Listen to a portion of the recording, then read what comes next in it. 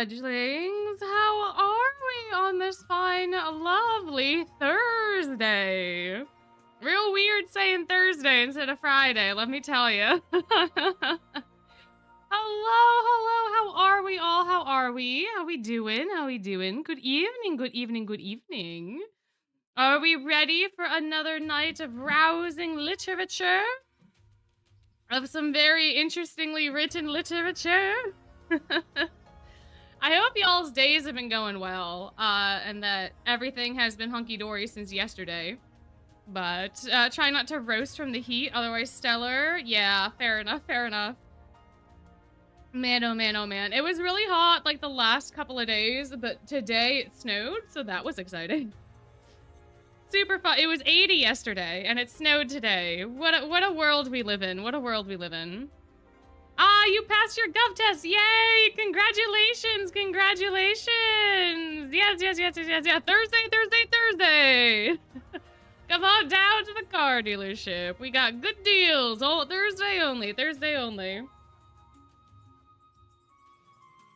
Oh man, but yeah, congratulations on getting a passing grade on your test. 4 hours of finance talk in college. Uh-oh. Yeah, I don't blame you for your brain being fried. Not at all. Not at all. Ah, messed up debate class. Well, that's okay. That's okay. These things do happen. It'll be fine. Ah, yeah, congratulations to anyone that got Overblood Idiot as well. Congratulations. Still grinding for him. Well, I hope that you get him. He's been very interesting. I haven't really heard a lot of chitter chatter about Idia to know whether or not he's being generous. I do know that he took over the entire guest room. So that was great for like 3 days. Well, 2.5 days, but that was a lovely wild time, wasn't it? Saved most of your gems for an event. Fair. Yeah, the event that I was saving my gems for is over now, so it's just Overblood Azul at this point that I am holding out for. And then the Tweels Sleepwear, and then if they do reruns of staff cards. But for now, I think I'm pretty fine. He scared everyone off from the gauntlet. He did. He's been a monster pull wires. Really? Oh my. Oh, I'm glad your art critique went well. That's very exciting. My. All your gems are getting saved for Sebek B-Day. Fair. Tis happening soon. My. My.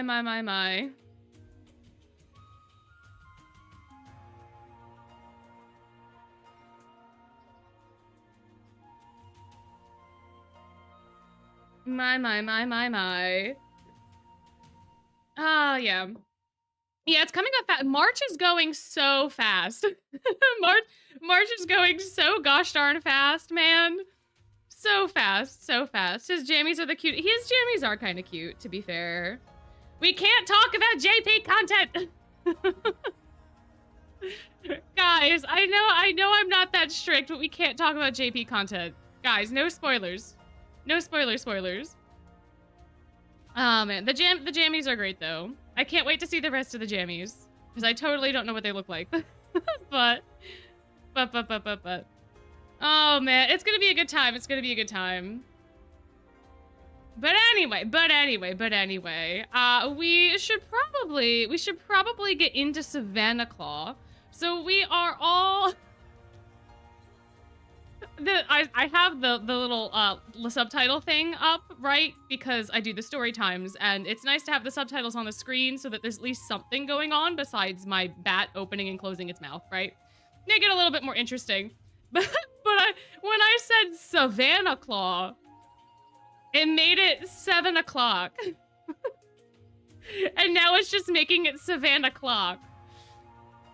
Oh my goodness, my gracious. So the subtitles are not going to be super accurate, given the track record that they have had. but we left off at chapter 9. Last time we were all gathered here, we got to learn a little bit more about Ruggy's motivation and what Ruggy was doing, as well as a little bit more about Leona.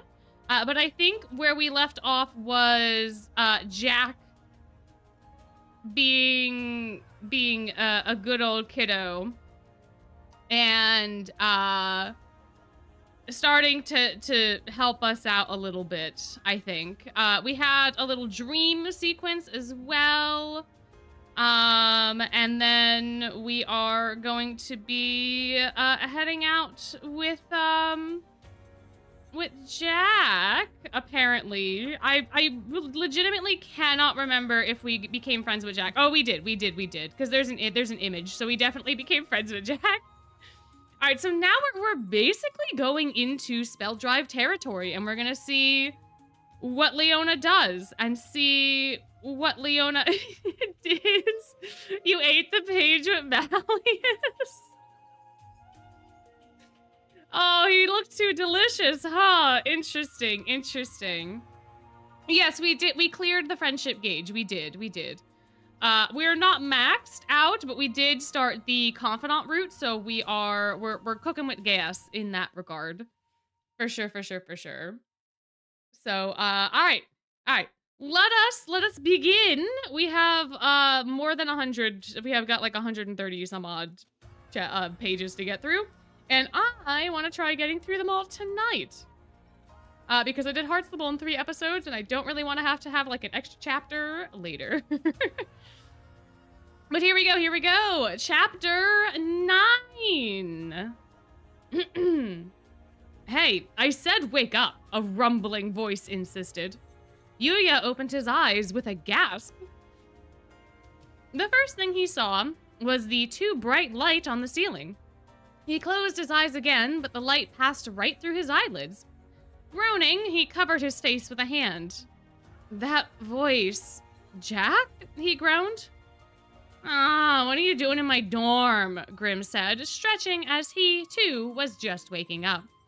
For some reason, Jack from Savanaclaw was standing in the doorway to the room with his PE uniform on.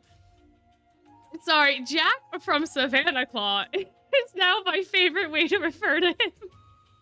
Like, it's not incorrect, but I think because there's the comma there, like, for some reason, comma, Jack from Savanaclaw. Oh, man. All right, I'm already getting derailed. The ghost slipped past him to manifest in front of Yuya and Grim. He was standing out front of Ramshackle Dorm, so we asked him in, one ghost said. He's your new friend, yeah? So the ghost just invited him in on our behalf. Okay, cool. My.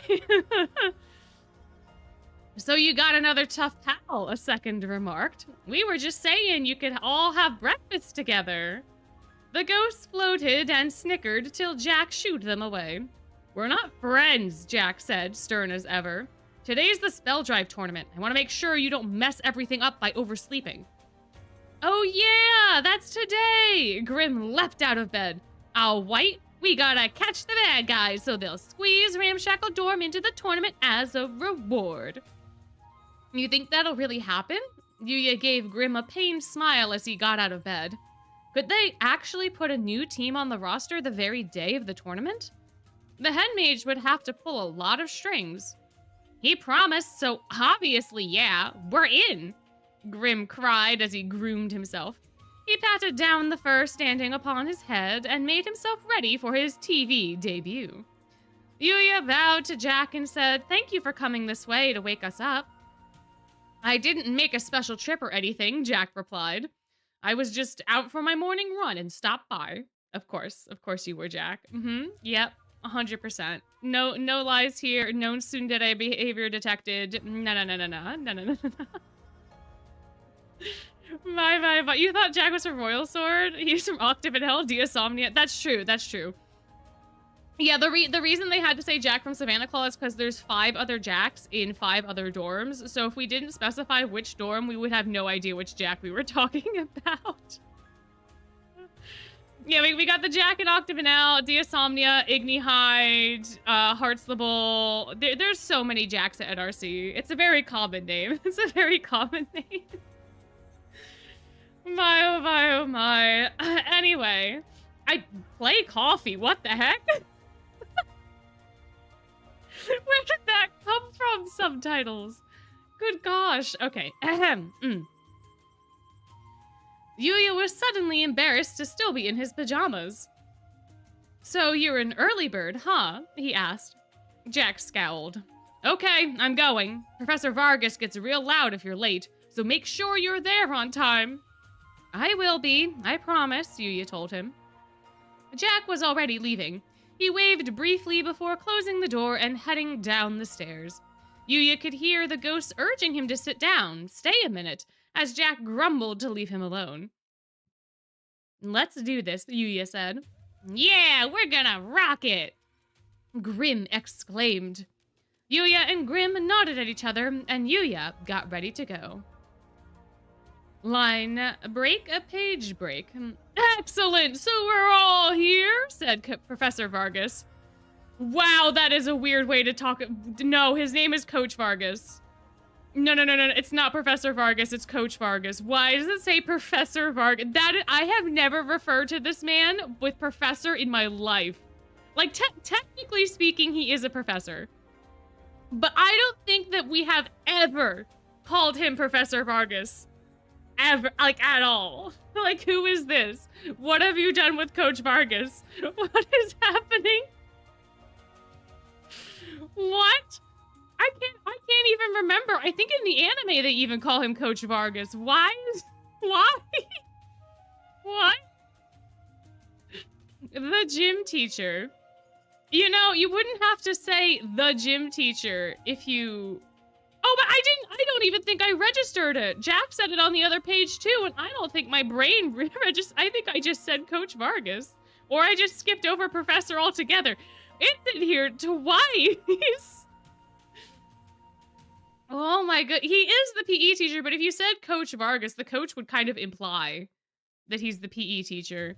I don't know, man. I'm so thrown off by this. Why? His booming voice reached each and every corner of the lecture hall. The gathered students rolled their eyes, annoyed at being shouted at so early in the morning.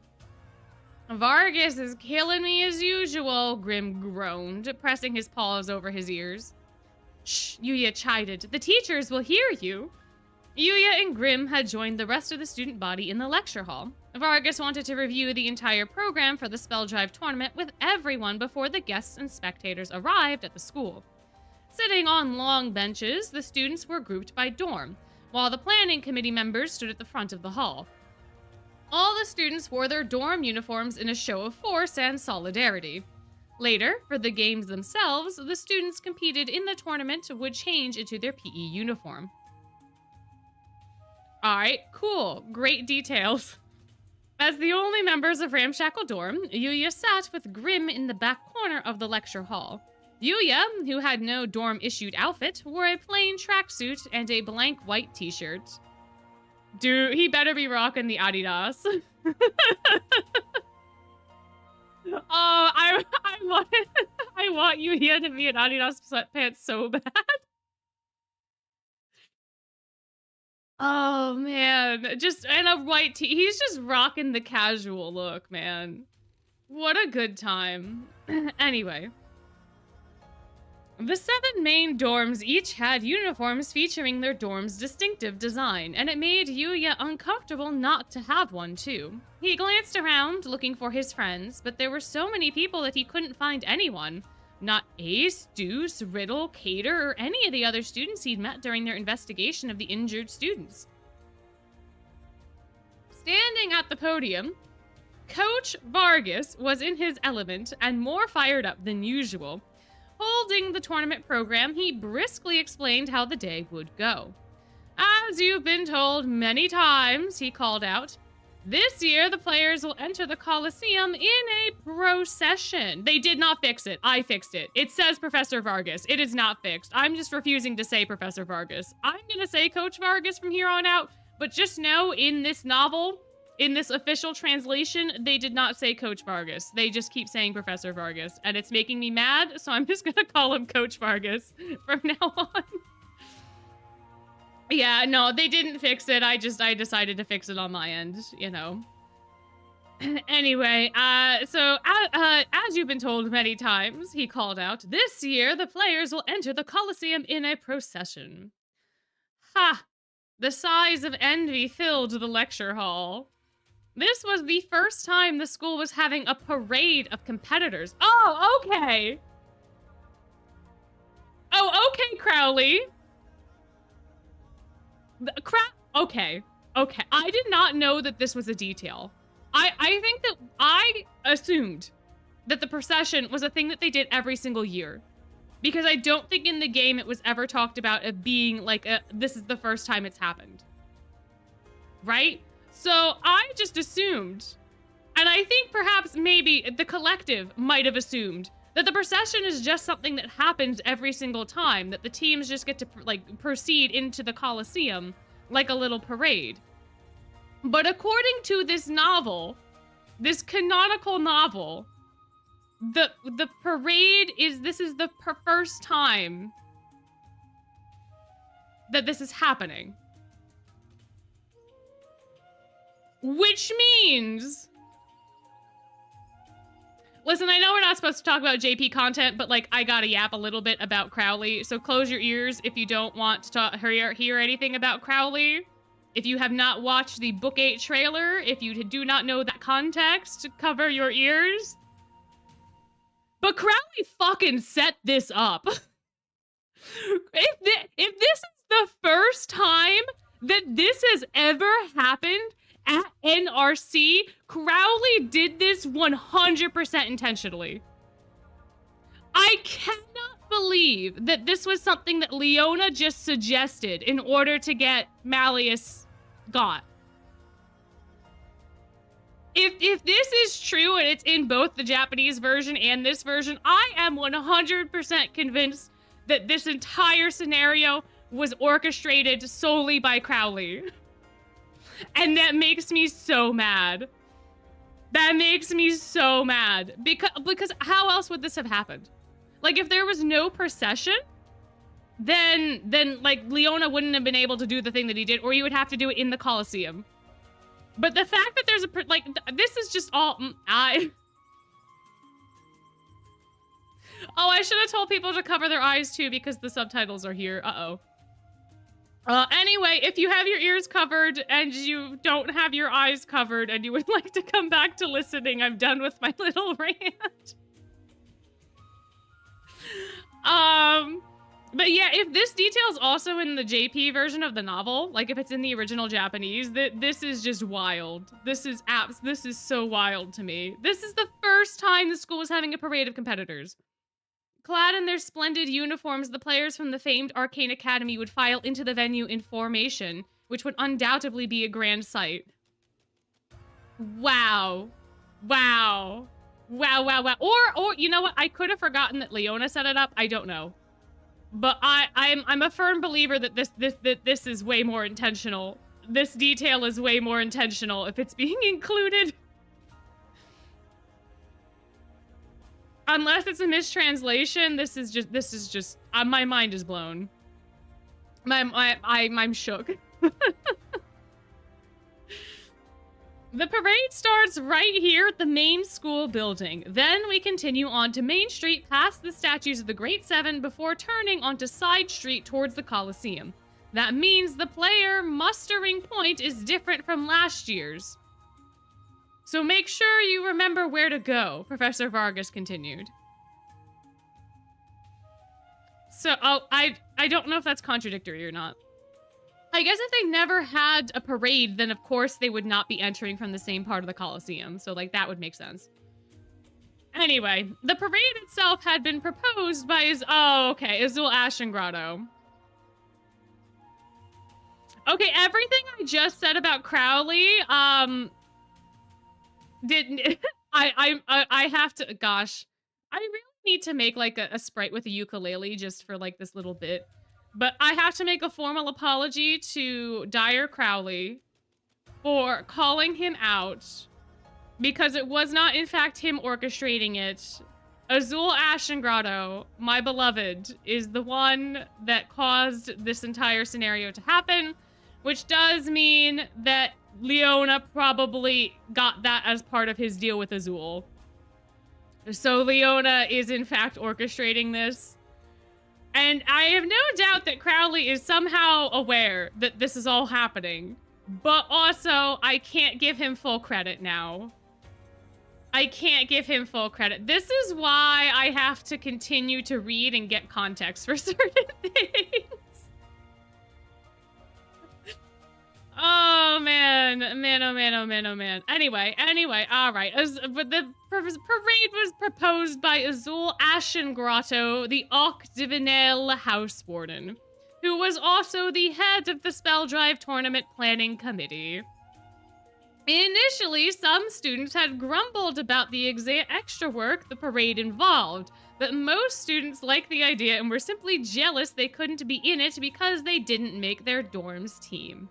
Grinning broadly and nodding in satisfaction, Azul stood behind Vargas as he talked. Vargas, the tournament's teacher advisor, loved the parade.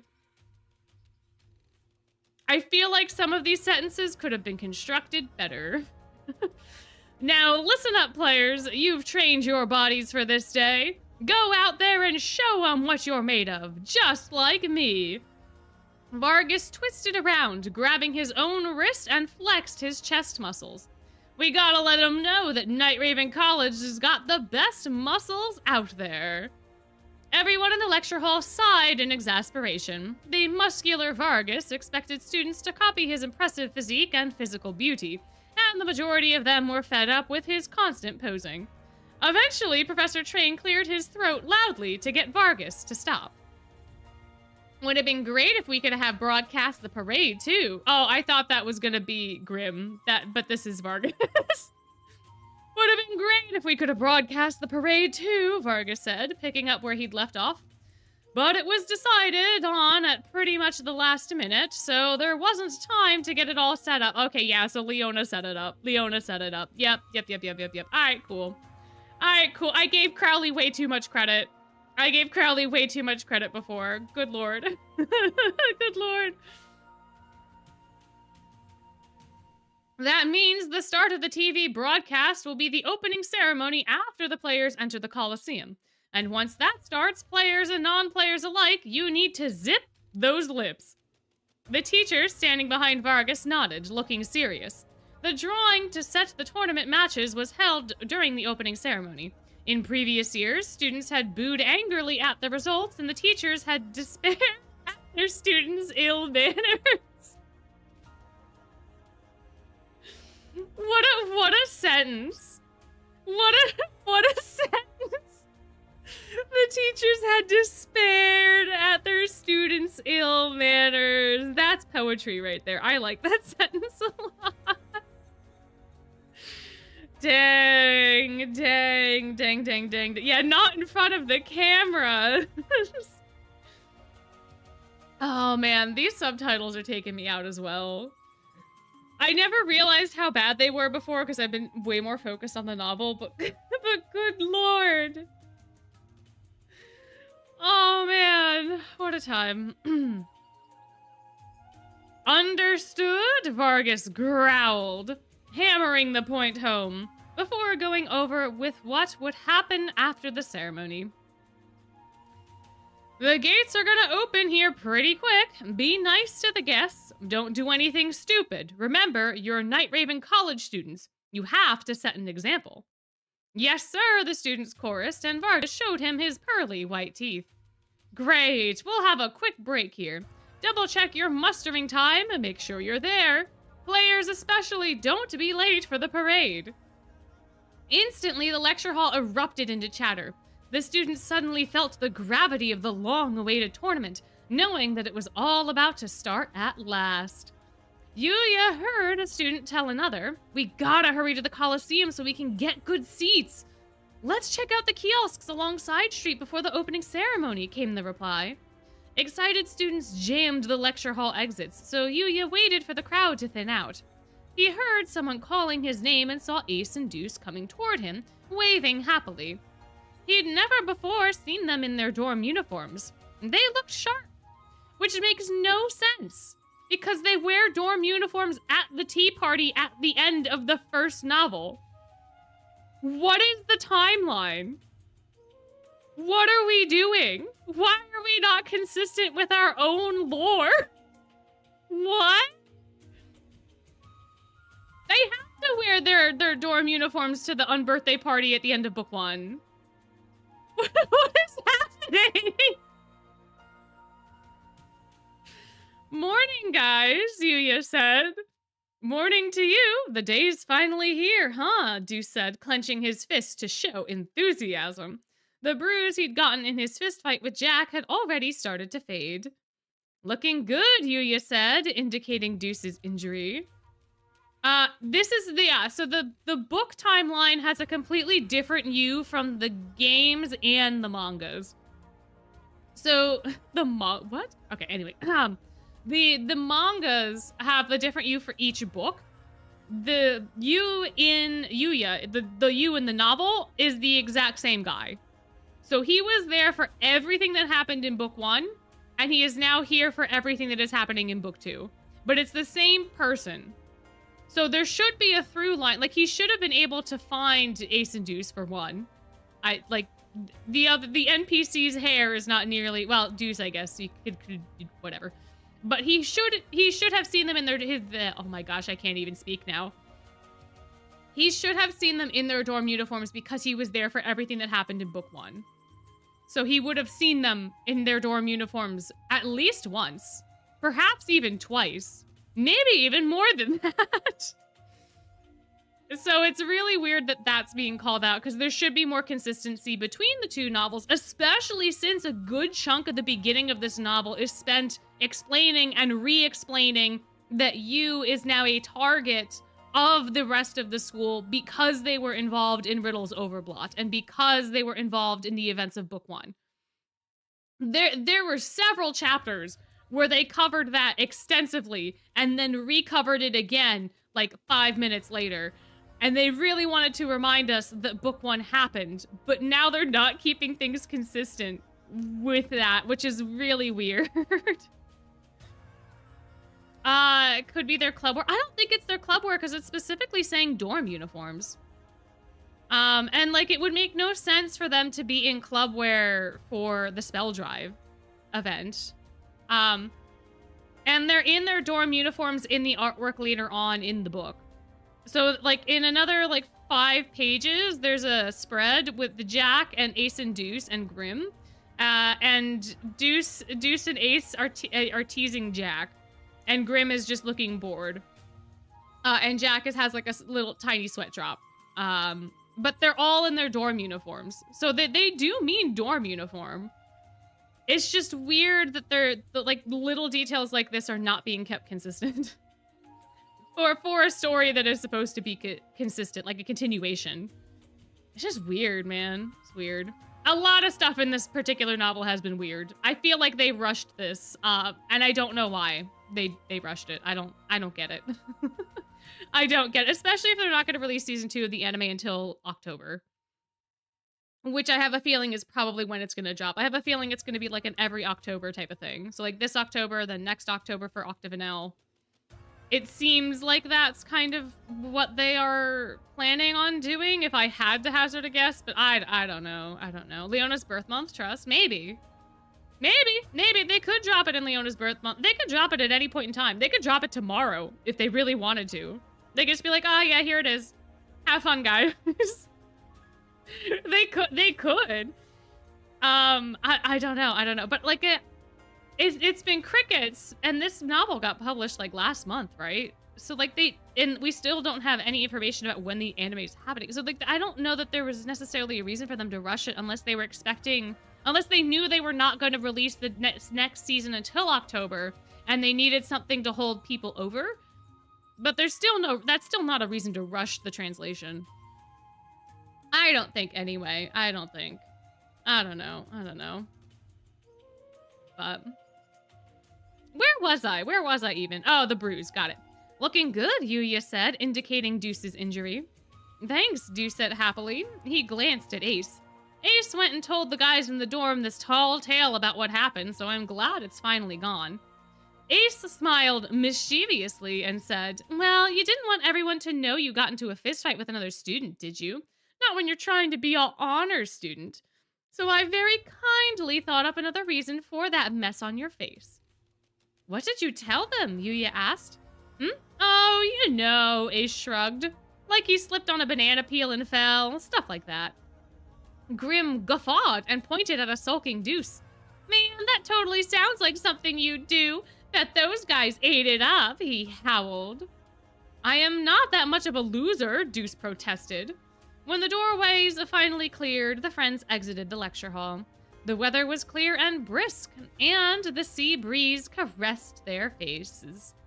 For a moment, they watched the flood of students pouring down the stairs in the pale morning sunlight, everyone heading for Main Street and then Side Street, where they'd shop the kiosks and cheer on the player parade, before continuing to the Coliseum for the opening ceremony and the Spell Drive tournament.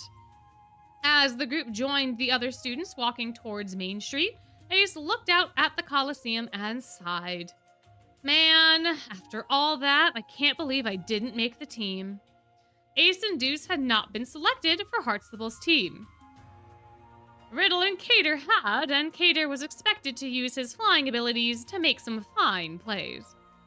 It's too bad, Yuya sympathized, but there's always next year. Yeah, I mean, sure, that's true, Ace said. But, like, what was the point in working our butts off? Yeah, what was the point, I wonder? Deuce said, okay, you say that now, but we both agreed with the decision. Deuce smiled at Yuya and the others. The house warden told us why he couldn't put us on the team. He did? Yuya asked. That seemed like something Riddle would do. What did he tell you? Given that we haven't caught the culprit yet, we can't ensure the safety of any of the players, Deuce said. So he didn't want to expose first-year students to any danger, not when we've barely learned any defensive magic. Aw, that's very sweet, but also a very good excuse. That is simultaneously both things. What a good time, what a good time. Before Yuya could respond, Ace objected. Yeah, but you're just saving face, he cried. Riddle came right out and said the biggest reason is that we suck at spell trying. It was so wholesome for like a minute. It was wholesome for like a minute. Man, what a good time, what a good time. Even factoring in our help with the investigation, he said there were still tons of guys way better than us. That guy scares the daylights out of me, Grim said, stunned. Yuya thought this was very much like the logical riddle. Deuce shrugged with a smile. Well, him saying that made it pretty clear we had no hope. Yeah, I mean, when he puts it like that, you know, Ace said. Ah, that reminds me. We also asked the house warden how come he was helping with your investigation. Huh? You really came out and asked him? Yuya asked, surprised. Ace had asked Riddle if he was really doing it for the sake of his dorm students. The boldness might have been in character for Ace, but Yuya still admired his daring. What did Riddle say? He asked. He said it was his duty as house warden to defend the pride and traditions of the academy. So I said, duty? Does that mean it's not all about Trey? Oh, sorry. Does that mean it's not about Trey at all? And he said, Trey is one of the valuable dorm students that I am to protect. Is he not? I don't really get it, though. He scratched his head, puzzled. Ace! Ace! Buddy pal, buddy hey, Ace! Ace! Of course, it's also about Trey. Of course it is. It's his duty to protect his students. It's part of his duty, buddy. Buddy. Ace. Oh, man. What a silly little guy. What a silly guy.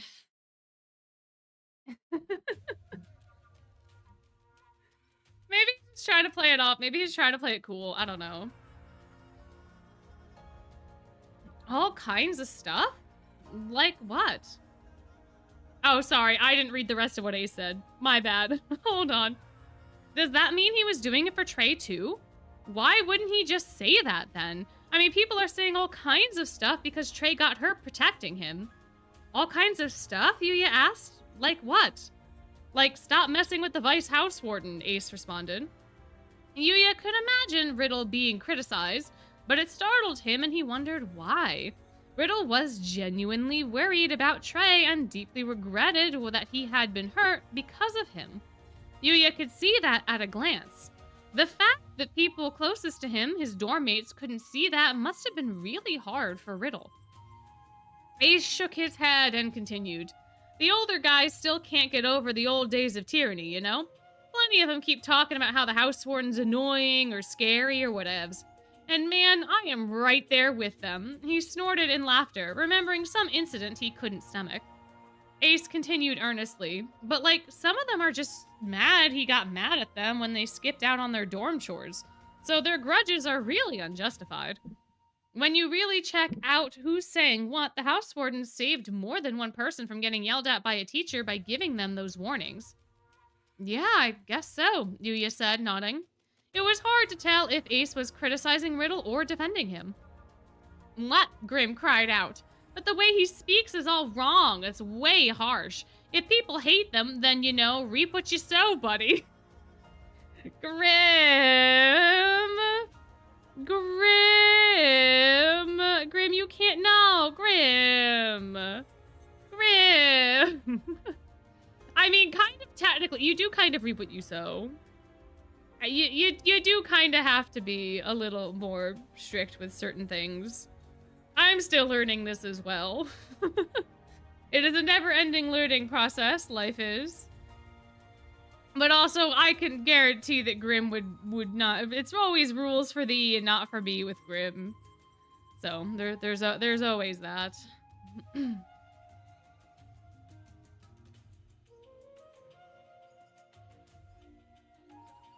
Exactly, you get it, Grim. Ace patted the monster's head with a laugh. So he either doesn't think about how he says things or he freaks out on you when something you say hits home. Different sides of the same coin, if you ask me. Okay, but you don't need to be a baby about it, Deuce said exasperated. He turned to Yuya. You remember when House Warden Roseheart said no one's been held back or dropped out since he became House Warden? I think so. Vaguely. Thinking back, Yuya seemed to remember Riddle saying something like that once. Maybe at the first Heartslipple birthday party Yuya had attended?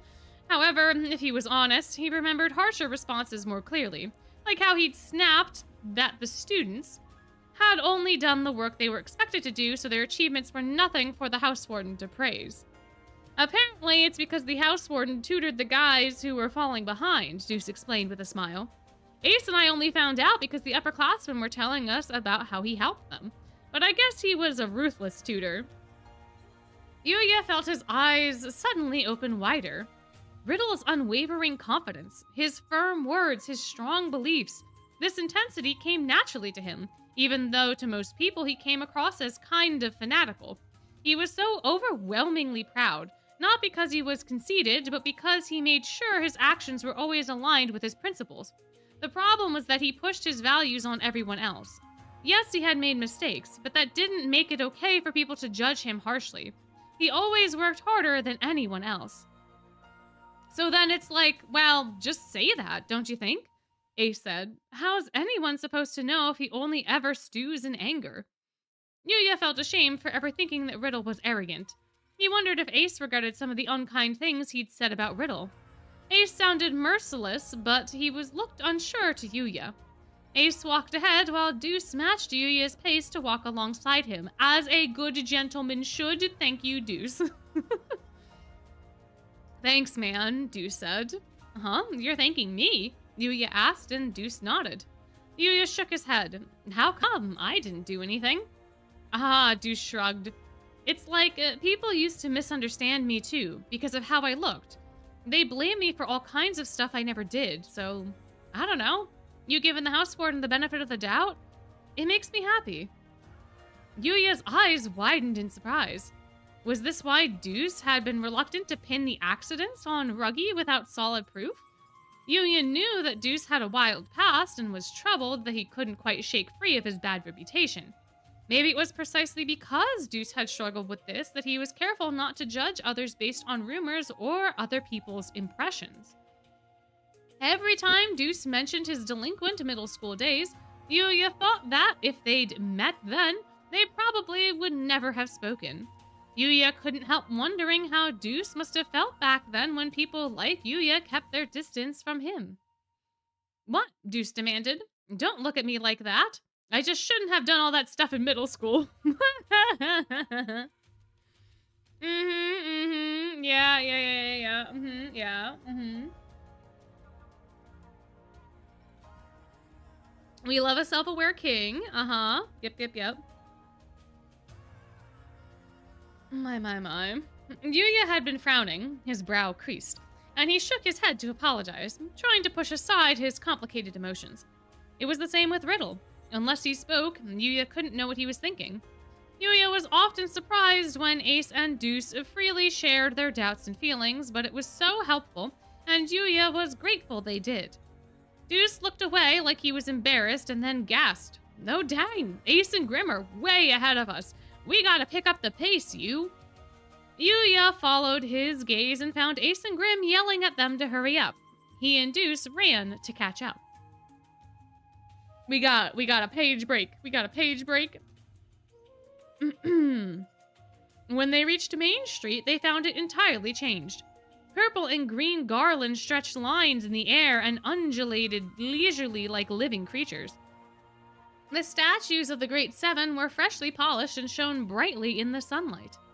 As they passed before the beautiful statues, Yuya naturally came to a stop in front of the lion. He lingered over the words carved into the pedestal. Through grit and determination, this king of beasts overcame his lesser claim of succession to rule over a vast savanna. He sought equality for all creatures, even those once banished from the realm.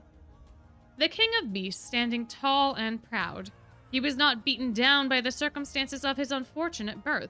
Instead, he succeeded through sheer wits to become a king beloved by the hyenas, who at the time were feared and hated. Each of the Great Seven had made their marks in history and earned the respect of everyone at Night Raven College. Yuya couldn't imagine what people would think if he mentioned the disrespectful dream he'd had that morning. "Hey, you!" Grim said, tugging on his coat. "Get your head out of the clouds! We gotta get to Side Street already!" "Oh," Yuya exclaimed. Sorry, I'm coming." The promise of the Side Street kiosks drew grim and made him pester Yuya to hurry. The kiosks were run by the school and outside businesses, but Yuya wasn't sure what they offered or if Grim would find what he wanted. "Do any of the kiosks sell food?" Yuya asked. "You bet. Gotta have snacks when you're watching Spell Drive," Ace said, grinning happily.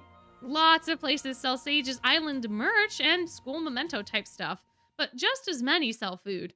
My brother once sent me a photo of the kiosks, and when I saw it, I knew for the first time that Night Raven College was for real amazing." "As the president of the Gastronomy Club, I gotta seize the day," Grim declared. "Let's hustle, you." As Yuya trailed after the monster, the cheers of students and the voices of the adults selling their wares grew louder and livelier. Side Street was an entirely different place today. The kiosks lined either side of the street with food and multicolored trinkets laid out beneath the white canvas tents. "Wow, it really is like a festival," Yuya cried out in admiration. The smell of cooking food was mouth-watering. Most of the food could be packaged to take to the Coliseum, making it easy to eat while watching Spell Drive. Yuya recognized many items that existed in his home world, like juice, candy apples, popcorn, and hot dogs, but a lot of treats were unfamiliar.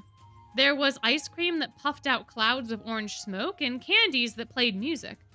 Yuya noticed a tent selling strange goods. The sign read, "Mr. S.'s Mystery Shop."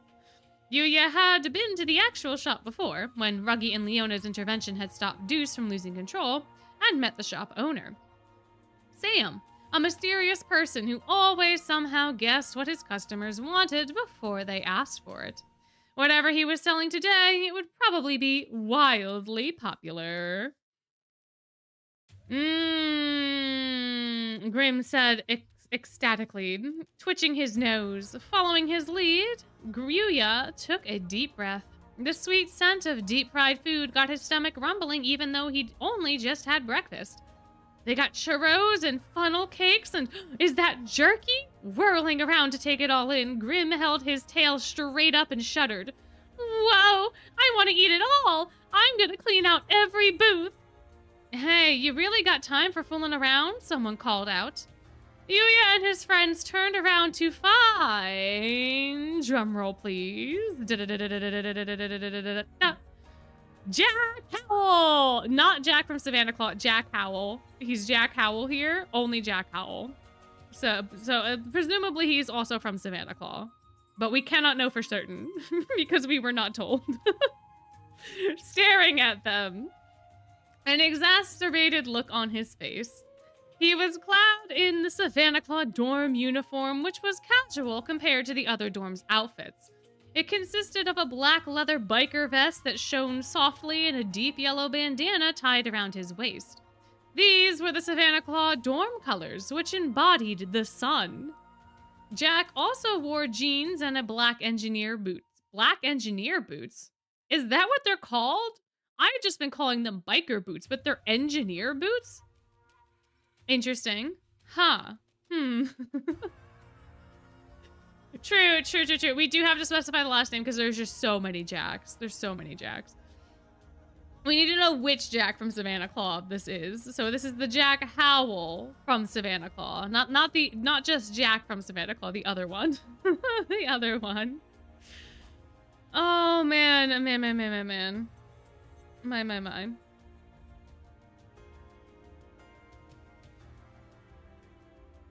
A dorm full of physical fitness buffs devoted to their physiques could pull off a look like this, but not the average person, like Yuya. Hello, Deuce said, cocking his head. Huh, wait, what are you doing here, Jack? I'm not allowed to be here? Jax asked, glaring.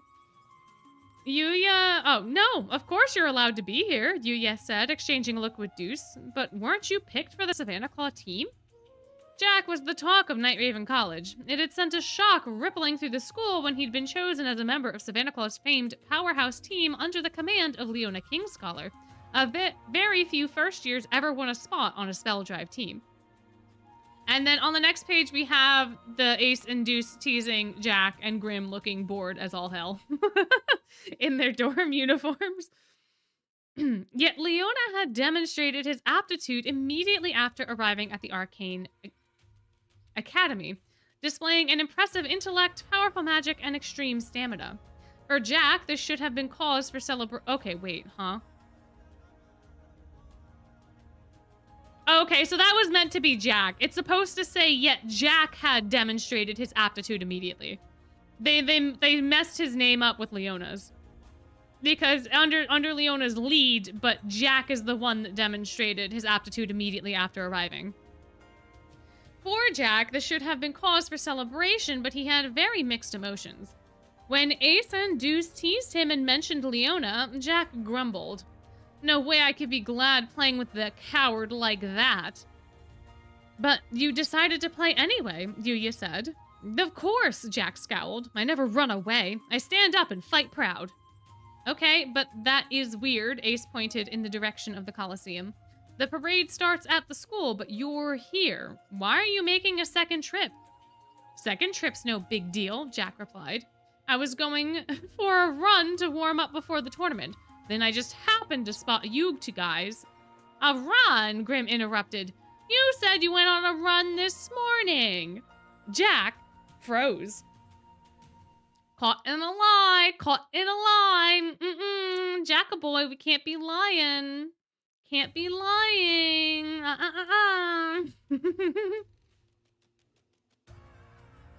That's way too much running right before the big game, Grim continued, rolling his eyes. You're all hopped up after making the team, I bet. Can't believe you're not sick of running yet. Yuya and the others frowned at Jack curiously. All the other teams were gathering together at the school and preparing for the parade. Ace grinned. Wild that you happened to see us in this huge crowd. You sure it wasn't just a coincidence? And like going for a run in your dorm uniform? Deuce asked, arching a skeptical eyebrow. Come on, man. Okay, but listen, Savanaclaw's dorm uniforms are the most casual. You can run in jeans just fine.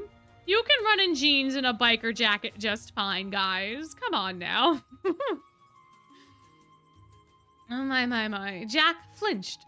Don't get the wrong idea, he cried roughly. I definitely didn't come to check on you because I was worried that you were nervous. I just happened to spot you. Chance is all. What's the matter, dear Jackie? Ace said, teasing. Getting all worked up like that? Be honest, my dude. Just say you came because you were worried. Deuce laughed. You're hardly one to talk about being honest, Ace. When Jack came to Ramshackle Dorm that morning to wake them up, Yuya had thought it was a very caring thing to do. Jack had a strong sense of responsibility, and he took action without any hesitation or calculation. His normally stoic, calm demeanor was quite reassuring. Even though Jack said he hated getting involved with people, he still hadn't gotten involved with Yuya and his friends. Oh, he still had gotten involved. Excuse me, I misread. Yuya could imagine Jack's classmates turning to him for help. Of course, he didn't always like the attention, such as when he chased off the ghost that morning, yelling at them to go away. Yuya laughed at the memory. Hey, Jack barked, face red. Don't you go laughing too. Oh, sorry, Yuya apologized reflexively. His voice came out louder than expected, probably because he was so flustered. Chill, Jack said. I'm not that angry. He was trying to be reassuring, but Yuya still felt he needed to apologize again. Jack's white ears twitched. Also, quit being so stiff when you talk to me, he said. I hate it. Makes it sound like I'm picking on you and then I feel bad. Aw, he's just a baby. Oh, he's such a good little guy. Aw, Jack. Jack. My.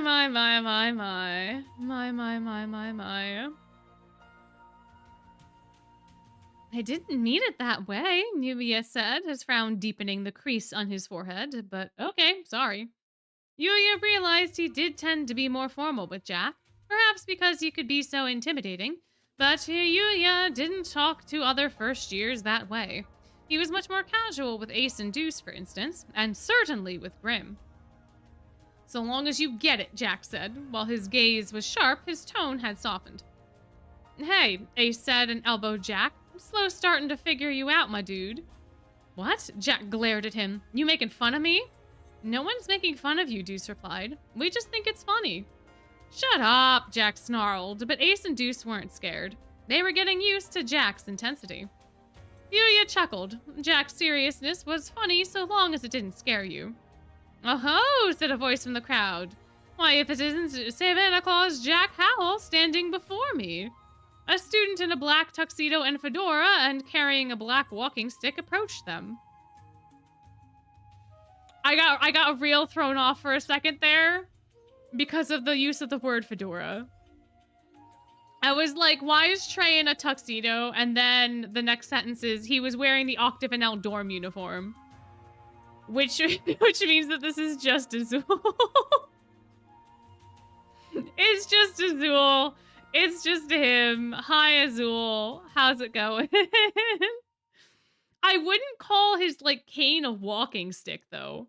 It's much more of a cane, right? Maybe, I think that, yeah, I don't know. I don't know how you would describe it. I've always thought of it in my head as, like, a cane. Which I guess is basically just a walking stick. But, like, it's a fancy word for a walking stick, you know? Yeah, it's my favorite Leech twin! It's so exciting. My. Anyway. He was wearing the Octavinelle dorm uniform and his eyes narrowed into a smile behind his glasses. Yuya recognized him as the Octavinelle house warden and head of the tournament planning committee, Azul Ashen Grotto. Unlike the other Octavinelle students, he wore a gray overcoat over his tuxedo. Jack, Azul said as he raised his arm and looked at the watch that peeked out from his sleeve. I believe you were selected for your team, yes? The main gates will be opening soon to the public. It would be best if you return to the school before the crowds arrive. Ah, sorry, Jack responded meekly. I'm on my way now. Azul chuckled. I'm looking forward to watching you play today. Good luck out there, Thank you. I'm gonna give it everything I've got. Jack bowed deeply and glanced at Yuya and his friends. Okay, guys, see you later. Yuya, Grim, and the others nodded solemnly. They knew their duty was to help stop Leona. They couldn't afford to fail, since who knew what might happen or who might get hurt if they did.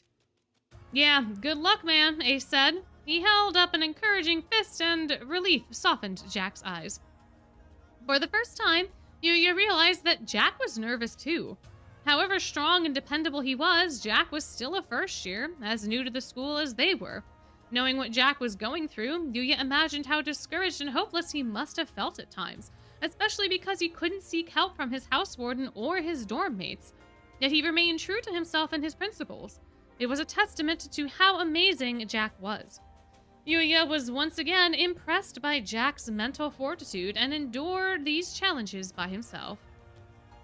We'll be cheering for you. Let's meet up afterwards, okay? Yuya said. He waved and watched Jack go, glad they'd gotten to talk before the tournament. Before anything had happened. Hello! Azul turned to Yuya suddenly with a bright smile. You're you of Ramshackle Dorm, yes? And this is your partner, Grim? What? Where did you get that? Grim glared up at Azul. I ain't his partner. I'm the boss. Oh, goodness, I beg your pardon, Azul said and corrected himself. Boss Grim, then. Now that I see you up close, you do indeed radiate an extraordinary presence, as one would expect of such a boss as yourself. Huh? Grim became all smiles. Yeah, well, as long as you get it. Azul winked at Yuya. He seemed like an elegant, playful person who knew just how to handle Grim's boasting. My name is Azul. Sorry, the cat, that is so funny. I am here to talk to you about your car's extended warranty. Quite literally what he's doing. Quite literally. Oh, man. Anyway, my name is Azul Ashengrotto, he said. While I am certainly not worthy of such an honor, I am employed as the house warden of House Octavinelle. It is a pleasure to make your acquaintance. Nice to meet you too, Yuya replied.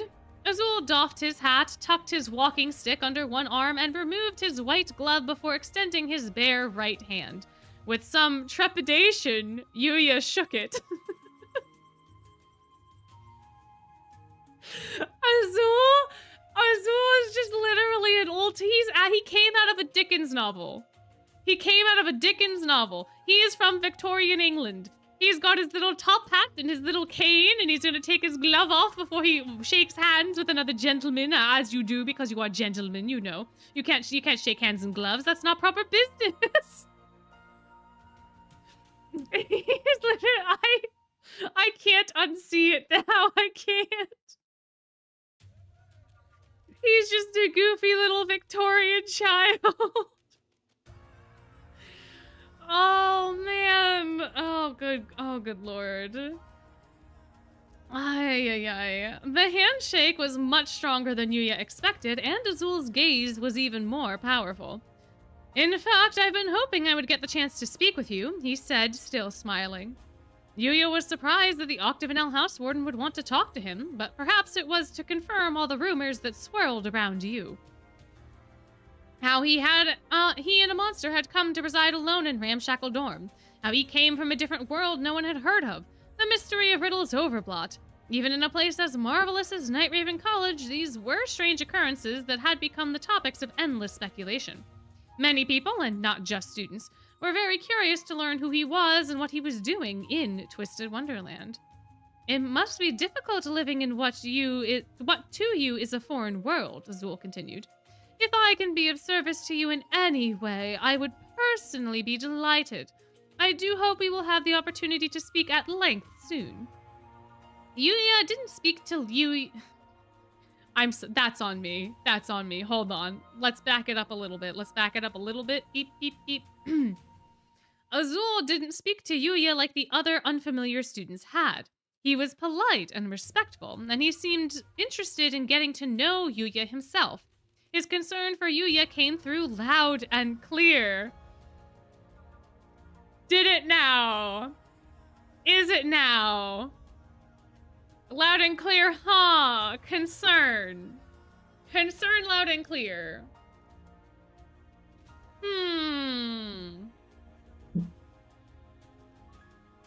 Interesting, interesting. Okay. But Azul's powerful gaze also pierced Yuya's heart and made him the tiniest bit uncomfortable. There it is. There it is. That's my Azul. That's my guy. I must be moving along to check how the kiosks are doing, Azul said. He released this entire time he's just been shaking his hand. Oh my gosh, he is a little Victorian child businessman person. Ay, ay, ay. He released Yuya's hand and slipped his glove back on. I want to make sure everyone at the school and all our guests can enjoy this tournament. I must do everything I can as the head of the planning committee. You see? Azul grinned reassuringly at Yuya, perhaps sensing his bafflement, and Yuya smiled back, relieved. Azul was quite the sensitive person. Yeah, that is a factual statement. That I don't know if that is what you meant to say here. I think considerate was probably the word that they should have used, but Azul is in fact a very sensitive little guy. So not inaccurate. not inaccurate. We just met Azul. So that is where we're at. We met Azul at the little stalls in the little flea market thingy before the Coliseum. We have not gotten to spell drive. We're still in chapter 9. We're almost to chapter 10. We're almost there. We're almost there.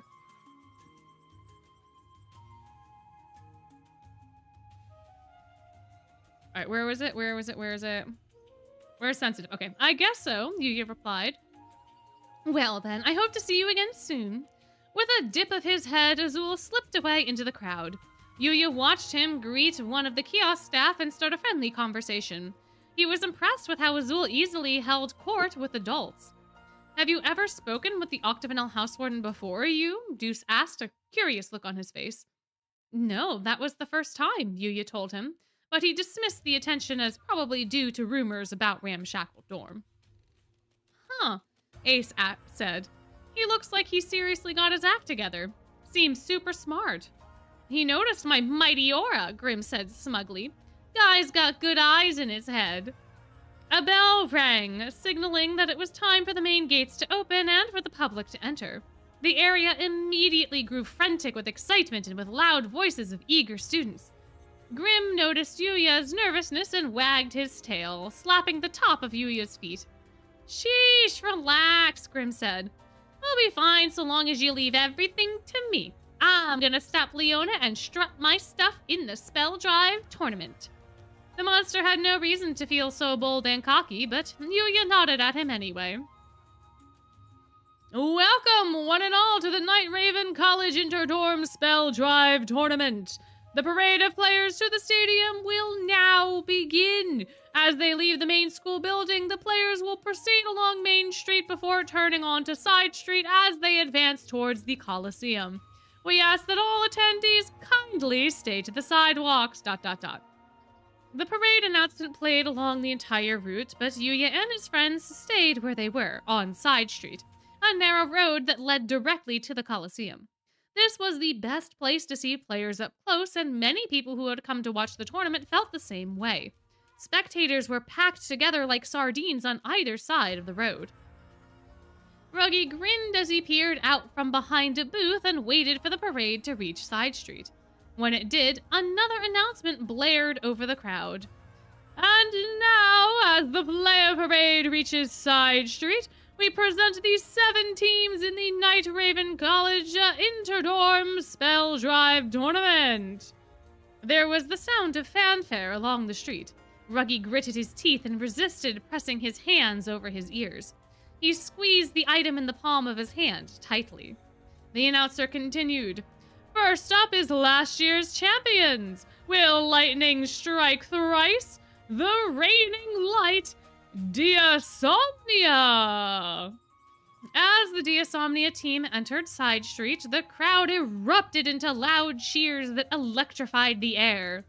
You got this, Malleus Draconia! Knock the other teams out! We're gonna win! We're going for the win again this year! Someone shouted. I came to see you destroy them! Give us that shutout! Another person yelled. He'll beat the other teams with one hand tied behind his back. It's kind of boring when you already know how this is going to play out, someone grumbled near Ruggy. Ruggy listened to the people cheering and jeering, saying whatever came to their minds. To Ruggy, it sounded like the spectators didn't understand that the players were human beings with feelings. Yeah, no, that happens quite a bit. People sneered at the defeated teams as pathetic losers and fallen kings, no matter how hard the team fought, no matter how much they sweated on the field. Their defeats were mere entertainment. And that was fine, Ruggy thought. People wanted results and things should want things. He accepted that, but if people thought that they were safe living in their little bubbles, they were sorely mistaken. Ruggy regarded the brown bottle that fit snugly in the palm of his hand. Inside was a potion for amplifying magic that Leona had gotten in a deal with Azul. He shook it slightly, sloshing the potion from side to side. Ugh, he grimaced. The color is serious and appetizing. Normally, Ruggy didn't care too much that he had less magic than the other students. He had enough to keep himself alive, and the tiniest scraps could be stretched a long way if used right. At times, the magic was almost too powerful, and there was always going to be someone better than him. But for this plan to work, Ruggy needed some serious magic. To make this potion, Leona had exhausted every avenue he could to avoid dealing with Azul. But in the end, he'd been forced to turn to him for help. If even the knowledgeable Leona couldn't make it, Ruggy was certain it required some extremely rare ingredients. He felt a little shiver of fear at the depths of Azul's talents. As he should. As we all should. Ruggy twisted off the tightly closed cap and brought the bottle to his lips. The smell was atrocious, but he willed himself to swallow as he tilted the bottle back. Just as he feared, it tasted like old stew simmered in a gym sock, but he drank it all down without pause. Instantly, he felt the power racing like the wind from his tongue to his throat, to his stomach, and throughout his entire body, filling him so that even his skin prickled. Okay, here we go. My signature spell, he murmured. The king, the hyenas, all are my friends. Laugh with me! The amplification potion wouldn't last long, about 30 seconds. That was plenty of time to destroy everything. Ruggy's not in the player parade. Yuya read the message from Riddle and Cater and immediately shared it with his friends. Riddle and Cater were marching in the parade with the Heartstable team while Yuya, Grim, Deuce, and Ace were on Side Street. The plan was for everyone to keep an eye on the movements of Savanaclaw, but now Ruggy had disappeared. Riddle wrote that he'd grilled Leona, but of course the king had denied knowing anything. Splitting into two groups, Yuya and Grim went one way and Ace and Deuce another as they all went looking for the missing boy. The parade was filling Side Street and the crowd along the street surged forward to see the teams as they arrived, making it almost impossible to move or see anything. Yuya whirled his head to scope out the area when a passerby bumped into Grim. Ow! Grim yowled. Watch where you're walking. Grim, don't! Yuya hurriedly bowed to the man and was shooed the monster away. The short-statured Grim couldn't make any headway through the crowd. It was so packed even Yuya had a rough time moving forward. Finding Ruggy seemed impossible if he was even there. Yuya told Grim they needed to get away from the congested area near the booths. Grim excelled loudly in irritation. We're never gonna find that jerk Ruggy with all these people in the way. Yeah, Yuya agreed. Maybe we should go somewhere with a better view. Huh? Grim abruptly lifted his face. He flapped his ears and became extremely focused. You feel that? Like the ground shaking? What? You said looking around, shaking? I don't feel anything. Oh, here it comes. Oh, here it comes. Oh, here we go. Oh, here we go. My. Then he heard shrill cries like animals shrieking. At first, he thought he was imagining it, but the sound gradually grew louder and closer. A bolt of ice shot through him when he realized what it was. The sound of people screaming. Please help me, came one voice. Get out of the way, another commanded. We'll be crushed, someone screamed. Yuya looked in the direction of the voices and saw a haze of brown smoke rising up. Dust. Within the cloud were people, and not just one or two, but 10, 20, no, dozens of people running in a herd. They kicked at the ground and surged forward like a wave, closing in on Side Street, as well as Yuya and Grim, moving like a single creature. The herd's footsteps thundered against the earth and shuddered the air. A voice pleaded over the speaker system. Everyone, calm down, please stop running. Follow the instructions of personnel. The people in the herd didn't listen or stop. Eyes filled with panic, they charged forward even harder as if all they could think of was to flee for their lives. The spectators enjoying the kiosks now screamed too and scattered in all directions. Yuya yanked Grim off the ground and held him up. The monster would be helplessly mowed down if he got caught up in this avalanche of people. The crush of people was trampling anyone or anything in its path. We gotta get out of here, Grim shouted. Yuya started running, Grim in his arms. Grim pointed to a nearby tree. Oh my god, they're literally doing the Lion King thing. Grim is gonna have to hang off of the tree branch. Oh my gosh. Oh man, and Yuya glued himself to it as the waves of people flowed past. The chaotic stampede was made up of spectators who had come to watch the Spell Drive tournament, and their pale faces were shadowed in fear. Yuya could hear voices shouting from within the herd as it rumbled by. Somebody help me! My body's moving on its own! I can't stop! I can't control my legs! Panting and out of breath, people kept barreling forward, unable to stop their own bodies. Then Yuya realized with a powerful shock. This was Ruggy's signature spell. The spell he'd used for the trade of the sandwich. The same one that had injured all of the Spell Drive players. Now it was the cause of this terrifying chaos. Wow, check it out, Grim shouted, pointing a paw at the stampede. The players are right there. This can't be good. The herd was charging towards a singular point, the team at the head of the player parade, Diasomnia. They were trapped, blocked by fleeing spectators. Protect Lord Malleus, a voice urged from the group of players. This way, Lord Malleus, shouted another student. Yuya saw someone reach a hand out. It's no use. We're too late, came a desperate voice. Lord Malleus.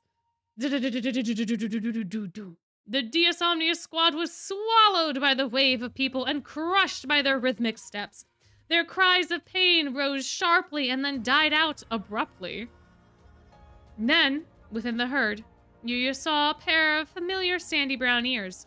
Even over all the terror and panic, Yuya could hear that distinctive laugh.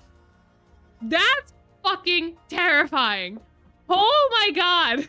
Ruggy! Ruggy! Ruggy!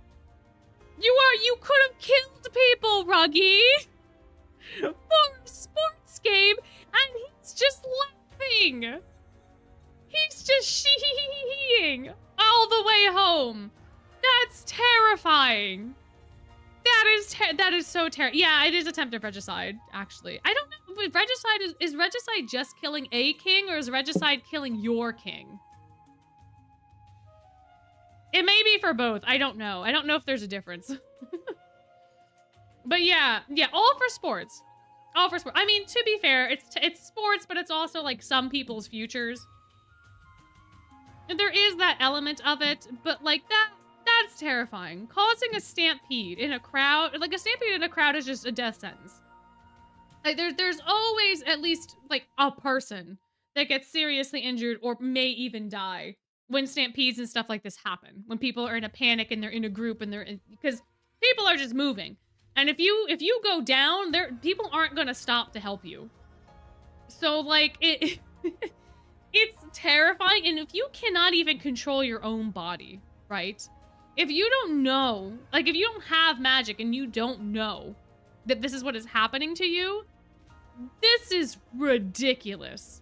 Ridiculously terrifying. Good lord, where can you buy what? The novel? The Savanaclaw novel? The Savanaclaw novel is at bookstores. You can get it at Barnes & Nobles if that is close to you. You could probably even special order it through a local bookstore too. If you ask them like, hey, I want this thing, they can probably order it for you. Most local bookstores are able to do that. They don't typically keep stock of things that don't sell quickly because, you know, small business, but they should be able to get it for you if that's what you're asking. But yeah, like it's yeah, a ruggy overblot would be terrifying for sure. But yeah, no, like sports fans are also crazy. Cause like I live in the US, right? I feel like most of y'all probably already know that. But like every single Super Bowl, every single time, right? American football, there's always like both of the cities just get trashed.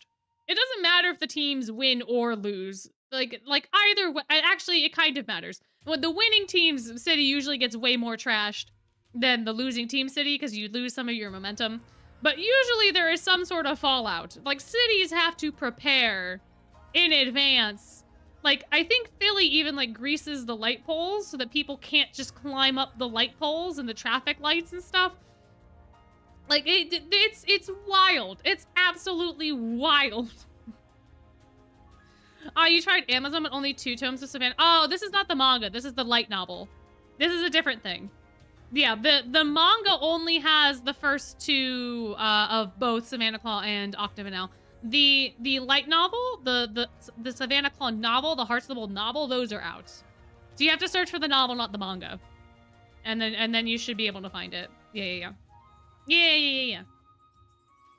The soccer fights in Brazil. Yeah, I mean there have been instances where the referees have been like drawn and quartered because they made a call that the fans didn't like, and like they have killed referees over stuff like that. Sports people go cray-cray, and I don't get it, and it's terrifying.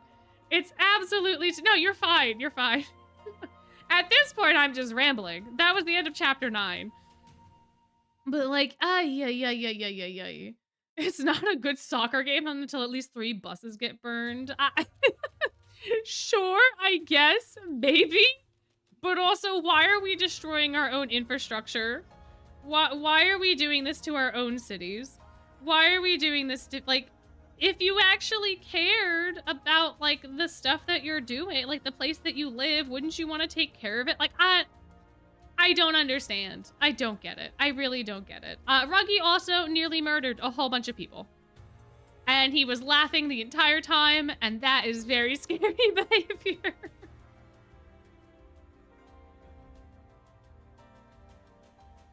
I think I should have ranked him higher in my spooky boys list, given this. Oh my goodness, my gracious.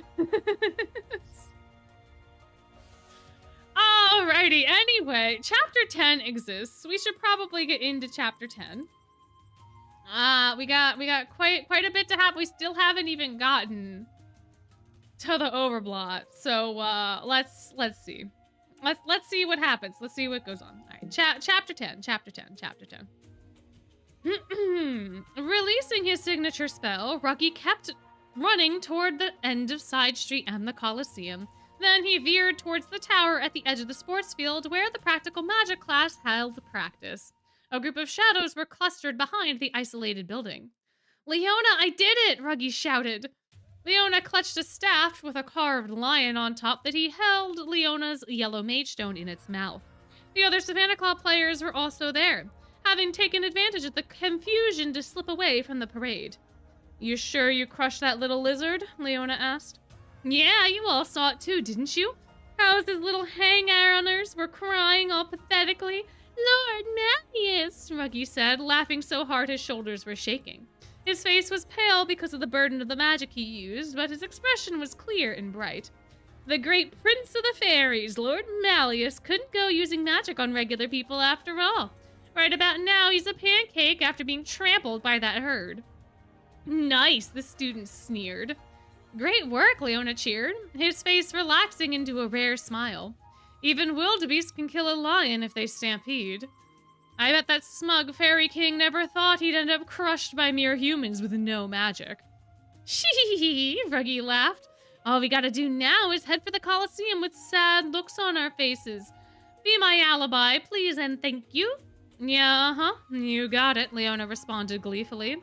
I bet Crowley and them are losing their minds right about now. Don't none of y'all go saying nothing. I'll take care of it. Zip your lips, do what I say, and I'll reward you plenty. He half sung, half murmured. So long, Malleus. This year, the throne is mine. Long live the king. Yeah, long live the king! Long live the king! The students clustered and cheered around Leona, intoxicated by certain victory. They sang to the heavens their pride as part of King Leona's pack. A sharp voice cut through this sweet delight, commanding, "That's enough!" At the sight of Riddle, Ruggy scowled and clicked his tongue. Behind Riddle stood Ace, Deuce, Yuya, and Grim. Y'all really never give up, Ruggy sighed. I will have you explain this, Riddle said. You've really made quite a mess of things. Well, well, Leona said and gave an exaggerated bow. The Heartslable House Warden and his herbivores, with the monster from somewhere or other and the magicless one. Quite the amusing lineup. Then a faint smile played on Leona's lips. Behind the group was someone else. Leona sneered. And is that one of our very own first years? Jack stood silently behind Yuya and Grim, not saying a word. You transferred to Heartslable? Leona asked, arching an eyebrow. I took such good care of you and you can't even say goodbye, huh? Breaking my heart over here. With a heavy heart, Jack said, I just don't want to stand shoulder to shoulder with the likes of y'all. Oh, cutting deep, my oh my oh my. My goodness, my gracious me, oh my oh my. Ay, ay, ay. The faces of the Savanaclaw students grew hard. They squared off as a pack, ready to eliminate Jack as an intruder. Good lord, they are bloodthirsty. Man, you kill a boy, you kill a Malleus, and all of a sudden now you think you can do whatever you want? I don't know why they used y'all. They could have just said you all, it would have been fine. I mean, y'all is fine. It has the same meaning, it just has a very different tone. For sure. Jack isn't gonna be Jack of Savanaclaw for much longer. True. My people he'd once considered friends glared at him hatefully, but Jack didn't flinch. You use these dirty tricks, he growled. You hurt people who got nothing to do with any of this, all so you can win. And who cares how good you actually are at the game? Well, a coward like you's no boss of me. Shut up, you filthy traitor, Leona spat. He thrust the staff in his hands towards the end of Jack's nose. You're nothing but a snot-nosed cub. Enough with your fancy little speeches. His icy tone sent shivers up everyone's spines. He usually kept his hatred and anger buried in sarcasm and irony, but now they surged to the surface and bared their teeth. The Savanaclaw dorm was oh, goodness gracious.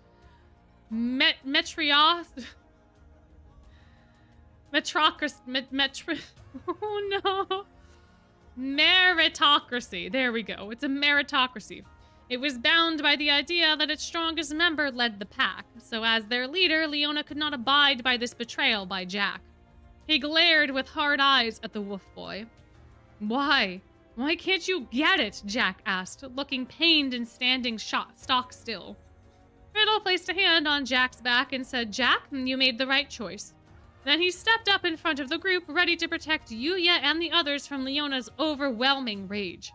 Riddle addressed Leona.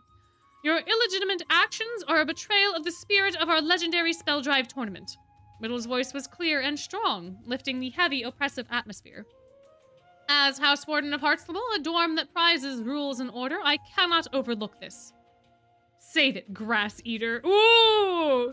Oh, guys, new insult just dropped. Grass eater. Wow, Leona. Wow. You think you can do anything now? The whole lot of you working together couldn't even find a scrap of proof.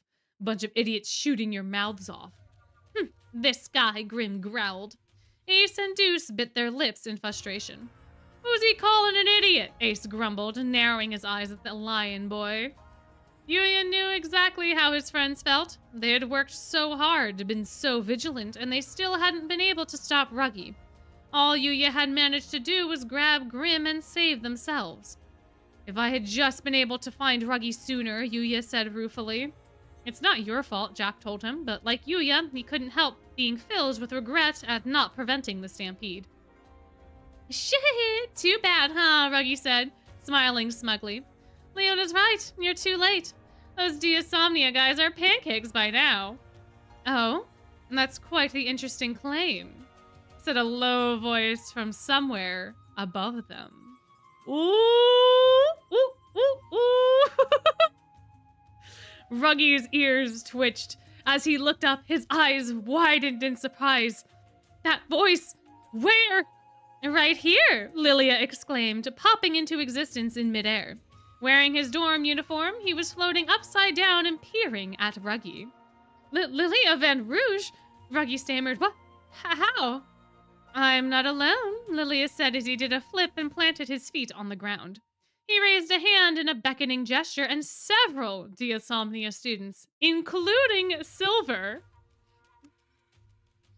appeared from behind the tower. We do not get Sebek name dropped, but I am almost certain that he's gonna talk. Oh, they got surrounded. Ooh, they getting found out. Ooh.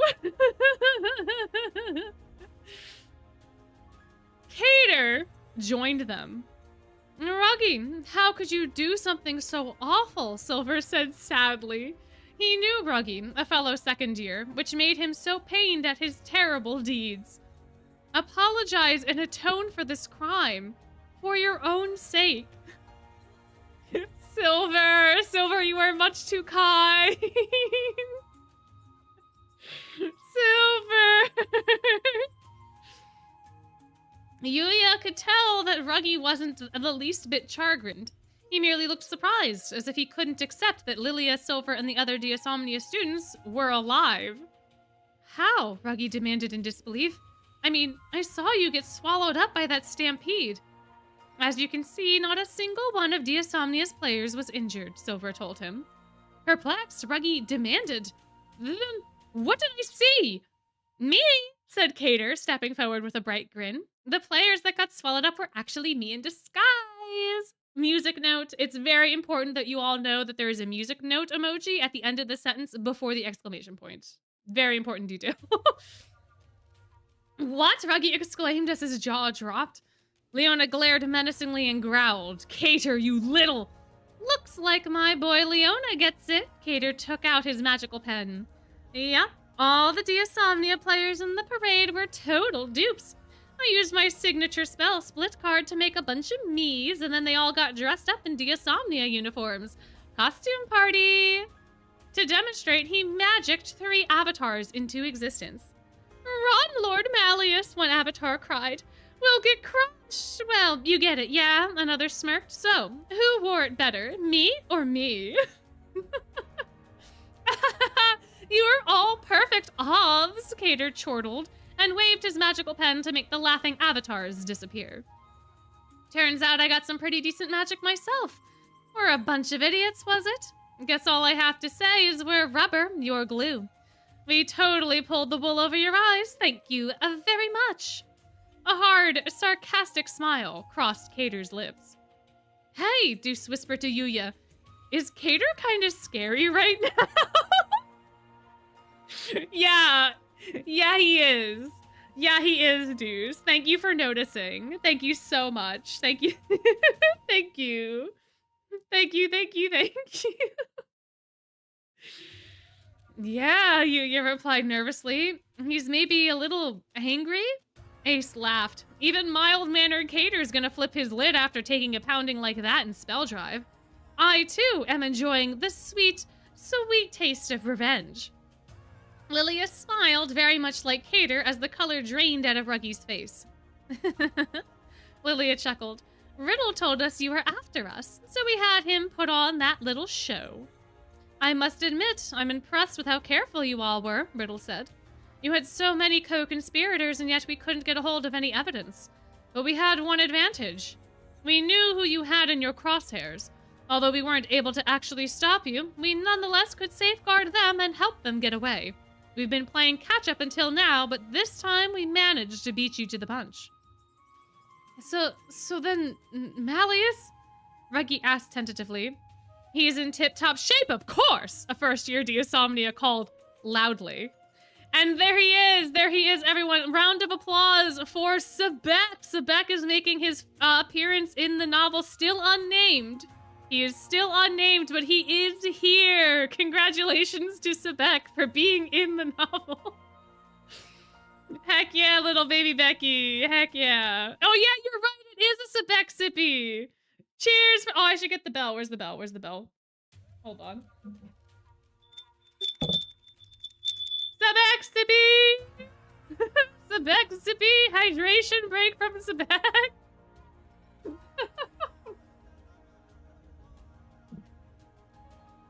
Alrighty. He's been clearing up the chaos using his magic to guide all the people safely back to the Colosseum. You can thank him later.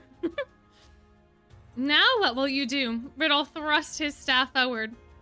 Are you going to see the light and confess to your wrongdoings? Leona, Ruggy said, looking at his house warden. What do we do?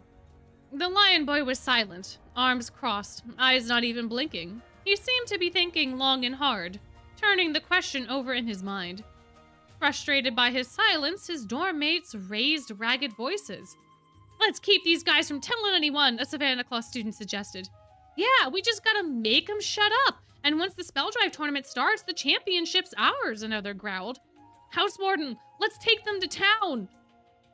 Riddle tightened his grip on his staff while Cater, Ace, and Deuce hefted their magical pens, all of them ready for whatever came next.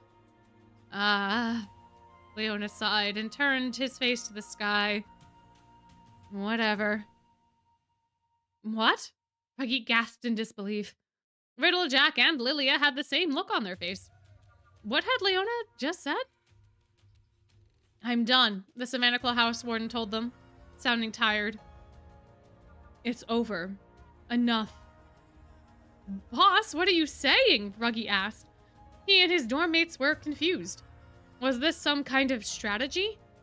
Yuya could tell the Savanaclaw team still had faith in Leona as their leader, but he was carelessly tossing away that trust. Leona said, y'all stupid or something? If Malleus steps onto the field as fit as ever, then we got no chance of winning. He sighed heavily, as if resigned to defeat. I don't need to get out there with him. I can see it clear as day. The second we didn't crush Malleus was the moment we lost. I'm out. Leona started to march off, and Ruggy grabbed a hold of his uniform. He was holding on tightly. His slender wrist was shaking. What? Ruggy demanded. How can you just walk away? We can't stop now. Yeah, Savanaclaw student pleaded. Without you on the field, House Warden Leona, we don't have a shot at the top 3. Malleus might still be in the game, Ruggy said, forcing a smile. But we took out all the other dorm's best players, didn't we? We still have a chance. So long as we've got our king, as long as we've got you others fighting for us, boss, we got 0 chance. Not 1 in a million, Leona said curtly. I ain't stupid enough to cling to the board when the game's over. Don't go having stupid thoughts in your stupid head. Oh, Leona! Leona coming out here with top-notch insults like grass eater and stupid head. What a guy. What a pal. What a friend. But then, what about our dreams? Ruggy sounded completely lost. His plea was so helpless, and he had no one else to turn to, nowhere else to go. Yuya felt a seed of sympathy sprout in his heart. Despite all the terrible things Ruggy had done, the tips of Ruggy's fingers were white as he gripped Leona's jacket. We were going to defeat Malleus and get back at everyone who looked down on us, he pleaded. We were going to turn the world upside down. Sheesh, would you shut up already, Leona said. All right, fine, I'll put it so even you can understand. Leona brushed Ruggy's hand away in annoyance and looked down at him with cold eyes. A flippant smile spread across his lips. The expression was too calculated for his remarks to be offhand, making them all the more cruel. You're a hyena who grew up in a slum, and I'm a second-born prince who won't ever be a king, and there's no turning that around. Ruggy gaped at Leona, stunned, unable to process what Leona was saying. His eyes were wide and his hand hung in the air. You got a lot of nerve, you know, Jack growled. These guys believed in you. That's why they're here. And now you're gonna walk away from your pack? How far do you have to fall before you're finally satisfied? Jack wasn't standing up for Ruggy, and he didn't feel sympathy or pity. His own moral compass simply could not stand betrayal. You sure get mad about the weirdest stuff, Leona said with a shrug. All these wide-eyed tenderfoots talking about their dreams. Pfft. The whole thing amused me, so I threw them a bone. That's all this was, and it's over now. He lowered his eyes. For all the talk about the world watching, this is still just school kids playing a game.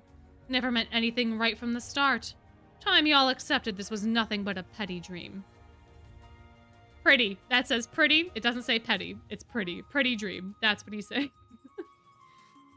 Peter and Lilia frowned, unable to hide their confusion. Leona was talking as though he was blithely rejecting his dormmates and his own convictions.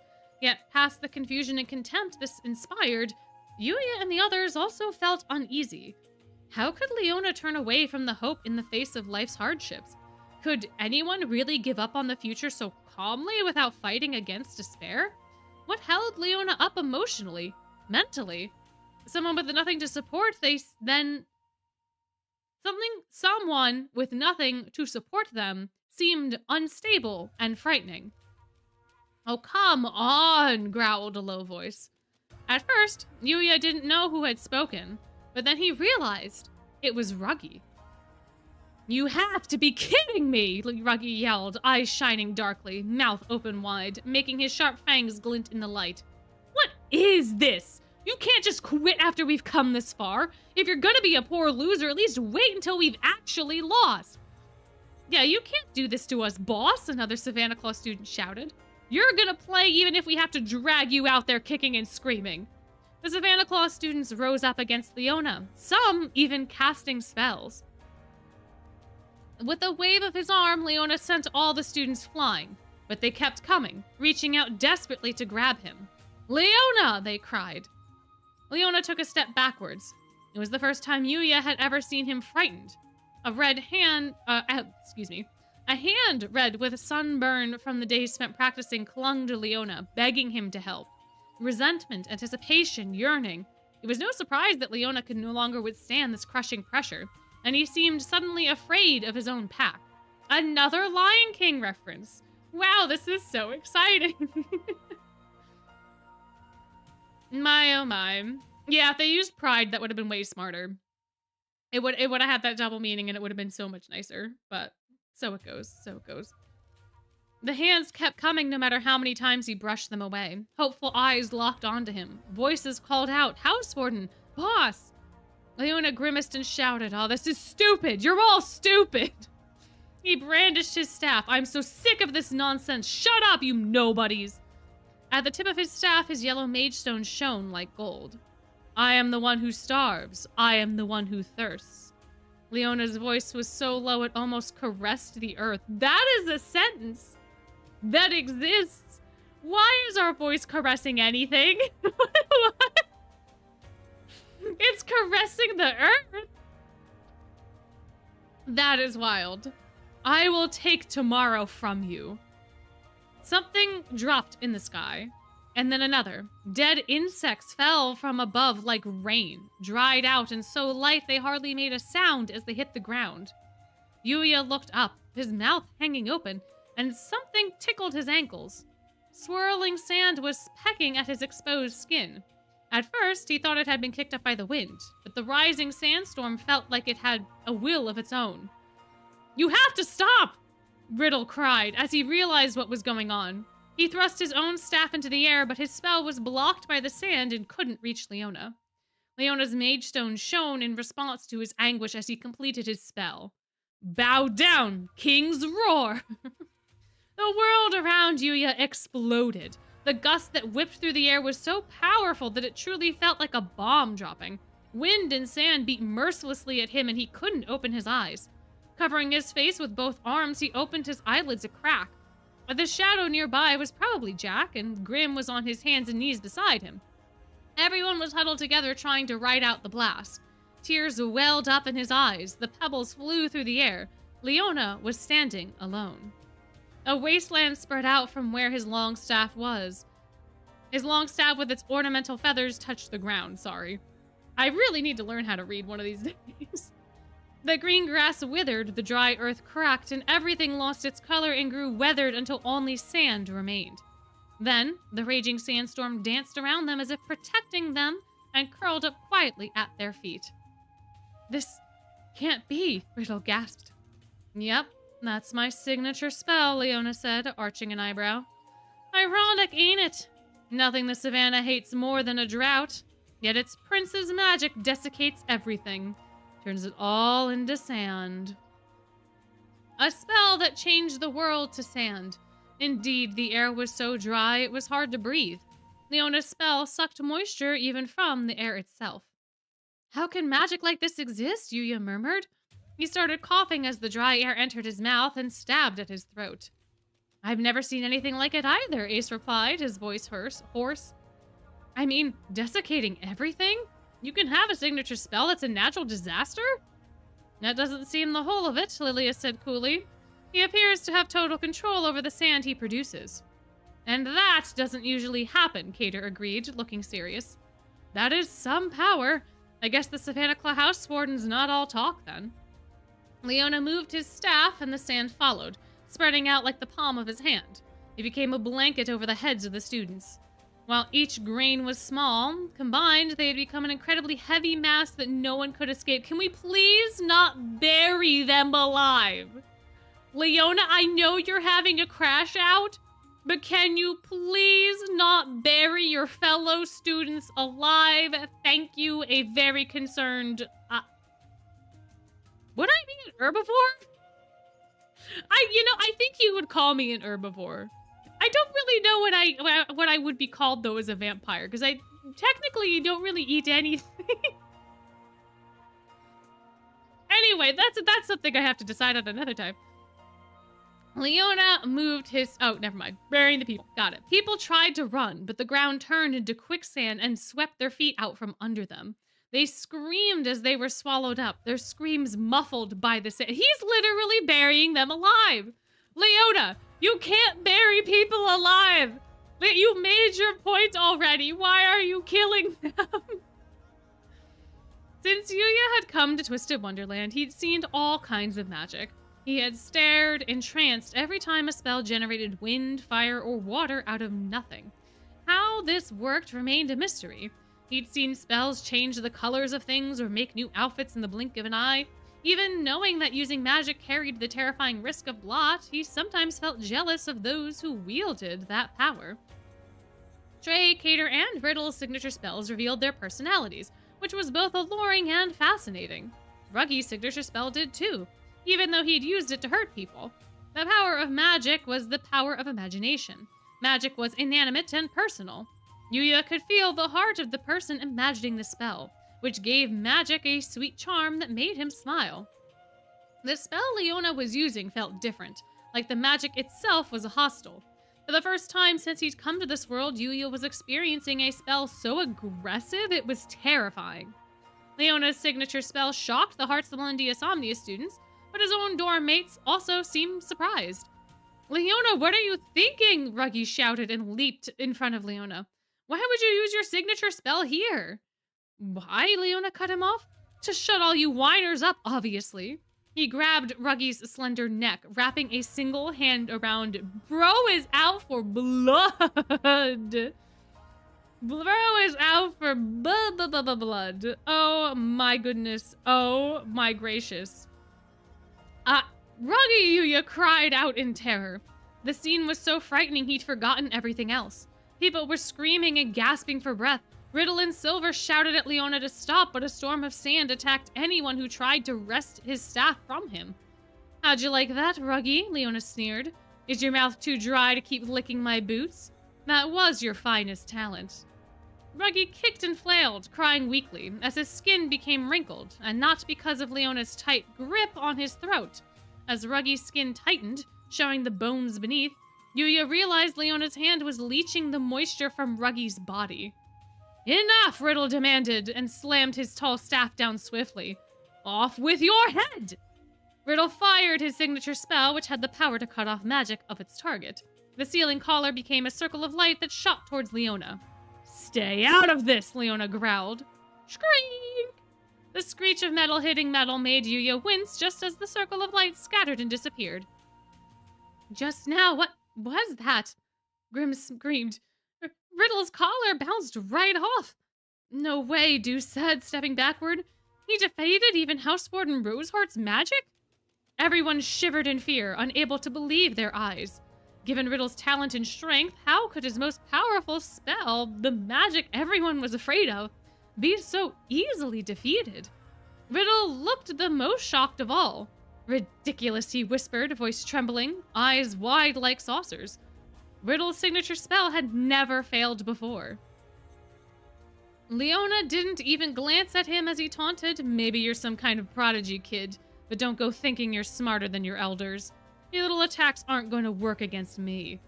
Leona enjoyed humiliating his opponents, and he twisted his lips and laughed. Then Leona addressed the student dangling by his neck in his hand. Yeah, can we please stop choking Ruggy? Please? Pretty please? Pretty please with a cherry on top. Listen, Ruggy. The thing is, I hate unreasonable people. I thought you figured that out ages ago. After all, that the only thing you're good at is currying favor and sucking up. I don't... Ruggy flailed at Leona's black glove, nearly tearing into the leather in his desperation. Leona barely noticed. Dreams turn the world upside down, Leona snorted in disdain. Don't be so soft. This world's full of stuff you can't do nothing about.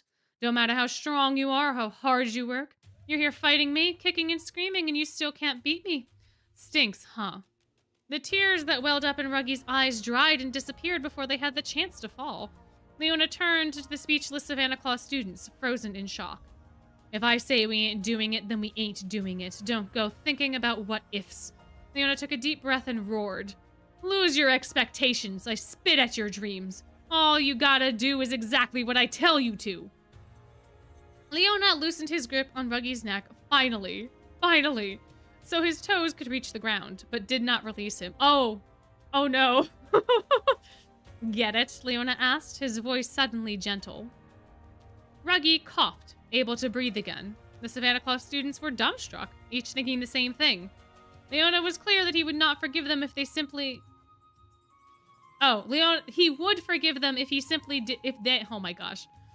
Leona was clear that he would forgive them if they simply did what he said. But if they didn't, no one spoke, as if the world was holding its breath. Into the pained silence, Ruggy's hoarse voice gasped. No.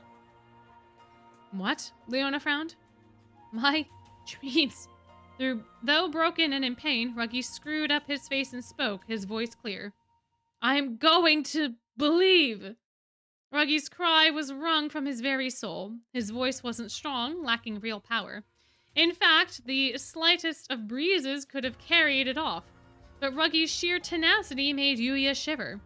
The ferocious light in Ruggy's large blue-gray eyes grew stronger. He appeared ready to lunge toward the lion's throat, driven by a powerful hunger that would not give up even if it meant death. Yuya was so stunned he forgot how any of them had gotten there, even with Leona's hand still tight around his neck. Ruggy was not giving up. He was a survivor and powerful enough to give even Riddle a run for his money. Yuya doubted there was a person or spell that could make him relent. Leona could have burst into flames. He was so outraged at Ruggy's defiance. His voice became so quiet it was almost inaudible, making it even more frightening. Best think before you speak, he said. You that desperate to hold on to your hopeless dreams? Those dreams more important than your life? Never thought you were this bad at figuring out which side your bread was buttered on. Leona tightened his grip, then the creases and cracks raced up Ruggy's neck to his chin. You have to stop! You're going to kill him! Yuya shouted. His voice was dry, but the terror that had held him back had broken. He stepped toward Leona, determined to do something to stop him, but his foot was instantly weighed down in sand. Stay out of it, nobodies! Leona shouted and raised his staff with a menacing flourish. Yuya squeezed his eyes shut, fearing the attack to come. That's enough! Jack shouted. Faster, sharper, stronger. Do it better, make it faster. Why is his incantation just the Daft Punk song? Isn't like that in the game? I don't remember it being like this, but I also don't think we get to see Jack do it that often. Unleash the beast! Yuya sensed a flash of light through his closed eyelids, then he gasped as he dared to look. Jack's rounded back was shuddering, like his spine was trying to break free. His body was transforming, swelling in some places, shrinking in others, from within a cloud of sparkling light. It was over in mere seconds. The something that was now Jack howled. It was a giant wolf with a rippling glossy silver coat, platinum ears with black furred tips, and golden eyes shining with a steady light. In a day filled with shocking events, Yuya thought this might be the most incredible.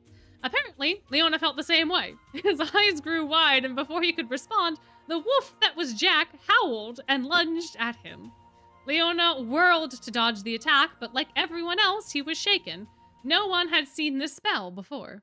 Sensing an opening, Lilia shouted, "Riddle, now!" "Off with your head," Riddle responded, immediately, not needing to be told twice. His mage stone flashed, and this time the magic sealing collar snapped shut around Leona's neck. Cut off from Leona's magic, the swirling sand fell heavily to the ground, lifeless once more. Now free from Leona's grip, Ruggy also crumbled, unable to stand. Lilia ordered Silver and other Diasomnia students to lift Ruggy and whisk him away. Far from the Savanaclaw house warden, they laid Ruggy's still form down in a safe place, and Silver held a hand in front of his nose to check his breathing. He's only unconscious, Silver confirmed. I shall watch him, Lilia said. You boys go and evacuate those wounded in the stampede while we still can. Silver bowed and led the other Diasomnia students to rescue the injured members of Savanaclaw. Leona writhed and twisted like a caged animal. How dare you! He howled as he tore at his throat to try to remove the collar, but it didn't budge. The spell, once successfully cast, was too powerful. Jack, Leona raged. Transformation potions are forbidden. Where did you get that? It's not a potion, it's my signature spell. Even in wolf form, Jack was even and calm. My Unleash the Beast transformation lets me become a wolf. So you were hiding a power like that from me? Leona demanded. And you, Riddle, got a lot of nerve putting a collar on me. I'll get you for this. Leona's trying to pull the collar off. That just reminds me of all this. I'm sorry. This is a very serious moment, and Leona is going through it. But I'll get you for this. What are you, a Scooby-Doo villain? What are you doing, Leona? I would have gotten away with it too if it wasn't for you kids and your darn dog. Buddy, you gotta come up with better things, man. You gotta come up with better phrases, bud. What do you mean?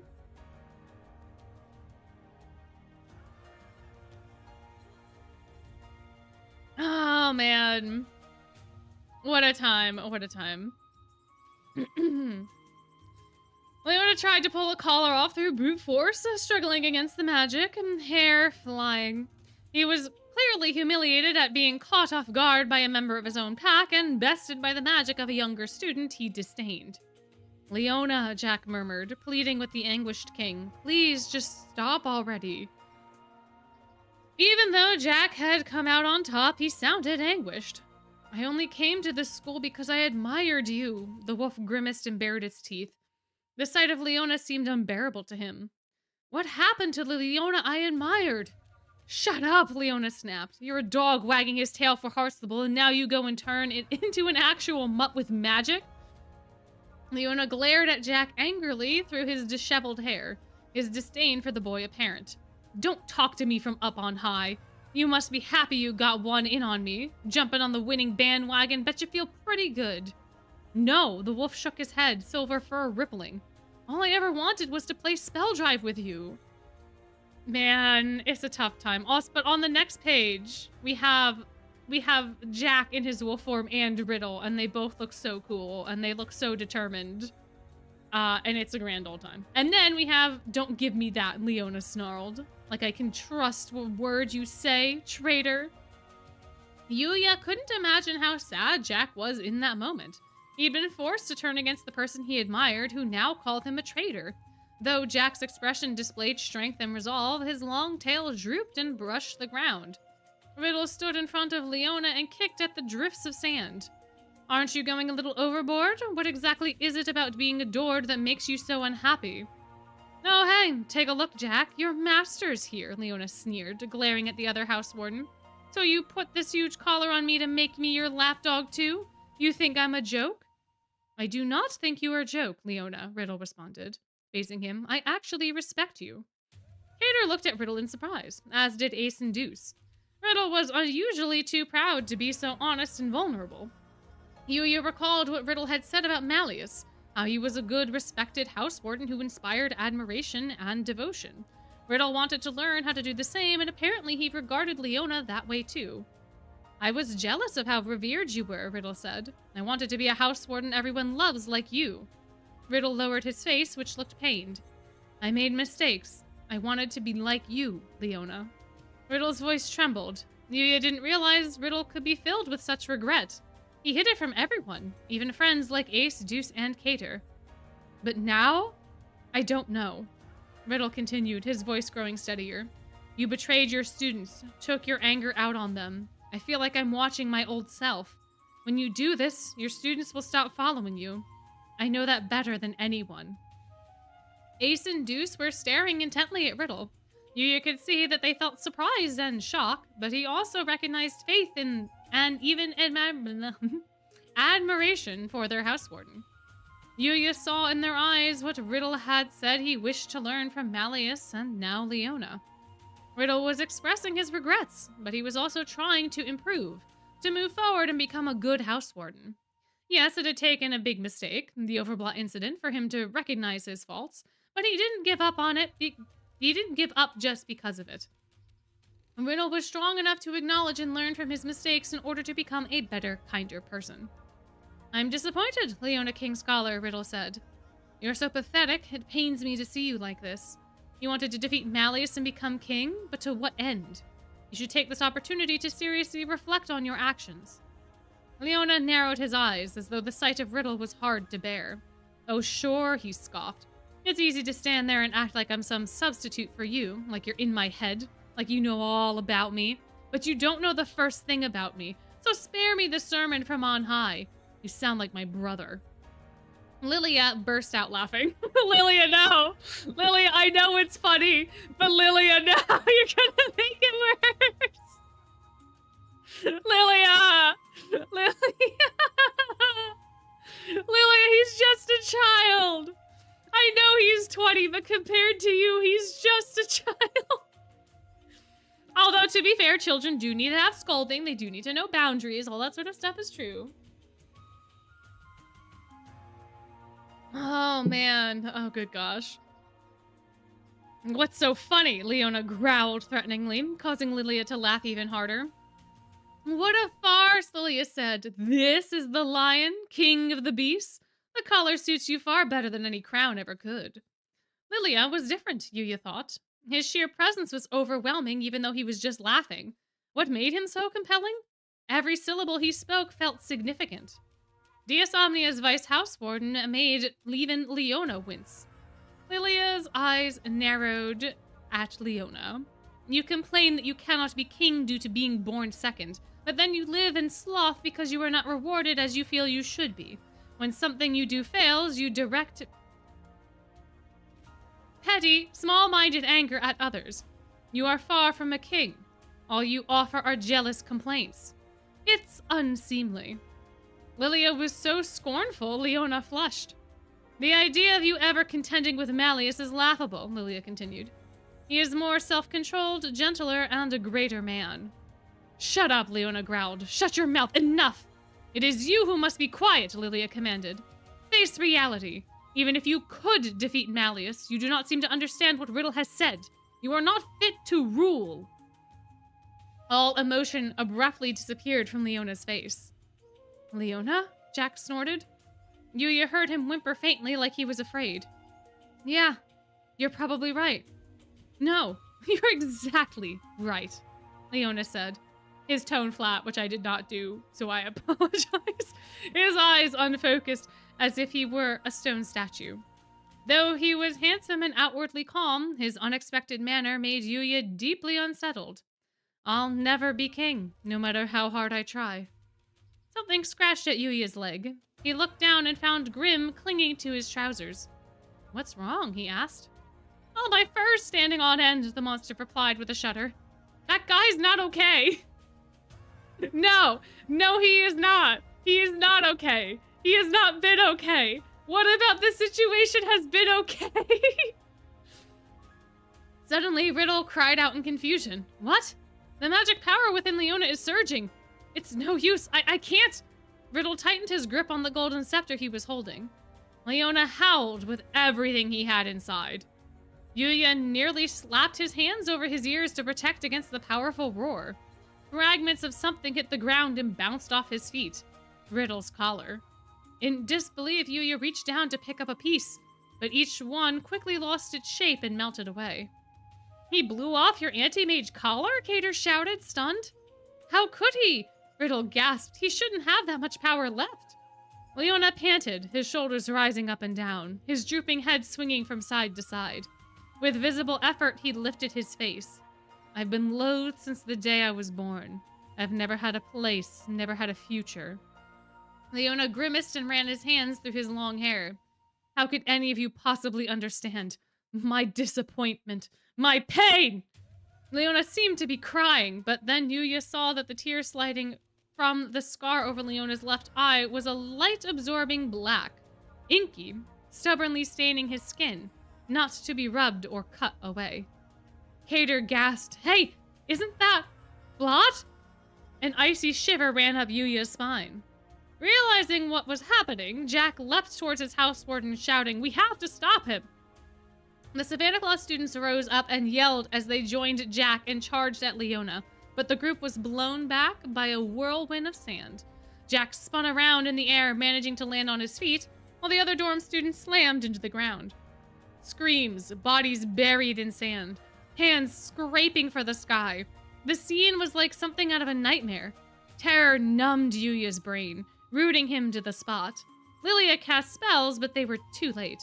The sandstorm swallowed up everything and grew wilder by the second. Blood oozed and dripped from Leona's scar, dyeing the area around his eye jet black and creeping down his neck. It crossed the bright red ring left by Riddle's collar and pooled in the hollow of his collarbone. The pool of black liquid abruptly splashed up, droplets drying and hardening across his shoulders like a lion's mane. Life is not fair. I'll make all of y'all... Why are they using y'all? Why are they using y'all? Why? All of you would have just been fine. I'll make all of you understand that too.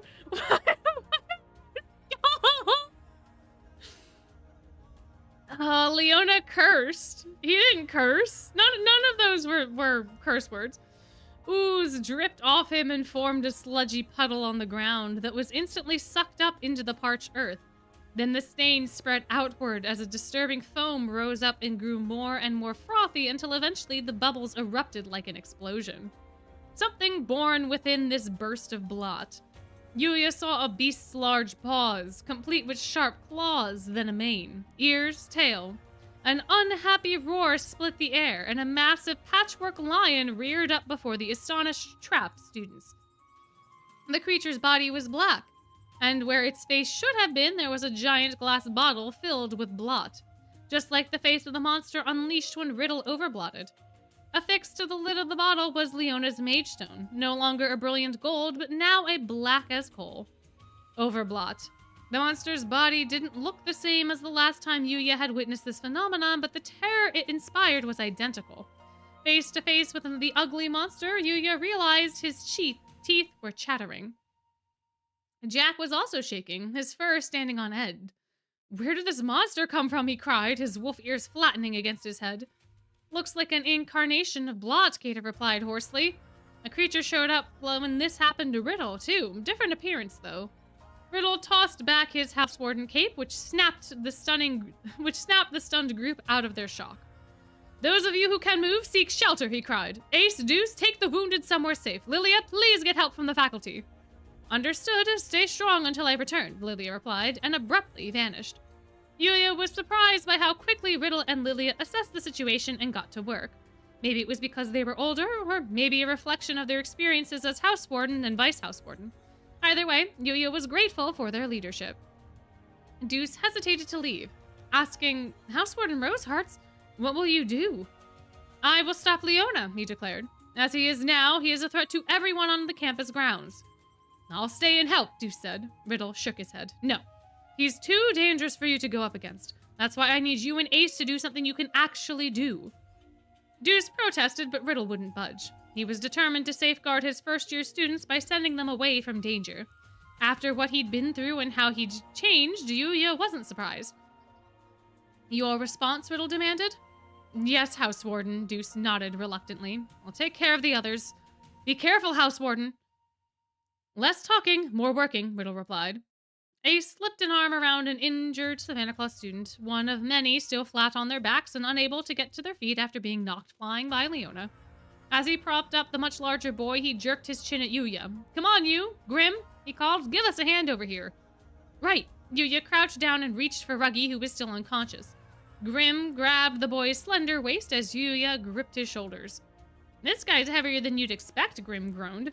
Can't we just leave him? Grim! You cannot just leave him to die, Grim! Grim! What do you mean? What do you mean, buddy? They kind of mentioned part of his outfit. They mentioned that the blot turned into like a mane around his collarbone, but that was kind of it. Then they just spent time like talking about the monster. Oh, my. No, we cannot just leave him, Yuya said, glaring at the monster. On my count. They hauled Ruggy up, and as Yuya went to follow Ace and Deuce to safety, he met Leona's eyes. Leona pointed a finger at him that was dripping with blot, a dark smile on his face. Leona's leather vest and the shirt melted away as the— oh, here comes more outfit. Here it comes. As the black liquid replaced his dorm uniform, a second skin enveloping his body. So y'all are just gonna leave me behind? We really need to stop using y'all. Who decided that y'all was gonna be the direction for how the Savanaclaw kiddos talked? Why are they all Southern now? Why? But I'll be so lonely. The sand ripped out like a tidal wave, charging at Yuya and his friends. Yikes, Grim shouted. He threw a wind spell at it, saving them from a direct hit. But above their heads, chunks of the shattered wave transformed back into regular sand and rained down. Yuya, Ruggy, and Grim collapsed under the weight of it and became trapped inside this new dune. As Yuya kicked and flailed to get himself and Ruggy out, he heard Cater call, "You two okay?" Yeah, more or less, Yuya said, coughing as he emerged. Yuya shuddered as a huge crack opened in the ground beneath him. Leona had abandoned reason and restraint, and his magic was literally splitting the earth. Standing in the center of what had become a broken wasteland, the monster looked even larger. It let out a powerful roar and raised sharp claws. Cater repelled its incoming attack with a magical wall. Ace and Deuce started to return to help, but Cater shooed them away with a wave of his hand. We got this, he told them. You two get the students to safety. Uncertain they were doing all the right thing, Ace and Deuce obeyed and carried a wounded student between them, running off. Ah, Cater sighed quietly, helping Yuya pick Ruggy up again. Now we're stuck here. Why does this keep happening to us? You and me, Yui. This is so not our hashtag brand. Yeah, Cater, yeah. You know, it is weird that it happened twice. We would have 2 nickels. And that's a little bit more than a coincidence, I think. The monster scratched at the ground angrily. Yuya and Cater frowned. Leona was glaring at them across the parched earth. They didn't have a chance of escaping now, not with Ruggy's dead weight between them. Cater once more created an invisible wall to repel the lion as it charged. This seemed to use a fair bit of magic, though, and Cater gritted his teeth. Riddle raced over and adding a wall of his own to their defensive blockade. Cater, if you're afraid, feel free to run. Trade never let me hear the end of it if I ran off and left you here. Cater had said they were stuck, but that wasn't the truth, and Yuya knew it. He was powerless, having no magic to defend himself. Cater could make a break for it and protect himself. Even so, he didn't run away. He hadn't when they played Spell Drive at the Savanaclaw either, or when Riddle had overblotted. Yuya knew at the end of the day, Cater was a very caring person, and even in this dangerous situation, he hadn't lost his sense of humor, joking that Trey getting mad at him would be scarier than the situation that they were in. We'll do it together, House Warden, he said with a grin. Excellent, Riddle replied, allowing himself a slight smile. That is exactly the heart of a Heartstable student. The great genius Grim is here too, you know, Grim shouted. He had finally dug himself free and was shaking off the sand. If I catch this guy, I'm definitely gonna get to play in the tournament. Are you still on about that? Jack said exasperated, as he nimbly leapt over the cracks in the earth to reach them. Well, I guess that's your big prey. Jack, Riddle said, looking surprised. I thought you evacuated with my first-year students. Settle your own dorm stuff yourself, Jack told Riddle, undaunted. He lifted his black nose in a sniff. So, how do we get Leona back to normal? The last time we attacked the monster behind Riddle to free him of it, Yuya said, looking at the incarnation of Blot looming behind Leona. The monster had robbed Leona of all reason and rationality. It was linked firmly to him by a chain of Blot that extended from one of its 4 legs to one of Leona's. Leona looked pained, dragging this heavy leg encased in Blot like a wounded lion. Got it, Jack said, nodding. We just gotta do something about the huge lion thing. We attack all at once, Riddle declared. Could you take Ruggy somewhere safe? Okay, Yuya agreed, and he dragged the still unconscious Savanaclaw student over to the tower. Riddle brandished his scepter. All right then, here we go. Everyone, are you ready? On Riddle's signal, Jack leapt forward while Cater and Grim simultaneously cast spells at Leona. Riddle's wind magic pushed Jack higher up into the air, and Jack nimbly kicked at the mass of air, boldly dancing up into the sky. He plummeted down toward the back of the monster lion, but just as his fangs were on the verge of sinking into its spine, a whirlwind of sand knocked him away. His lithe body slid along the ground amidst a billowing cloud of dust. Leona turned hard eyes on Jack, his shining fur now dirtied with sand. Leona displayed no majesty now. He simply radiated an ugly, deep resentment that clung to him like a foul stench. You'd bare your teeth at me? He snarled. That's some nerve you got, Jack.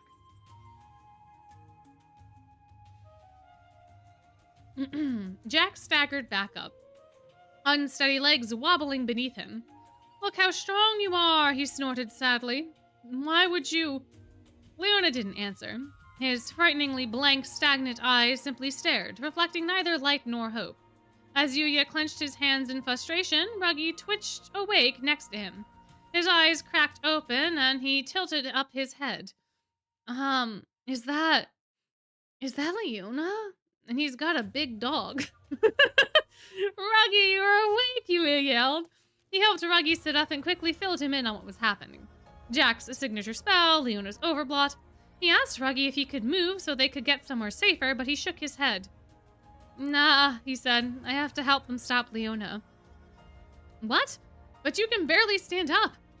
You're a real soft touch, you are. You just worry about yourself. Ruggy glared at Yuya and brushed away his help. He was surprisingly strong for someone who had just been knocked out. No, but... Yuya stammered, are you sure you're okay? Of course I'm not okay, Ruggy spat. But there's no way I'm taking what he said lying down.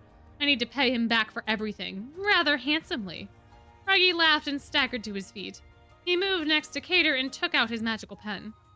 Riddle narrowed his eyes in concern, but didn't stop him. Leona's face tightened. His low, cracking voice was the sound of hatred itself. It resonated in the bones of everyone listening. So even the lowly hyena turns against me. Me? A lion? What a total joke. All of you, you're insects biting at my ankles, and I've had enough. Leona created a mountain of sand that lifted his body high above. He looked down on Ruggy, Jack, and the others and howled gutturally, instinctually.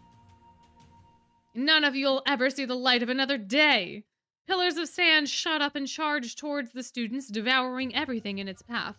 Cater picked up the shrieking Grim and ran away.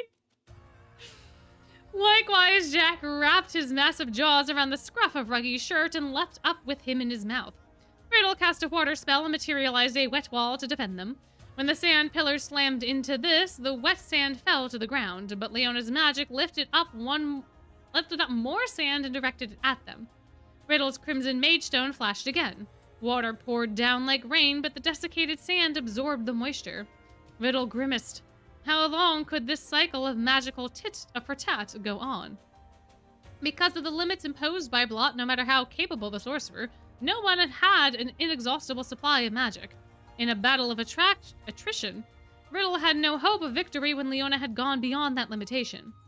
If I can't overthrow the world, I'll turn it to sand, Leona said, now sitting on a sand throne. Hoping for anything is a waste of time. It's pointless. All of it. The monster rubbed its cold bottle of a head against Leona's legs. Contrary to its fiendish roar, the creature's gesture was somehow sad, like deep despair had materialized and was cuddling up to Leona. Leona petted the monstrous lion and lowered his eyes, blood spilling out of him, dripping from his eyelashes and dropping to the ground. Have you always felt this way? Ruggy asked, his voice hoarse.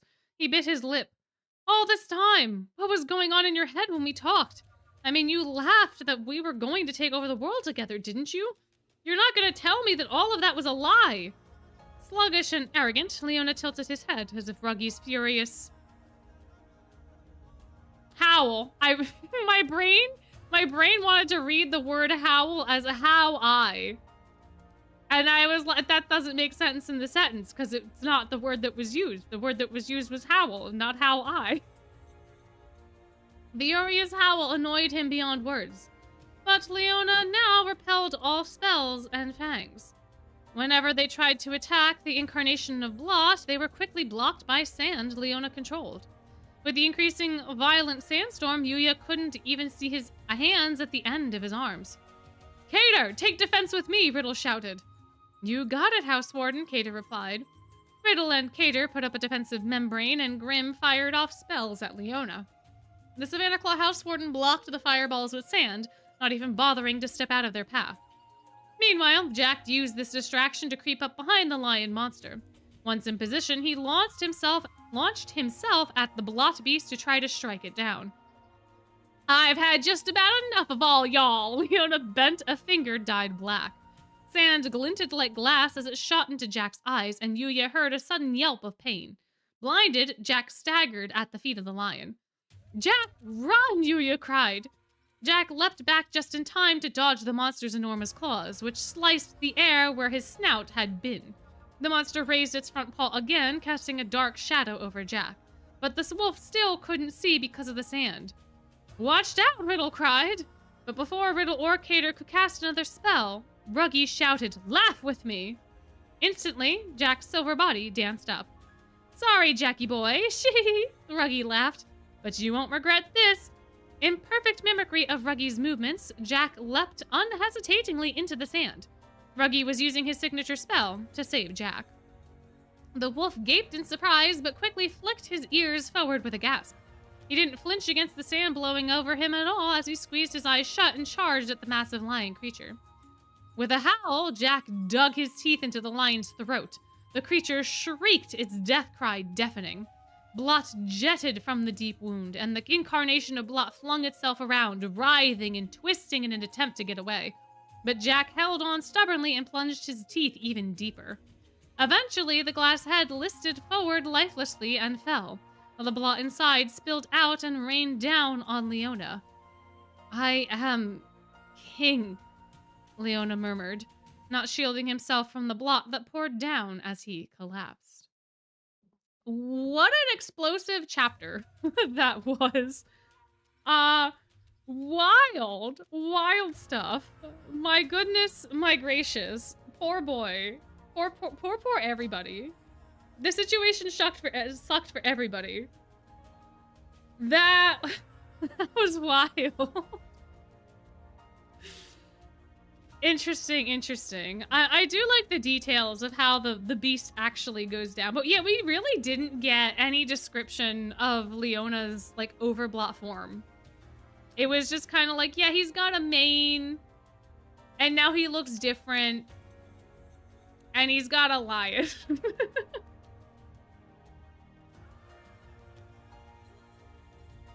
And it's also interesting to me that there was, like, a part of it where he sunk back into himself and was, like, comforting himself with his own despair.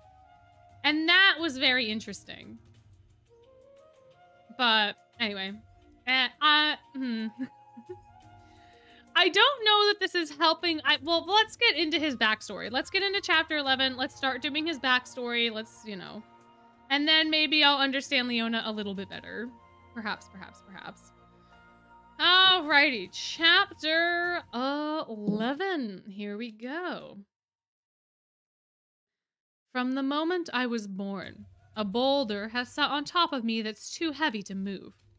No, this weight has existed since long before that. What do I have to do to be king? I had foolishly asked this question back when I was still a kid without the sense to know any better, and the butler's face became very troubled. This man had long served the throne, and seeing him baffled, I instantly understood that I was not meant to be king. Because, not to brag, I was a very bright, clever child. Yep, there you go, Leona. Yeah, alright, cool.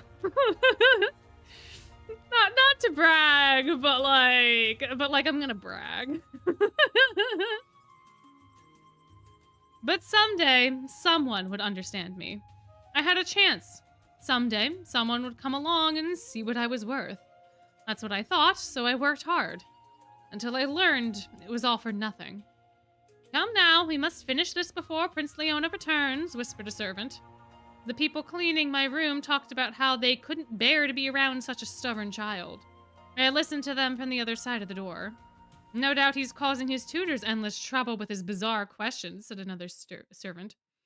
Crown Prince Felina is such a bright and cheerful young man. I don't understand why his younger brother has to be so moody all the time. True. Honestly, I have no idea what to do with him. He possesses such a terrifying power. Imagine a member of our own royal family able to turn anything to sand. Both of you cease this conversation right now. What if someone overhears you? A third servant interjected. No one did anything. I wanted to laugh and tell them. I wonder how they would have looked at me if I had opened that door, stepped inside, and shown them this terrifying power. Of course, I couldn't actually do that. At first, I let these gossips have it at one after the other, but I've given up on that now too, because I know the gossips will never stop. When you're born with a signature spell, it's got nothing to do with what you actually want. Steeped in superstition, these people didn't understand something so obvious, plain as day. Or maybe they thought I'd long for this power and that's how I got it. Either way, they weren't worthy taking seriously. I hate any kind of hassle, and I despise wasting my time. Even so, it did actually make me think, what would they say if I were the Crown Prince? Would they call me a promising sorcerer with powerful magic? Praise me as a wise and cool-headed? Totally different from my thoughtless older brother? I knew it was pointless, but I couldn't stop wondering what if. I hated myself for that. The hope I'd been clinging to was finally wiped out with the birth of my older brother's son. Leona, why weren't you at today's ceremony? My brother asked. He had come to very politely rub my face in the reality of my fate. Ceremony? Ah, you mean the self-indulgent party where you show your son off to the people? Yeah, sorry I missed that. I fell asleep. How can you be so lazy? Showing the people the face of their future king is an important affair. Yeah, it's a happy day for sure. Also known as the day the despised second son loses what little claim he has to the throne forever. I bet the folks in town and the guys at court are breathing a serious sigh of relief. Even if Dad died and Felina died, I would still not be king. I despaired of the throne. My brother had to know this, that I dreamed of the crown ever since I was little, and yet he assumed I would celebrate the birth of his son. I couldn't stand how idiotically good he was. Do not frame it in such terms, my brother said. The scowl on his face made me want to say, hey, if it bothers you that much, then let me have the throne. Give me the glory of handed to you on a silver platter when you were born first into this world. Must be nice to be the firstborn, huh? You can spend every day singing and napping and still become king. Felina furrowed his brow sadly. Leona, you may never be king, but you are still wise. There is much you could do for this country. For this country. How could he say such cruel, hateful things? So then what? I should wait upon you eagerly for the sake of the country? You got some nerve saying that with a straight face, like you're such a good guy. That's not what I'm saying. You can't let your gifts go to waste. Well, I got some bad news for you. Maybe if this country selected its kings on the basis of intelligence, I'd be motivated to do something with my gifts. I felt like I'd lose my mind if I had to spend another minute with the guys who's so naively peaceful. Right before I left the study, I looked back and smiled at him. Congratulations, Prince Felina. I sincerely delight at the birth of this new shining sun. The future of the Sunset Kingdom is indeed impressively bright. Before he could respond, I slammed the door. No matter how hard I study, no matter how powerful the magic I command, no one will ever acknowledge that I am better than my brother. I will never be king. So why do I have to suffer because I was born a few years too late? Simply by dint of the order of our birth, I'm denied what I could do. I will never be given my proper due. Why did I have to be born second? Why will I never ever get to be the best? Why? Life truly is unfair. Tired of thinking, I decided to accept the invitation to Night Raven College, an invitation I'd previously declined because I wasn't interested. I knew I was running away from hardship, but even so, my heart was immeasurably lighter at school. I didn't have to fret and stew with my brother around. I could view from a distance that strong sunlight, that fresh green scent, that humid rainy season breeze. The frustration dulled and the pain was gently numbed. But at some point this changed. A new pack was born, and a new despair was born along with it. The dorm students came with new demands, new expectations. Help us! If anyone can do anything, it's you! Please, you are our house warden, our king! A king can't let his pack starve! I thought so too, but then the fact was hammered into me. We'd never beat Malleus fair and square.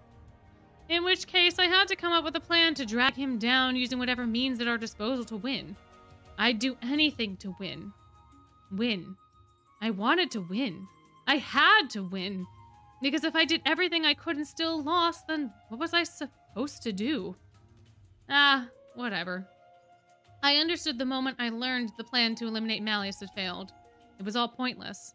The throne I had hoped for would never be my future. I didn't feel nearly as bad as I expected to. It was idiotic to long for something I couldn't have. I just wanted to forget and be at peace. It's all I wanted, but then this pack of mine, they came to me with eyes shining, talking about the future. This was scary enough. I wasn't scared of them bringing their hopes to me. I was scared of myself. How pathetically their words swayed me, still unable to abandon my old hope. We're going to turn the world upside down. If you played for real, we could beat Diasomnia. I still remember how you played 3 years ago. A flicker of hope still lived somewhere in my heart. The idea that I could actually win. It was impossibly optimistic. I was so soft, passionate about the gamble, the risk. Ruggy, Jack, and all the rest of those idiots were talking about dreams that could never come true. In the end, though, I was forced to realize that I was just another fool. I wasn't strong, I wasn't smart, I wasn't loved. Was that really me? I couldn't accept it. This alone, of all things, I didn't want to be real. I was sick of it, fed up with how irrational I was being, tired of looking for the smallest what if. I understood that hope was a waste of time. I was tired of struggling, suffering, for something I could never have. I hated knowing that I was insignificant, a worthless speck of dirt. People say work hard and then what? I've already worn myself to the bone, so was all my effort just work toward giving up? Isn't that the most painful thing of all? Ah, life really is unfair. Ignoring Yuya's pleas to stop, Grim brought his mouth so close to Leona's ear that they were almost touching, took a deep breath, filled his lungs, and then yelled, "Wake up!" Grim!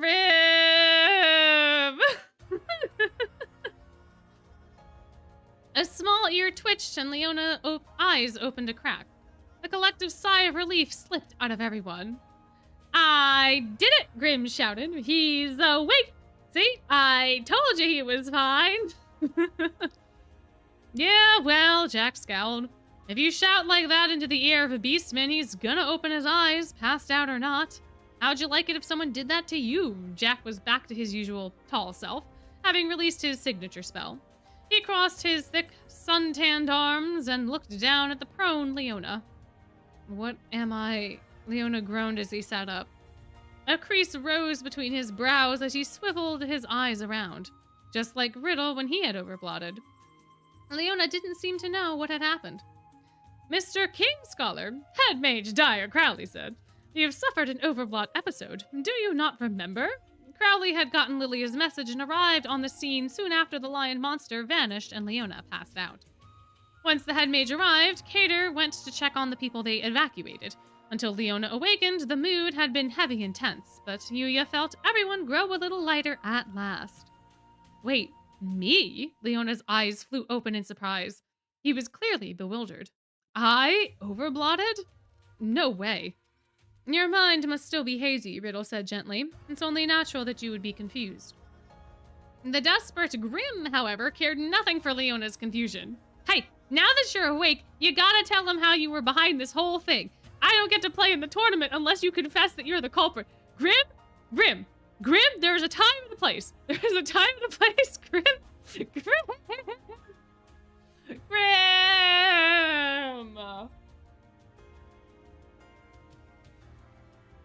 Grim! Leona turned to Yuya for an explanation, and when Yuya was at a loss for words, Jack spoke up. "These guys have been hunting y'all." Oh, everyone in Savanaclaw is just Southern in this book, apparently. "These guys have been hunting y'all so they can play in the Spell Drive tournament." "What?" Leona said, suddenly embarrassed. Yuya was unable to look Leona in the eye. "I thought you herbivores were being weirdly stubborn. That's why?" "Yeah, so hurry it up! Come on, spill it already!" Grim was ready to shake Leona, but Yuya hurried to stop him and looked quietly at the head mage. Crowley nodded and crouched down close to Leona. "Mr. Kingscholar," he said, "I have spoken to Mr. Van Rouge and the other students here. You and the Savanaclaw students were responsible for the series of injuries to the Spell Drive players. Is that correct?" "Yeah, that's correct," Leona admitted, no longer trying to deflect or deny what they'd done. "Ah," Ruggy sighed, tilting his head to the sky. The head mage had asked Ruggy the same question while Leona was out, but he had refused to answer. He said he wasn't going to say anything until Leona woke up and then remained stubbornly silent. Leona glanced at Ruggy without speaking. "Do you have anything to say for yourself?" Crowley asked. "No," Leona responded curtly. Yeah, you know what? Fair. Honestly, if I was Leona in this situation, I don't think I would have anything else to say either. Oh, yeah, I see. Very well, then. The head mage's expression couldn't be read through his mask, and Leona was inscrutable, calm, not angry or upset, as if whatever had been disturbing him was gone. The head mage told them that the school had decided to go forward with the tournament as planned. They wouldn't cancel it because of what had happened. "However," Crowley continued, "Savanaclaw Dorm will be disqualified from this year's tournament. The rest of your punishment will be decided after I talk with your victims. Is that clear?" Leona nodded and Ruggy bit his lip as both accepted their punishment. With the mystery of who had been injuring students was solved, the mood was still oppressive. The fighting that Yuya so hated was over, but no one could rejoice. A great deal of damage had been done. Numerous people had been injured, property had been destroyed, and the event had been marred by the parade stampede and Leona's overplot. Yuya couldn't help wondering if he and Grimm could have done more to prevent this from happening. The head mage had approached them first to investigate and try to solve the problem.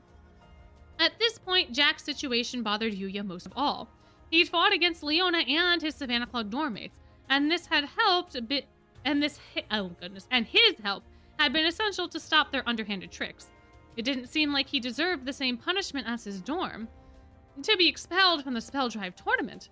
In fact, no one had been more excited than him to be in the tournament, and Yuya was sad that Jack couldn't be a part of it, after he had struggled so much and worked so hard to prevent Leona's cheating. He glanced at Jack, who looked at Grimm, but Grimm is not capitalized? What? That's wild. Also, that is super wild. Grimm's not capitalized here, but it should be because it's Grimm's name. Okay. Sure, but Yuya didn't know what to say that wouldn't sound like cheap sympathy. Shall we go to the infirmary? The head mage asked Leona. Crowley tried to help him up, but Leona brushed him away, attempting to stand on his own power. He staggered and propped a hand against the ground, unable to regain his balance. Jack grimaced like the sight was hard to bear. Then a voice shouted from above, "Hold up, gang!" Wait, Grimm said. He squinted as he looked up into the bright sky. Cater! Yeah? That's Cater, yeah? Cater was riding a broom toward them with several other people on brooms trailing behind him. Cater landed first. Next was Trey Clover, who winced when he hit the ground. His injured leg was clearly not completely healed. Cater, Trey, Riddle called and raced over to them. What's going on? Funny thing, I went looking for AC and Deuce and bumped into my boy Trey, Cater said cheerfully. I told him what was going down and he was like, I gotta testify. These other cuties too. Music note emoji. Yuya watched as one broom after another descended toward them. Sitting behind a student Yuya didn't know was Jamil from Scarabia dorm. Jamil tightly gripped the handle with his non-injured hand to keep from falling off. Yuya also recognized the second-year Pomfiore student that he had questioned about the burning his hands on the hot cauldron. Are these the people who were injured by Savanaclaw? Riddle asked in disbelief. Yep, all of them. Ruggy was wary. These were the students he had attacked with his signature spell. Leona went pale. Yeah, you're getting ganged up on twice, buddy. Trey glanced at Ruggy and Leona out of the corner of his eye and took off his dorm uniform hat. Oh, so we're not going to call Trey's hat a fedora. We're going to call Trey's hat a hat, but we're going to call Azul's hat a fedora. I see who the translators are favoring in this equation. Sure. Yeah.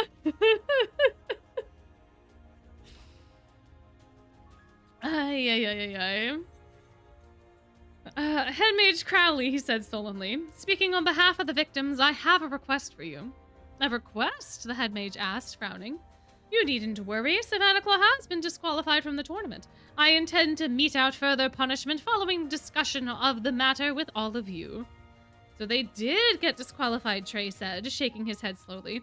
However, that's not what we want. Would you please permit Savanaclaw dorm to play in the tournament as scheduled? Huh? What? The head mage blurted. Jack and Yuya joined the head mage in shock. Yuya wondered if he'd misheard, but the other students bowed as one and said, Please, sir. Did this mean they didn't want Savanaclaw to be punished? Were they willing to let them play in the Spell Drive tournament despite their crimes? These were the students who had hurt them. What big hearts these victims had, Yuya thought. He regarded Trey with respect. Then he heard the clicking of a tongue beside him. Come on, Jack said sharply. And get a little slap on the wrist? You can't actually think being all nice with the forgive and forget is gonna do anyone any good. Yuya gave him an exasperated sigh, even though he couldn't help but admire Jack, who was as hard on himself as other people.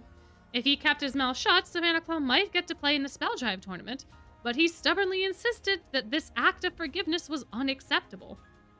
This guy's giving me a headache, Grim grumbled. Yuya wouldn't go that far, but he thought it was no wonder Jack was often at odds with others given how unyielding he could be. What? Jack crossed his arms, scowling, as everyone looked at him. Who said anything about forgiveness? Trey replied. Not a chance.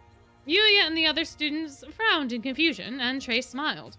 If the culprits who hurt us don't take the field, we lose our chance to get our hard-won revenge. I was talking with Jamil and the others about what a shame that would be. What? Revenge? Yuya parroted reflexively. Trey nodded merrily. Yep, revenge. Yuya's heart skipped a beat. Trey's smile had a scheming, conspiratorial quality that made him uneasy. I see, Biddle said. Fighting with magic is forbidden on campus. In that situation, there isn't much you can do to get back at the culprits, no matter how much you resent them. But during Spell Drive, it's all in the name of sport, right? Trey said. It just happens to be a sport where players face off on the field using magic. No matter what you do, you can't get in trouble for it so long as it's not against the rules. We want you to let us play a tournament with no holds bar, fair and square, for real. Basically, your goal is vengeance, Ruggy yelped, stunned. Ruggy, Jamil said with a smile, I will make sure to thank you in particular quite heartily. I hope that you're ready. Oh my gosh, I don't remember Jamil being there in the game, but boy oh boy am I glad that he is here now. Man, oh man. That is so threatening. That is so threatening. The cold smile on Jamil's face didn't reassure Yuya, but Cater patted his shoulder consolingly. I told them not to kick up a big fuss, he said with a sigh. But Trey and the others insisted. Seriously? Trey arched a dubious eyebrow at his dorm mate. I can't believe you can say that with a straight face. You were practically dancing with glee when I told you. What? Cater looked affronted. I don't recollect that. Anyway, it was old Leona there who tipped me off in the first place that Spell Drive isn't fighting. He and Trey began to chat happily about what techniques they would use to extract vengeance on the Savanaclaw players. You realized they just wanted to fight under the guise of a tournament. He looked to Riddle for help, but Riddle only laughed and said, It is true there would be no rule violations in that case. Well, if you're taking revenge with your own two hands, then that's a different story, Jack said, seemingly satisfied. The injured students chimed in to plead their case with the head mage. Head mage Crowley, please let Savanaclaw play, said a student. I want to beat them to a pulp, like I'd let them bow out and escape, shouted another student. The head mage made a show of wrestling with his decision. I do understand where you are all coming from. However, I do not think that Savanaclaw students are capable of taking to the field. They themselves have been gravely injured. Ah, in that whirlwind, Jamil said? That actually works out very nicely for us. Jamil! Jack and Yuya secretly exchanged a look. Apparently, the other students didn't know Leona had overblotted and caused the sandstorm. After the chaos had ended, Jack and Yuya heard the announcement that was broadcast in the stadium and along main and side streets that blamed the stampede on mass hysteria brought on by the sudden whirlwind. The announcement then said that the whirlwind had caused a sandstorm that had ravaged the nearby area. What none of the students knew was that this false story was the result of a private discussion among Head Mage Crowley, Lilia, and Malleus Draconia. None of the Night Raven teachers had opposed the idea, even knowing what had actually happened. Everyone felt, for the moment, that the lie was preferred to avoid further fear and panic. Yeah, no, that's fair. I think if you told a whole bunch of people, like, hey, by the way, we had a student overblot and get really, really, really upset and did a lot of property damage, but it's okay. We're still gonna hold the sports tournament. That would not go over very well at all. People would be calling out your school and being like, what? Why? How? Are they okay? Like, it would be a whole thing. I do understand them wanting to keep it a little bit of a secret.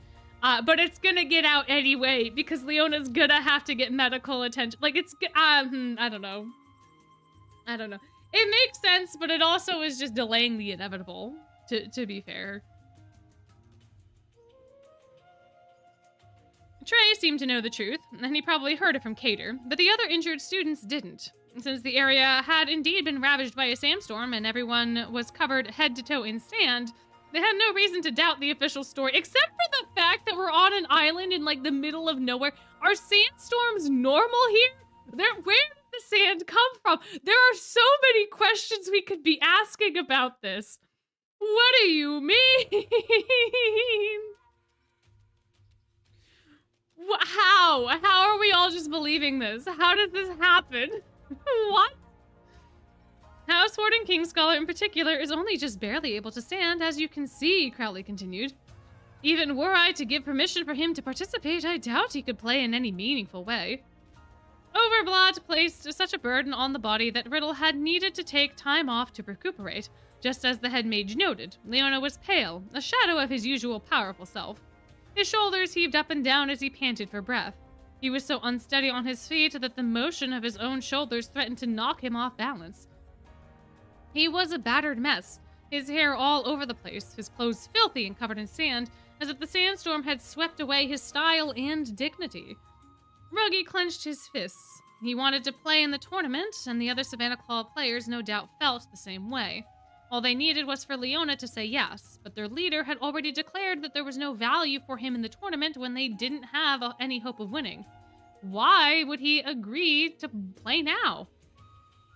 Yulia felt torn and anxious. Ruggy obviously wanted to play, but was the head mage right? Was it actually impossible for Leona to play?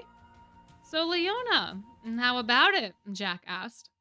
The corners of Leona's mouth turned up until his smile turned into a laugh that shook his whole body.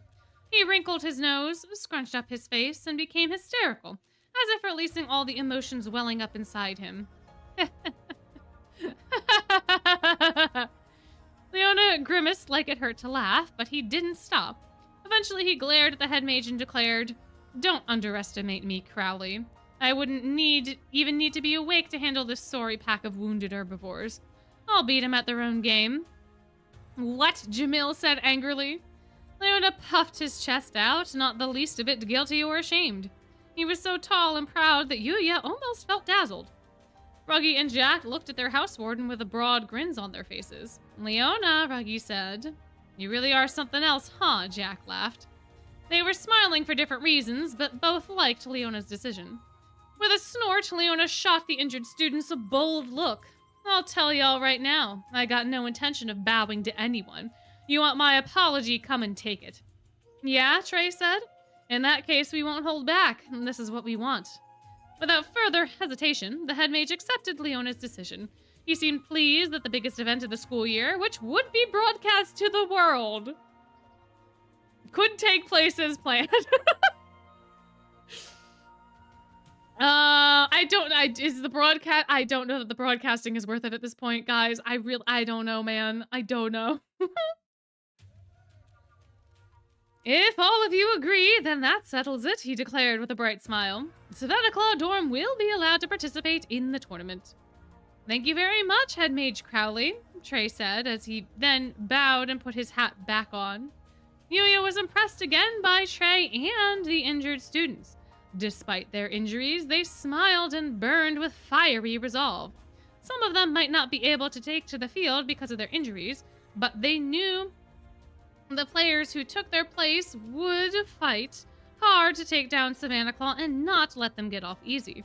Whoever won, today's tournament would be fierce, and that much was certain.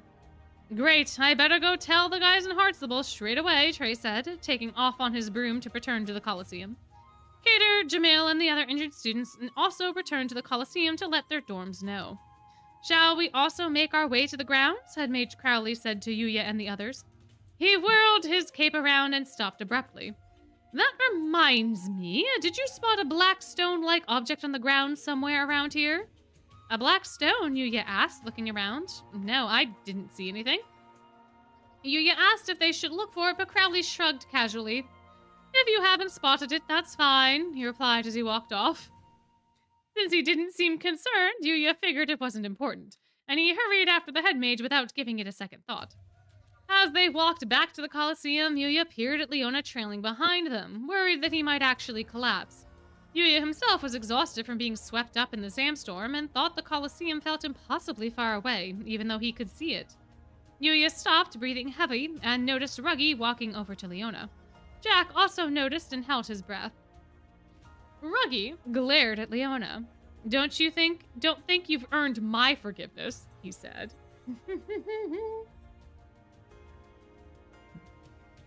Interesting.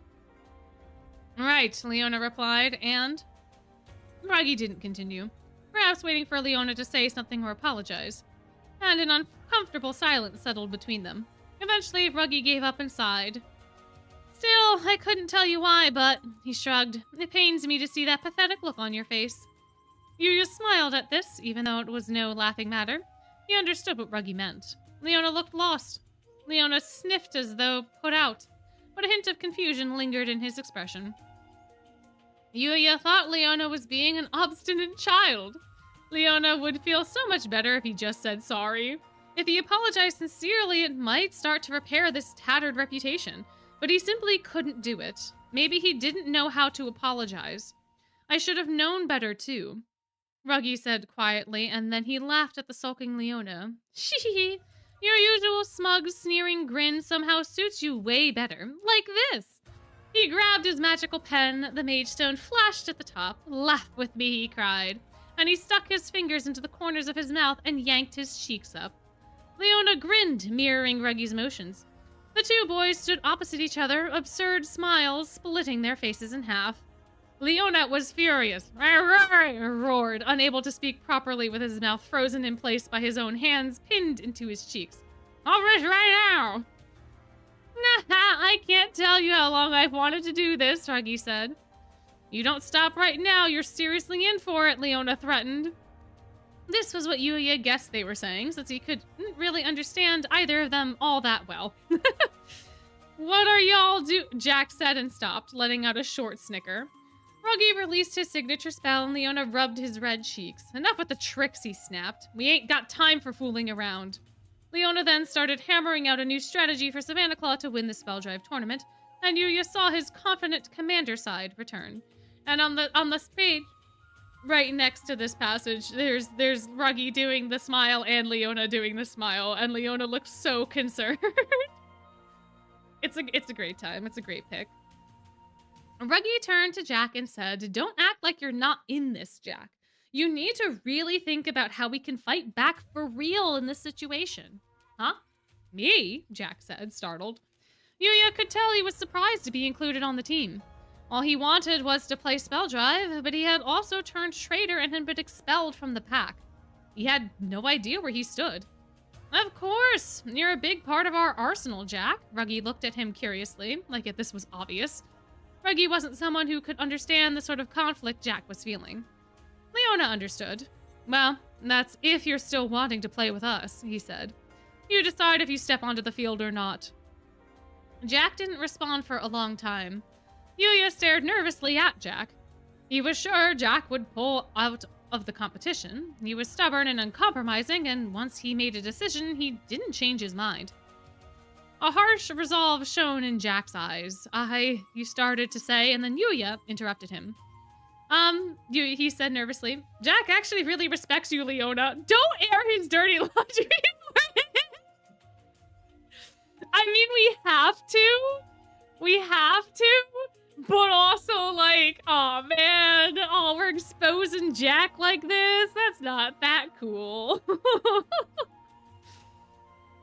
Leona and Ruggy turned to look at Yuya. Even though they scared him, he knew he had to speak.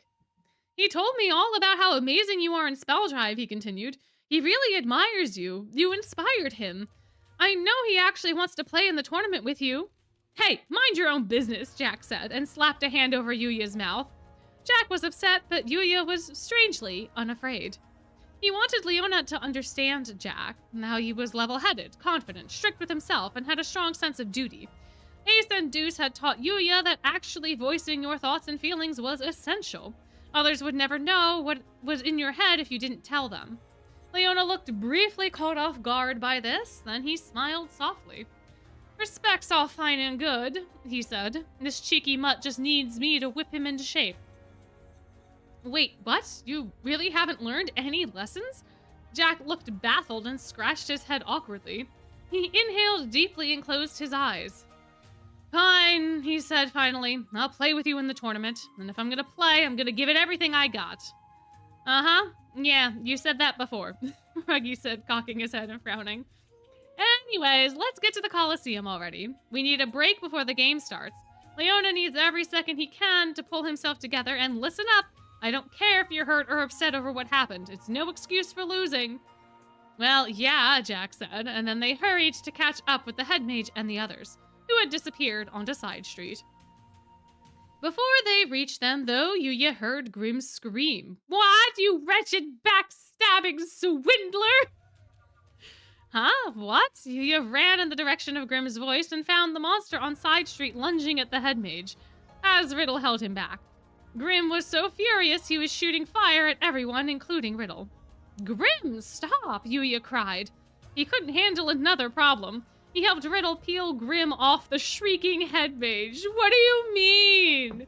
What do you mean Crowley can't even get Grim off of him? What do you mean? Crowley! Crowley! You have tools, you have magic, you have things you could do. What?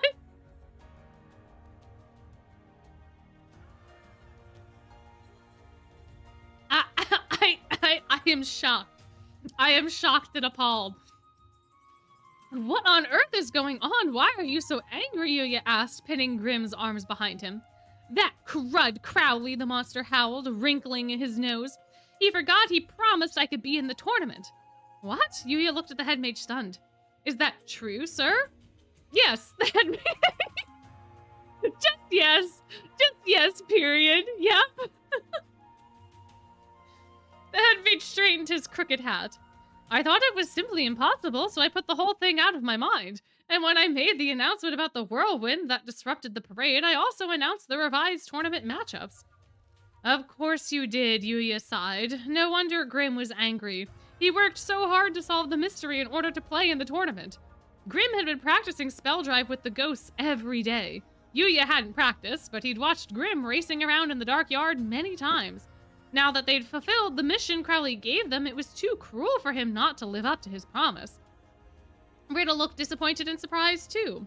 With exasperation, he said, Head Mage Crowley, it's hard to respect an adult, no, any person, who cannot keep his promises. Even Riddle!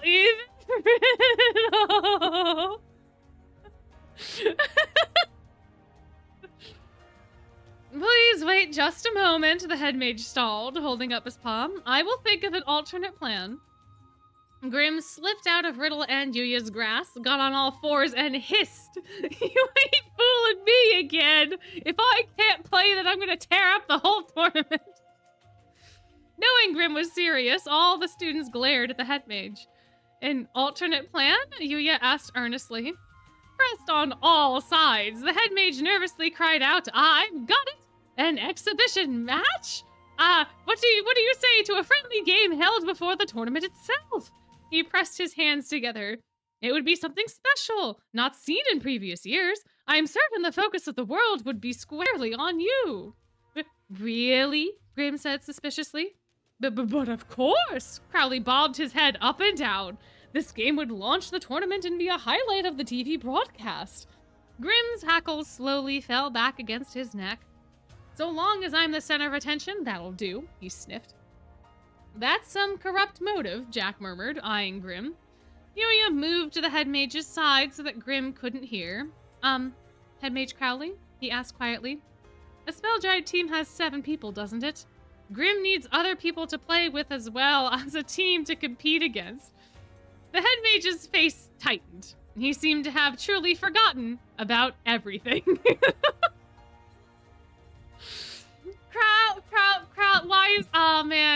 Crowley truly isn't that parent that goes out to get milk and then does not come home. Crowley! Crowley! Crowley, why are you like this? Crowley! Crowley?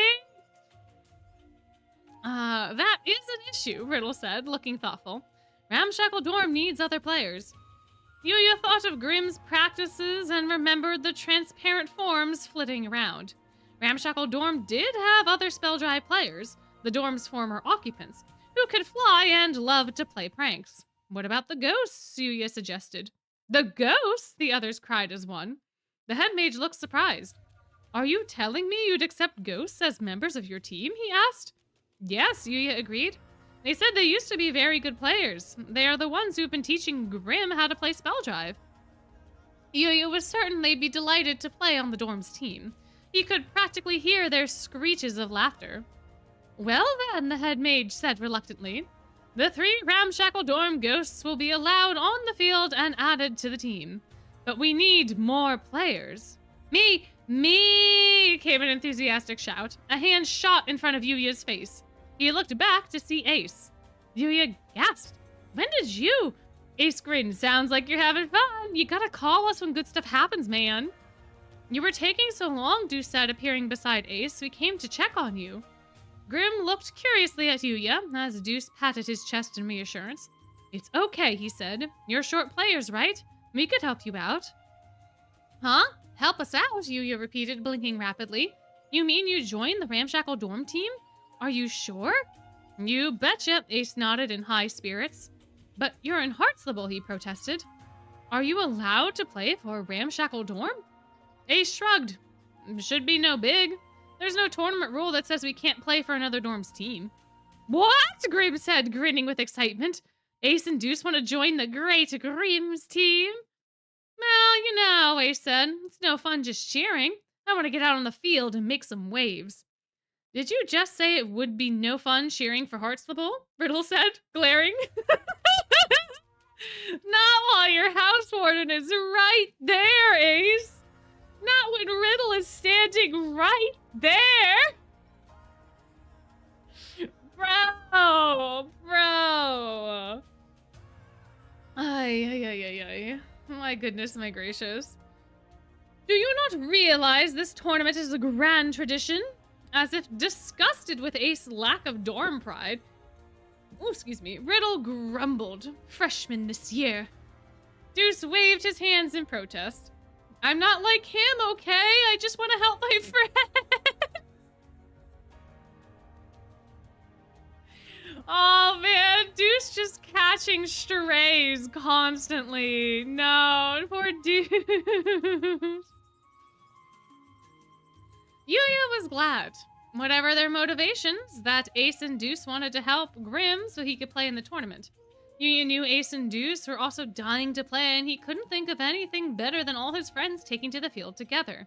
As Ace and Deuce talked excitedly with Grimm, Yuya felt his own spirits lift. A swell of gratitude rose from the bottom of his heart to have such wonderful friends. Thanks, guys, Yuya said to Ace and Deuce. For real. Grimm laughed, beaming. If you guys insist, I guess I could let you on my team. But don't go getting in my way. Wonderful! The head mage clapped his hands together. That settles it then. Ramshackle Dorm team will include the following 7 players. Grimm, Yuya, the 3 ghosts, Mr. Chipola, and Mr. Spade. Huh? Yuya asked, wait a minute. Did you just include me on the team? Had the head mage misspoken? Yuya wondered. Or had he simply misheard? Yeah, Ace said, not looking surprised. Of course you're on the team. I mean, if you got us from Heartslable playing with you, we'd feel bad if we didn't have both of the actual members of Ramshackle Dorm out there with us, you know? I'd actually be totally fine with that, Deuce objected. But he was probably teasing. That's not an objection, though. What? We feel bad? Oh, okay. Ace is saying we'd feel bad if you weren't there, and then Deuce is saying, well, I wouldn't actually care. Okay, got it, perfect. But he's teasing. All right. That threw me for a loop. Not only had Yuya never imagined playing in the Spelldrive tournament, but he didn't want to play. He was bad at sports. Me too! He was bad at sports, always had been. Me too! He hated competition, which was too much like fighting, but besides that, the plan was marred by one fatal flaw. What's that look for? Ace asked Yuya. You got a problem teaming up with us? No, that's not it. It's just, I can't use magic. You know that, Yuya told him. Spell Drive required magic, and since he couldn't use magic, there was no way he could be on a team with actual sorcerers. I can't move the disc. I can't fly. I'm kind of a weakling. None of that stuff matters, Grim told him. Don't sweat the small stuff, minion. I'll play so hard no one will even notice you ain't got any magic. So relax. The key part is we got enough people on the team. Without 7 players, they couldn't compete, so they needed Yuya even if he lacked magic. And didn't know how to play. But Spell Drive's such a scary sport, Yuya protested. I think it's too much for me. You'll be fine, Ace said, throwing an arm around his shoulder. Once you actually get out there, you just might like it. Exactly, the head mage agreed enthusiastically. And what about Grim? You don't intend to abandon your partner now, do you, Grim? Do you? Yuya wanted to keep pushing back and say no, but facing his friends, he knew he couldn't disappoint them. They needed him, and so he agreed to be the 7th member of the team. So anything's possible now, Jack said, laughing. Well, if this guy's going to play Spell Drive, then Savanaclaw will be out on the field too. You can play against us, Jack smiled brightly at Leona and Ruggy. You don't got a problem with that, right? What? Ruggy exclaimed, stunned. We've already been through the ringer. We're half dead on our feet, and you want us to play another game in the tournament? And this one for free to boot? You're a monster, Jack. You and Grim really went out of their way for us, Jack insisted. This is just to pay back that debt after all the trouble Savanaclaw caused them.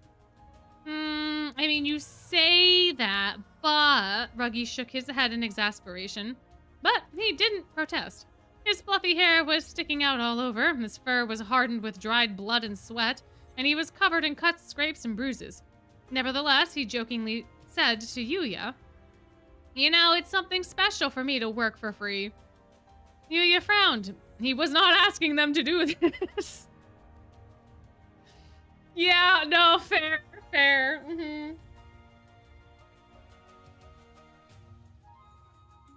This is so annoying, Leona sighed heavily.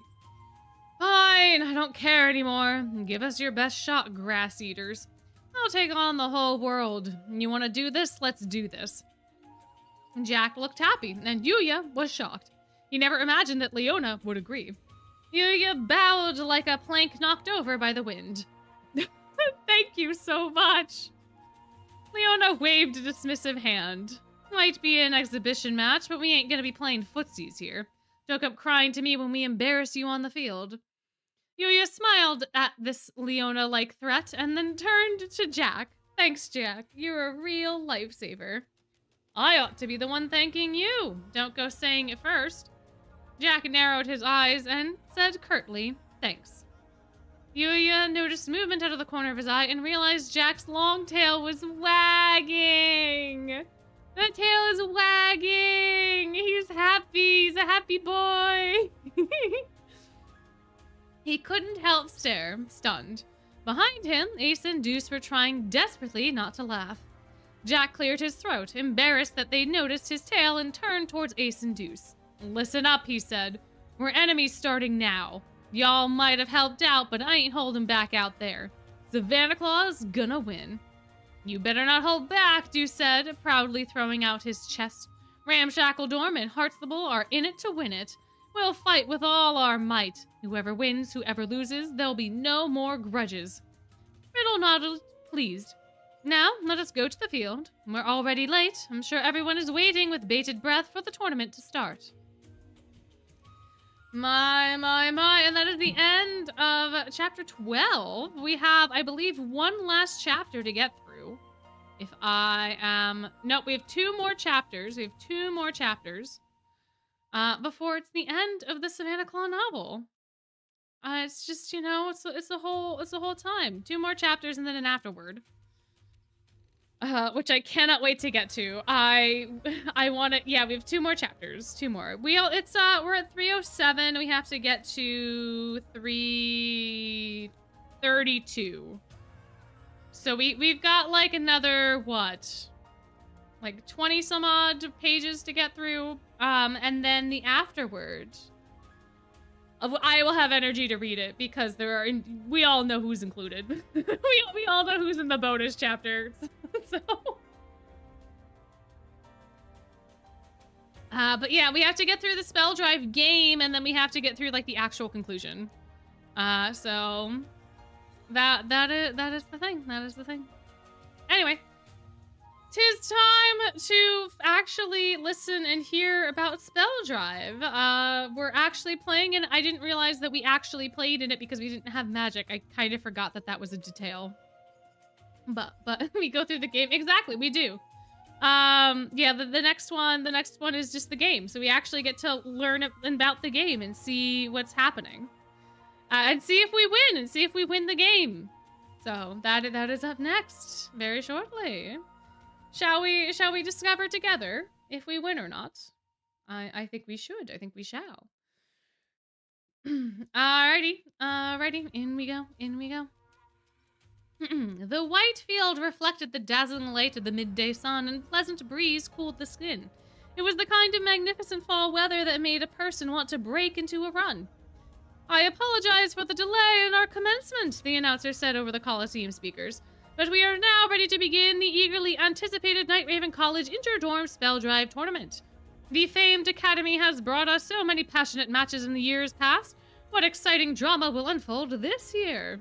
Yuya was waiting to take the field with his team, and a nearby monitor allowed them to watch the TV broadcast. Cameras skimmed over the spectator seats, showing the cheering fans. Dorm students in their uniforms were sitting together by dorm, chatting excitedly about the tournament. In a new twist, the announcer continued, we'll be treated to an exhibition match this year. What a wonderful surprise event, I'm extremely excited for this one myself. As the crowd cheered, Yuya and his team stepped onto the field through the Coliseum's west gates. Skipping ahead merrily in the lead was Grim. He showed no signs of nervousness as he was waved to the crowd. He was followed by Deuce, Ace, and the Ghosts, and then finally Yuya. A shockwave rippled through the crowd. The school students couldn't believe what they were seeing. It's the ramshackle dorm kids, and they've got ghosts!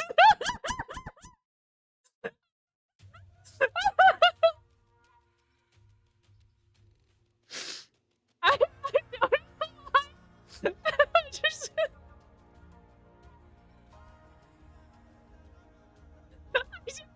I guess because we have seen the ghosts so much and we're so familiar with them, I kind of forget that like other people just don't know that they exist. I don't know why it's so funny to me that they're like, look, it's the kids, and they got ghosts. Oh man. Aren't those guys Hearthstone first years? What kind of team is this? Can they actually play a real game? I mean, the monster and the ghosts are one thing, but I heard that first years can't even use magic. Oh, that first year. That, not all of them collectively, but just you. They're talking about you. They're just talking about you.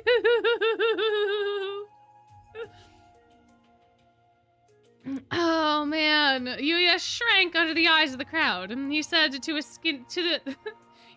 skinny ghost next to him, I know we've got the right number of players, but still, maybe we can't pull this off. We're fine, all good, the ghost said, slipping around to peer into Yuya's face. You and little Grimmy are our best students. I know you'll make us proud. We ain't no slouches neither, another ghost chimed in. Hee hee hee. Been ages since we played for real. I'm itching to do this. Whooshing through the air, the three ghosts were like hazy clouds beneath the brilliant blue sky. The navy cloaks they wore flapped like spirit flags. Moments later, Savanaclaw entered the stadium through the east gate. The venue erupted in cheers again as they spotted Leona in the lead. The crowd couldn't help but notice that every member of the Savanaclaw team had bandages covering at least one part of their body. They had to be curious about why the team was so battered before this tournament even started. Then Leona turned to face the crowd, and students immediately fell silent. You couldn't see very well, but it seemed like Leona had given them a particularly terrifying glare. The two teams strode into the middle of the large field and formed two rows, magical pens tucked into sleeves and pants pockets. Since Leona's Mage Stone was useless, ruined by Blot, the head mage had arranged for him to have a magical pen. The pen's stone was unblemished, like a perfectly ripe yellow fruit. Leona glanced at it before putting it in his pocket. Coach Vargas, even though it says professor, his name is Coach Vargas. Coach Vargas was the referee, and he stood at the center of the field between the Ramshackle and Savanaclaw teams. Why? Y'all ready? Why is every single person in this book using y'all? Like, I get it, because I use it all the time, but it is so strange to me that, like, we have, like, the latter half of the book, everybody's saying y'all. Everybody. Every single person needs to say y'all now. Oh, y'all ready? He said. He held the disc in his hand, looking forward to seeing a good game from both teams. He paused for a heartbeat, then blew his golden whistle shrilly. Using magic, Vargas sent the disc up into the air. It was a thin black circle engraved with a large crow spreading its wings, along with a Night Raven College school crest. Outlined in gold, the crest flickered and danced. Grim was the first to capture the disc. He jumped several times higher than he was tall, did a somersault in the air, and then pulled the disc to him with magic. Keeping the circle afloat over his back, he took off on all fours, crowing, "Ha-ha! Grim the Great's got the goods! Now it's just a quick dash to the goal!" "Ah, you dodo, it's not as easy as that," Deuce shouted, and hurried to chase after Grim. Just as Deuce feared, Ruggy swooped down on his broom toward the monster's wide-open back and cast a spell.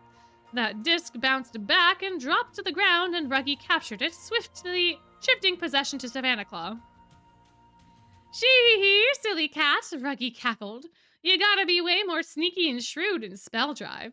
He flew higher as he made the disc spin around and round in the air with his magic.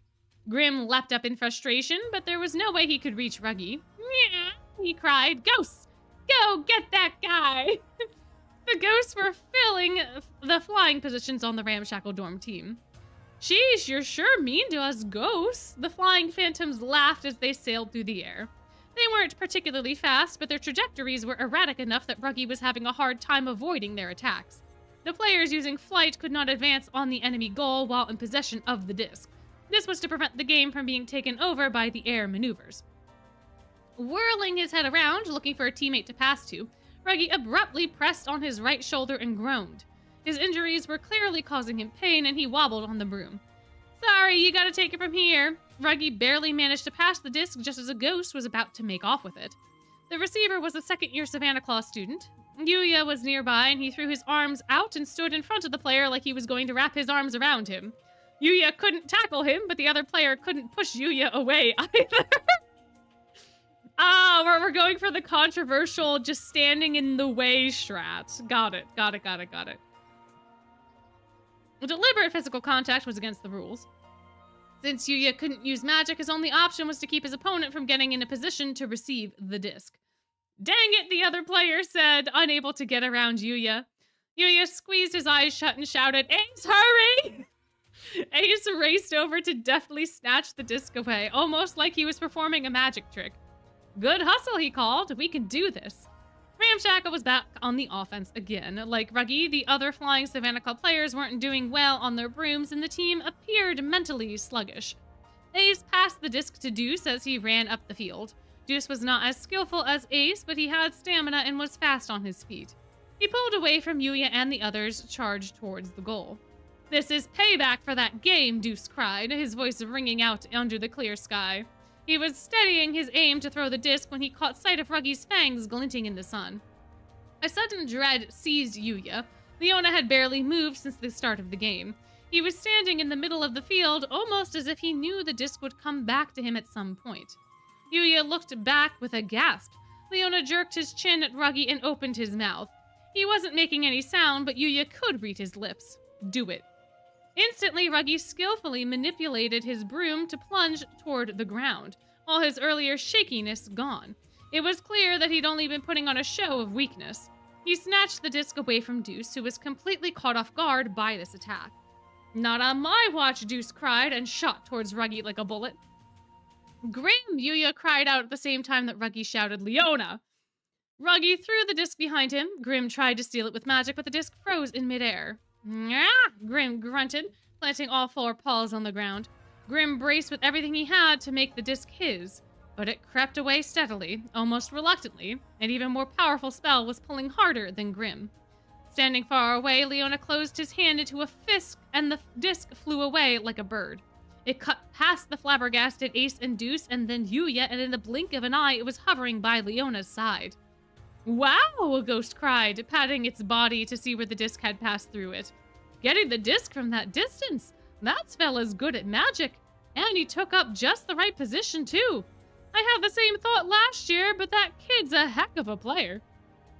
Don't just float there singing his praises, Grim yowled. Go get the disc!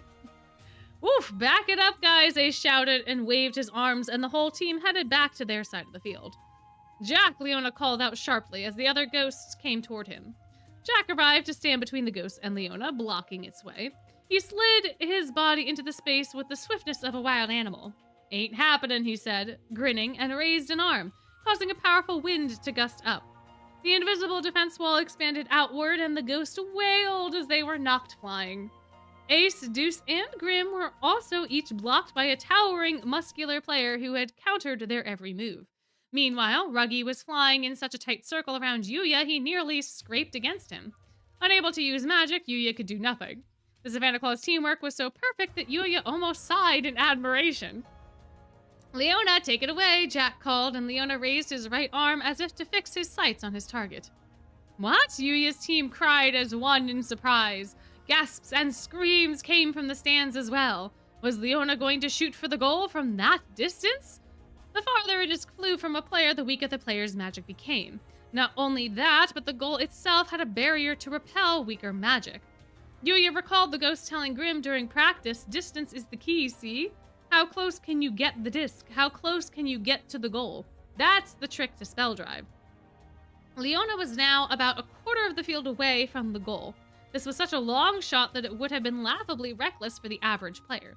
To his surprise, Yuya noticed that Leona looked unexpectedly cool or perhaps exhausted. The burning passion that had simmered within Leona the whole game was a shadow of itself. Cater had called Leona a genius commander, and for a second, Yuya forgot he was in the middle of a game and simply watched. Leona grimaced, one cheek. It's a cheek. The word is cheek. One cheek tightening as he clenched his teeth. His brow creased at the extraordinary toll the magic was taking. Then he let out a loud, powerful howl, as if throwing off this burden. The disc shot forward toward the goal in a straight line, no ups or downs, arcs or parabolas. Supported by magic, it flew as straight as an arrow through the three-ring center of the goal. A hush fell over the Colosseum. The scoreboard hanging in the air flashed with a golden light, and the score for Savanaclaw changed from 0 to 3. This was the maximum points possible for passing the disc through the goal's center. Earthquake, downpour, thunderstorm, more powerful than any of these was the cheering that greeted this goal. The crowd was so loud it threatened to split apart and destroy the Colosseum. Holy smokes, Yuya murmured. Even he could tell he had just watched an incredible play. I know he's the bad guy, but bravo, a ghost said, and all three applauded with transparent hands. Ace and Deuce looked like the only thing they could do was smile. Grim alone stamped at the ground in frustration, whining, but I was gonna bring out that big guns and toy with them. And then Leona goes and hogs the spotlight. No fair! Leona leaned over, hands on his knees, and Ruggy and Jack raced over to him. You did it, Leona, Ruggy said and slapped him on the back triumphantly. Dang, Jack muttered. You really are amazing. You've definitely showed him. The rest of the Savanaclaw jostled around Leona excitedly. When Leona lifted his head, his face was pale. Sweat beaded on his forehead and dropped to the ground. Staggering, he looked up at the scoreboard proudly. It's an exhibition match. Figured I had to pull out a showstopper. He laughed, carefree. They talk a big game, but they ain't even worth talking about. We are definitely getting back at them, Deuce said and slapped a fist into his palm. Vargas blew his whistle to restart the game. Leona's movements were slower, no doubt because he had just spent a lot of energy on that shot. The other 6 Savanaclaw players moved like his arms and legs to cover for him. Oh, exciting, exciting. For a while, the Ramshackle team was in a standoff with Savanaclaw. They couldn't dethrone the lion ruling over the field. Leona seemed in absolute control, his teammates following every order he gave. Even though they just had witnessed him overblotting, they had apparently not lost faith in Leona. This alone told Yuya how capable and respected this house warden normally was. Then, all of a sudden, things shifted. Ace knocked over the feet out from under a Savanaclaw player to steal the disc, and with the assistance of Deuce, Grim scored a point. Cries of surprise rose up from the bleachers. The monster got a point off Savanaclaw, someone shouted. Yeah! All right, the monsters cheered, dancing gleefully. Grim is the best! You didn't... Why did they say the monster? Why did they just say Grim? Yeah, all right, Grim cheered, dancing gleefully. Grim is the best. Why did they say the monster? We know who he is. You did it, Grim, Yuya said, and gave Grim a high five. Ace and Deuce pointed to the camera, and Grim turned towards it, waving proudly. Ruggy screwed up his face in annoyance. Leona, what's our next play? He asked. The rest of the team looked at Leona expectantly, calling him boss and eager for instructions. Yuya thought he saw Leona narrow his eyes as he looked out over the huddle of players. But the moment quickly passed, and Yuya couldn't tell if Leona was troubled about something or if he was making up his mind about something. The game started back up. Savanaclaw scored another point, and the ghost called for a timeout to regroup. Exhausted from running, Yuya slumped to the ground at the edge of the field. He looked up at the sky, wheezing deeply as sweat trickled into his eyes. He was worn to the bone. Passionate cheers rained down on the team. He heard multiple voices shout, "Go you!" He lifted his face to find Riddle, Cater, and Trey calling out to him from the stands. Aww, our friends are... Oh, that's so cute! My. Sitting in the front row, Riddle cupped a hand to his mouth and shouted, "What are you doing just sitting there? Defeat Leona and make him cry!" Riddle waved a wild fist in the air. It was a rare sight from the normally genteel house warden. Cater laughed and secretly took a photo from behind. "Don't go too hard," Trey shouted. "We'll strike the final blow. You just make sure no one gets hurt." "What are you saying, Trey?" Riddle shouted. "We must have Ace and Deuce show Heartstable's determination." Riddle's face was red. Yuya was surprised to see him so completely enthralled by the game. "Dang, simmer down already," Ace said with a laugh. "I mean, it's not like you're a little kid seeing Spell Drive for the first time." Ace abruptly clamped his mouth shut. Yuya exchanged a look with Deuce. Maybe this really was the first time that Riddle had ever cheered at a game like this. Riddle had already been house warden by this time last year. He would have been in the tournament leading his dorm students. Maybe he'd watched Spell Drive on TV when he was younger, but since coming to Night Raven College, this might have been Riddle's first live game where he wasn't playing and could simply sit and cheer. "All right," Deuce and Ace yelled together as they looked up at their friends. "We can't sit back and take a break when House Warden Rosehearts is cheering so hard," Deuce said. "You said it. Guess we gotta do this. Let's show him a few surprises," Ace shouted. They felt a strong desire to live up to their house warden's expectations. Not everyone in Heartstable had come to accept and trust him yet, but they would as they came to understand Riddle's true nature. When that day arrived, they'd smile at him the way Ace and Deuce were doing now. The whole Ramshackle team put their heads together to stretch out their next play. They discussed strategy and racked their brains for how they could strike back against an opponent as strong as Savanaclaw. Yuya thought, it's almost too much fun. He was surprised to realize that he was enjoying himself, even though the discussion was heated and voices were raised. This time, Yuya was strangely not upset by it. He knew that everyone on both teams cherished playing and were giving everything they had to the competition. Yuya suddenly realized there was a difference between competing out of pure desire to win and fighting to make someone lose. This was the difference between brawling to hurt someone and delighting in the challenge, found in sport, to be your best self, and wanting others to be their best selves at the same time. In that kind of contest, everyone could hold their heads high. Professor, or Coach Vargas, blew the whistle to end the timeout and the game started back up. This time, Yuya's mark was Jack. Ace had suggested this, figuring that being up against someone who couldn't use magic might cause Jack to hesitate. Jack seemed to see right through this strategy. He growled at Yuya. "You thought wrong. I don't hold back against anyone, not even you." "I'd said you'd probably say that," Yuya admitted. Then he positioned himself, ready to give his all. Jack laughed out loud at Yuya's determination. "Nice," he said, and gave him a thumbs up. "I'll go just as hard as you, then." Above their heads, the ghosts cheered. Apparently, Team Ramshackle had stolen the disc again. Yuya heard Grimm's voice shout, "I'm gonna land this one! Great Grim Hurricane!" "You!" Jack's eyes flew open. "Behind you!" Uh-oh.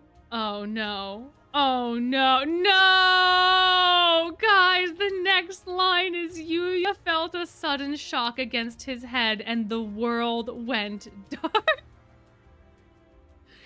No, Grim! Grim, no! You killed us, Grim! Oh, man. Oh, my goodness, my gracious. I'm sure the whole world thought that poor Yuya had joined the ghosts. Man, what a way to go out, though. What a way to go out. Could you imagine you're in a game with ghosts, right? You're in a game with ghosts. And then during that game, you become a ghost. Like, dude, would you just continue to play then? Like, you're, like, at that point, you're already dead. So, like, what do you do, right? Like, what? I guess you would just continue. I don't know. I don't know. Anyway, next chapter. Let's find out what happened to poor old Yu. Chapter 14. Yuya heard voices and slowly came to his senses. Okay, so we're not dead. He's not dead. Couldn't watch anything else happen, but he's not dead, so that it's fine. We're fine. It's great. As he raised his heavy eyelids, all he could make out was bright white light. He heard Ace say, "Listen, man, you were never gonna score with that wild shot. I mean, you seriously gave me a heart attack there." "Leona did it," Grim mumbled, "so I figured I could make it too." "You ain't even got the strength of my baby finger, herbivore," said a low voice. Yuya opened his eyes further. He was lying in a bed. Ace and Grim were sitting on one side, and Deuce and Jack were on the opposite side. He thought that the last voice was Leona's, but he couldn't see the Savanaclaw house warden. Deuce smiled at Yuya and said, "Oh, you're awake." What happened?" Yuya stammered as he sat up. The back of his head throbbed in protest. He nervously put a hand to the spot, which was swollen and tendered and covered with a soft bandage. Nearby were shelves full of medications, and on a desk were pieces of gauze and a small roll of surgical tape. The clean scent of antiseptic was his last clue that he was in the infirmary. Outside the large windows, the sky was a deep blue as dusk shaded into night. He cried out in surprise. "Huh? Don't you remember?" Deuce asked. "Grim threw the disc right into your head and knocked you out cold. The nurse said it's nothing serious, though." I don't believe that. We have to have a concussion. There's no way we don't have a concussion. There's no way. Unless the magic shift discs are really like frisbees, like if they're really like a plastic frisbee, then sure, maybe. But like, there's no way we don't have a concussion. "You missed the whole thing," Ace told him. "Even the closing ceremonies. They're taking everything apart right now." "I don't remember anything," Yuya moaned and shook his head, which throbbed with pain. Grim averted his eyes guiltily, swinging his legs back and forth. "So, which dorm won?" Yuya asked. "Diasomnia," a voice said from the other side of a hanging white sheet. It was Leona. Deuce pulled aside the partition to reveal Leona sitting in bed, scowling. He had large bandages on his forehead and cheek, and a smaller one over the top of his proud nose. Jack stood up and pulled back the curtain around the other bed to reveal Ruggy. we're just revealing them all. We're just like, and behind curtain number 2 is Ruggy Moochie. Oh my goodness. Ay. He was propped on his elbows, his chin in his hands.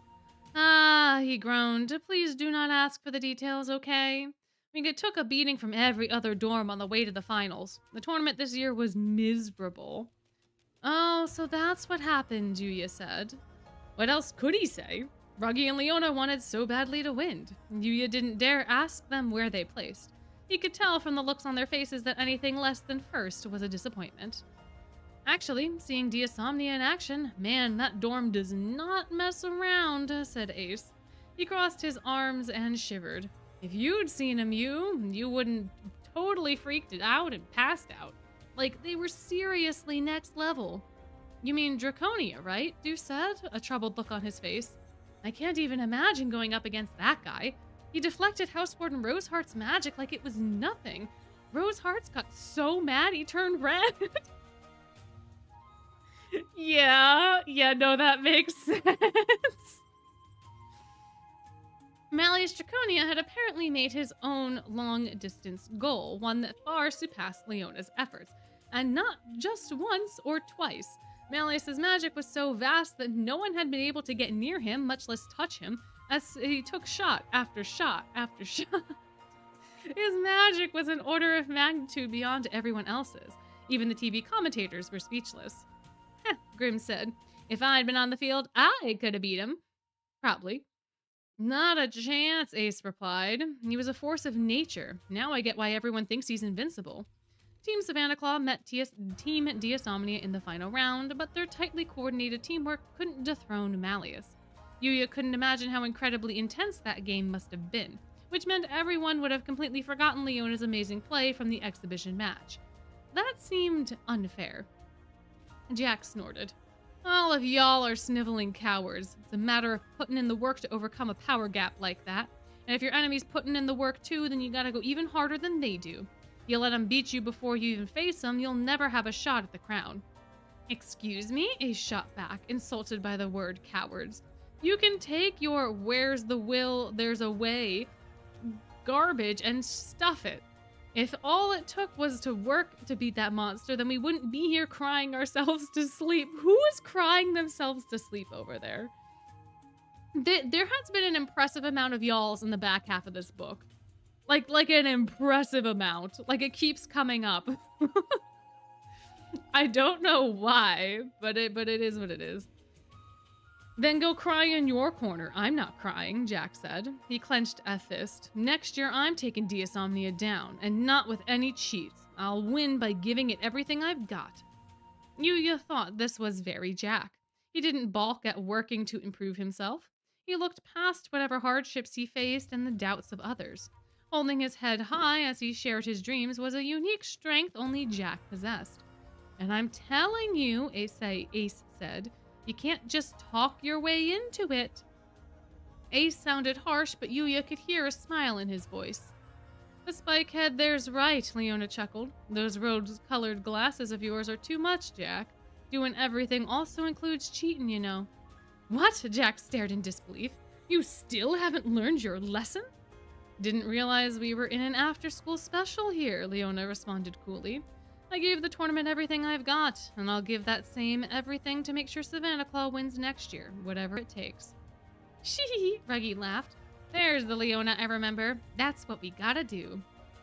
Yuya realized that even though Leona had gotten so out of control to actually overblot, he apparently wasn't going to spare a single moment to reflect on the actions that led to it. His co-conspirator, Ruggy, wasn't either. Not only didn't he rebuke Leona, but he delighted in his bragging.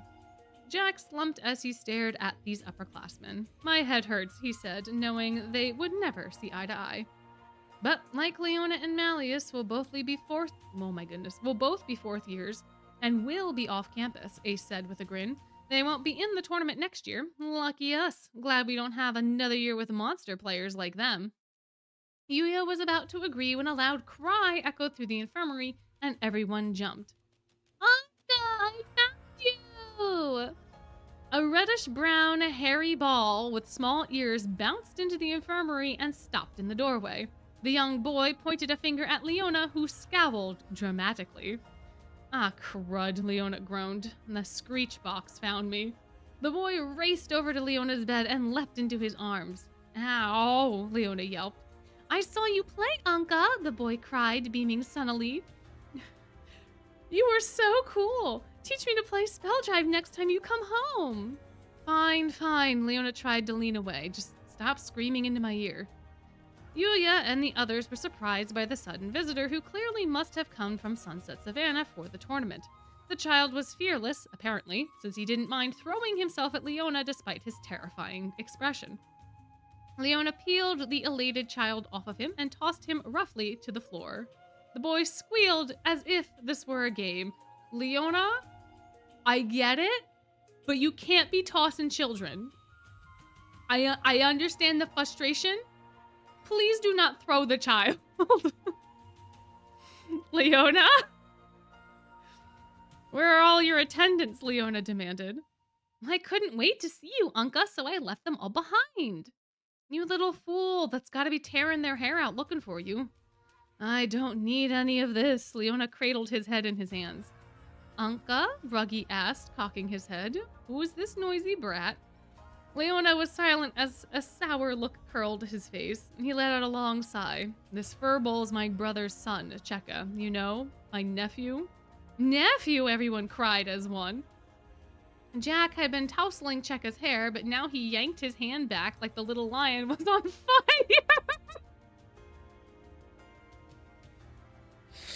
Jack!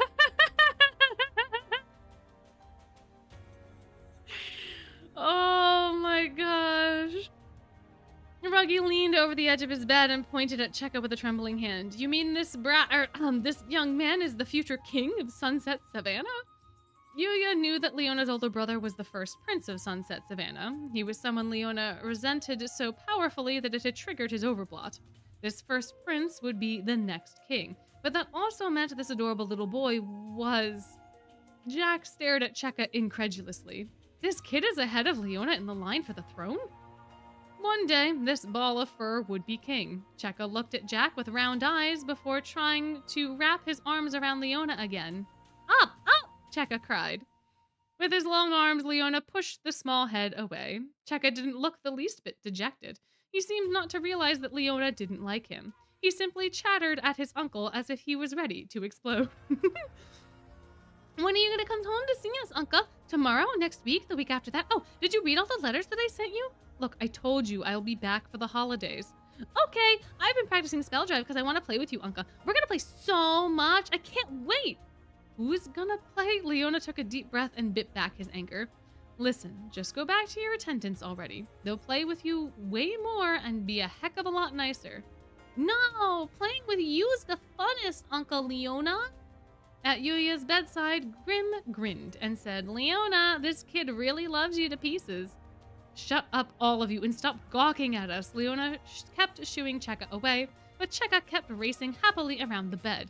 He couldn't have been more than 4 or 5 years old. It was an innocent age when nothing in the world seemed scary, not even a grumpy uncle. Leona bellowed, pleaded, and lamented, but Cheka coiled incessantly around him. Eventually, Leona hung his head and wilted into silence, having lost this battle of wills. Well, that is rough, Ruggy said, amused that the Leona could be defeated by a boy. When the source of your anguish hangs off you so sweetly, I get why you would never want to go home to visit your family, Leona. Ah, this is some sweet intel right here. A wicked smile rose on Ruggy's face, as though he couldn't wait to share this new information with others. Meanwhile, the rest of the people in the room couldn't help but smile themselves, watching the stony-faced Leona interacting with the beaming Cheka. They were such polar opposites, and the fact that they resembled each other a bit made it even that much funnier. Cheka looked around curiously. Why are you laughing? Are you all Uncle Leona's friends? It's too much, Ace exploded, watching this child adorably call the fearsome Leona the boss of Savanaclaw, Unka. Unka seemed to undo everyone's fear of him. Yeah, we sure are. We're your Unka's besties. Ain't that right, Unka Leona?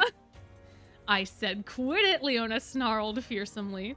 Only Yuya obeyed. No one else could contain the chain reaction of explosive laughter. Ace, Ruggy, Grim, and Deuce howled and clutched their sides as Jack bit his lip to hold back his laughter. Laugh it up. I'm gonna remember this, Leona roared. Leona's angry outburst was so ridiculous as well as ineffective, since he couldn't terrorize any of them to stopping, that it made you smile. And now you, Leona said, glaring at Yuya. You got some nerve. Yuya hurriedly wiped the smile from his face. I wasn't laughing like that, he protested weakly, afraid that Leona might yank him up by the front of his shirt. Uncle Leona, Ruggy exclaimed, laughing so hard he was in pain. Ah, it hurts so much when I laugh. Leona shouted, I'm gonna make it so none of y'all can ever why is it y'all again? Can ever open your mouths again. Hey, come on, Jack said, pushing Leona down as the house warden tried to get off. You gotta lie back down and rest. Eventually, Cheka's guardians arrived and took him away, and the other visitors left too. Calm was restored to the infirmary, and Yuya sank back into his bed to relax. Later, Coach Vargas arrived at the infirmary to take Yu and Grim back to Ramshackle Dorm on his broom. The school nurse wanted Leona and Ruggy to remain in the infirmary overnight for observation. After arriving at Ramshackle Dorm, Vargas said, You both played a great game. You make sure to take it easy and rest those muscles tonight. Yuya and Grim were thrilled to be back at Ramshackle Dorm. Hey guys, we're back, Yuya said. The genius spell drive player Grim has returned, Grim announced. Oh, welcome home, guys, one of the ghosts said as all three came to greet them in the brightly lit entryway. They flew around and passed through them any number of times, in part to check on their injuries as they chattered. We was worried, you. Thought you were maybe gonna be joining us. A chickadee like you's still got a lot of life left to live before you get to be a ghost, okay? Yuya nodded. Yeah, sorry to make you worry. Yuya expressed his deep appreciation to the ghosts. Without them, they wouldn't have been able to play in the tournament. Happy to do it, the largest ghost said. We had a blast ourselves. Never dreamed we'd get to be in the Spell Drive tournament again. Thanks. Yee-hee-hee. The high-pitched laughter of the ghost shook the walls of Ramshackle Dorm. Even after Yuya left to take a shower, he could hear the ghost chatting with Grim. They really had enjoyed the tournament. Dragging his heavy body into their bedroom, Yuya spotted a paper bag on the bedside table. It was full of food. The ghosts had gotten them supper from the cafeteria. Yuya suddenly realized he was starving. He opened one container to find thick slices of roasted ham. There were sandwiches wrapped in foil and a sweet-smelling apple, but he could barely move his fingers to pick it up. He was almost too tired to eat. He ate one of the cucumber and tuna sandwiches wrapped in foil and washed it down with some orange juice. That's a wild meal. Cucumber and tuna, sure. But then to wash it down with orange juice, I feel like all of those flavor combinations would not work that well. I don't know. I guess it depends on the tuna. If it's like a tuna salad sandwich, which I would assume it would be, given that the cucumber is in there. I'm kind of judging. I'm judging specifically because of the orange juice. Not because, like, the two things independently sound like they would be good. I just don't know that they would go good together. Anyway, not a detail that I need to get hung up on. Okay, let's keep going. Grim eagerly polished off the other sandwich. Tuna was his favorite. Yuya fell backwards into bed. He'd eat the rest of the food tomorrow. Grim flopped over face down, just as tired as Yuya. Did you have fun today? Yuya asked, looking at the ceiling. All the fun. Grim immediately began recounting the whole day in detail. The moments when he scored a point, when he dodged an opponent, charging him, and how frustrated the opponent had looked, how the spectators had cheered for every play. Grim became eager and excited, the rush of happy memories wiping away his exhaustion and the terror of Leona's overblock incident. Grim declared, next time, I'm gonna be the real tournament, not just some exhibition match. As if I'd give up— oh, you still haven't given up on that, huh? Yuya sighed. As if I'd give up on my dreams, the monster sniffed indignantly. Didn't even get to see the end of the tournament on account of you getting carried off to the infirmary. Next year, we won't watch the Spell Drive tournament, though. We'll play. I guess so. Yuya smiled and then realized something. Grim, did you not watch the tournament? Were you waiting in the infirmary for me to wake up? Well, you know, the monster shrugged. I didn't want to watch all them other guys playing on my field. You could have gone and cheered for Hartslevel, Yuya protested. Weren't you bored? What are you talking about? That infirmary was action-packed even before you woke up, you. It was a lot, Grim shouted. Yuya asked what had happened and the monster shuddered next to him. Leona was kicking and thrashing, real violent when they brought him to the infirmary, kept insisting he was fine. Oh, yeah, that would actually be really scary. I'm glad I was unconscious. Grim let out a long sigh. I mean, he's all wrapped in bandages, but he was getting so mad. Oh, don't treat me like I'm hurt. But I mean, no matter which way you cut it, he was hurt, you know. He kept not listening to anyone, so in the end, Vargas and them got real mad and forced him to lie down. Leona was that angry? Yep. He kept roaring, I'm gonna destroy Malleus. He seriously never learns, huh? I guess not, Yuya said. But he suddenly understood the hazy anxiety he'd been feeling ever since the Overblood incident. He'd been afraid of Leona's quiet. When Leona was facing Riddle, Cater, and the others, when he realized he was defeated and his plan to get rid of Malleus had been foiled, he had become deadly calm and quiet. Yuya now realized it was resignation, as if he had given up on anything and everything in life. With his impassive gaze, he looked lonely and he sounded utterly indifferent. Yuya hated fighting, but Leona's silence had felt much more frightening than his rage, so he was relieved to hear that Leona had been scowling and roaring in the infirmary. He didn't mind when Leona was growling at Cheka. It showed that Leona cared about himself and others. Yuya thought it was strange that he preferred an angry Leona to one who stood listlessly like a painting. Comforted by this realization, Yuya forgot about the lump on his head, and he groaned as he pressed it accidentally. Hey, Grim said with a frown, that bump of yours. Yeah, Yuya rubbed his head. It's okay. It still hurts, but the nurse said it'd heal fast enough. Grim groaned and pinched his mouth shut. It was maybe a little my fault, he said quietly. What? Yuya sat up and looked at Grim. He was honestly stunned. He assumed that this little dictator was entirely self-absorbed. Yeah, no, fair assumption, fair assumption. But Grim did care about him. He had been so worried about Yuya that he had stayed in the infirmary while everyone else played in the tournament, and he'd just taken responsibility for hurting Yuya, even if it wasn't quite an apology. This made Yuya very, very happy, and he smiled at Grim as the monster fidgeted restlessly. It's okay, Yuya said. You didn't do it on purpose, right? Exactly, it wasn't on purpose. Grim smiled boldly. That's why it really wasn't my fault. It was your fault for being slow. Make sure you get out of the way next year. Yuya laughed to see Grim return to his usual self. If there is a next year, Yuya said, I think you should put that shot in the discard pile. They chatted quietly a little longer until Grim began to snore. It was definitely not quiet, but the fixed rhythm lulled Yuya towards sleep too. He summoned the last of his strength to get up and turn out the lights, then he stumbled back to bed, his eyelids quickly growing heavy. As they slid shut, images of Ace and Deuce playing Spell Drive popped into his mind. He smiled. They were probably in the cafeteria right now stuffing supper into their mouths. Their stomachs had been growling while they were in the infirmary and talking about what kind of feast the school would provide for them on this special day. Jack was probably with them too, and still insisting that he had no intention of being friends. It really was too bad that Yuya couldn't take part in the buddy banquet because of his injury. Yuya's mind buzzed with all the questions he wanted to ask his friends about the tournament. How had Riddle led Heartstable? Was Trey able to play in the tournament after all?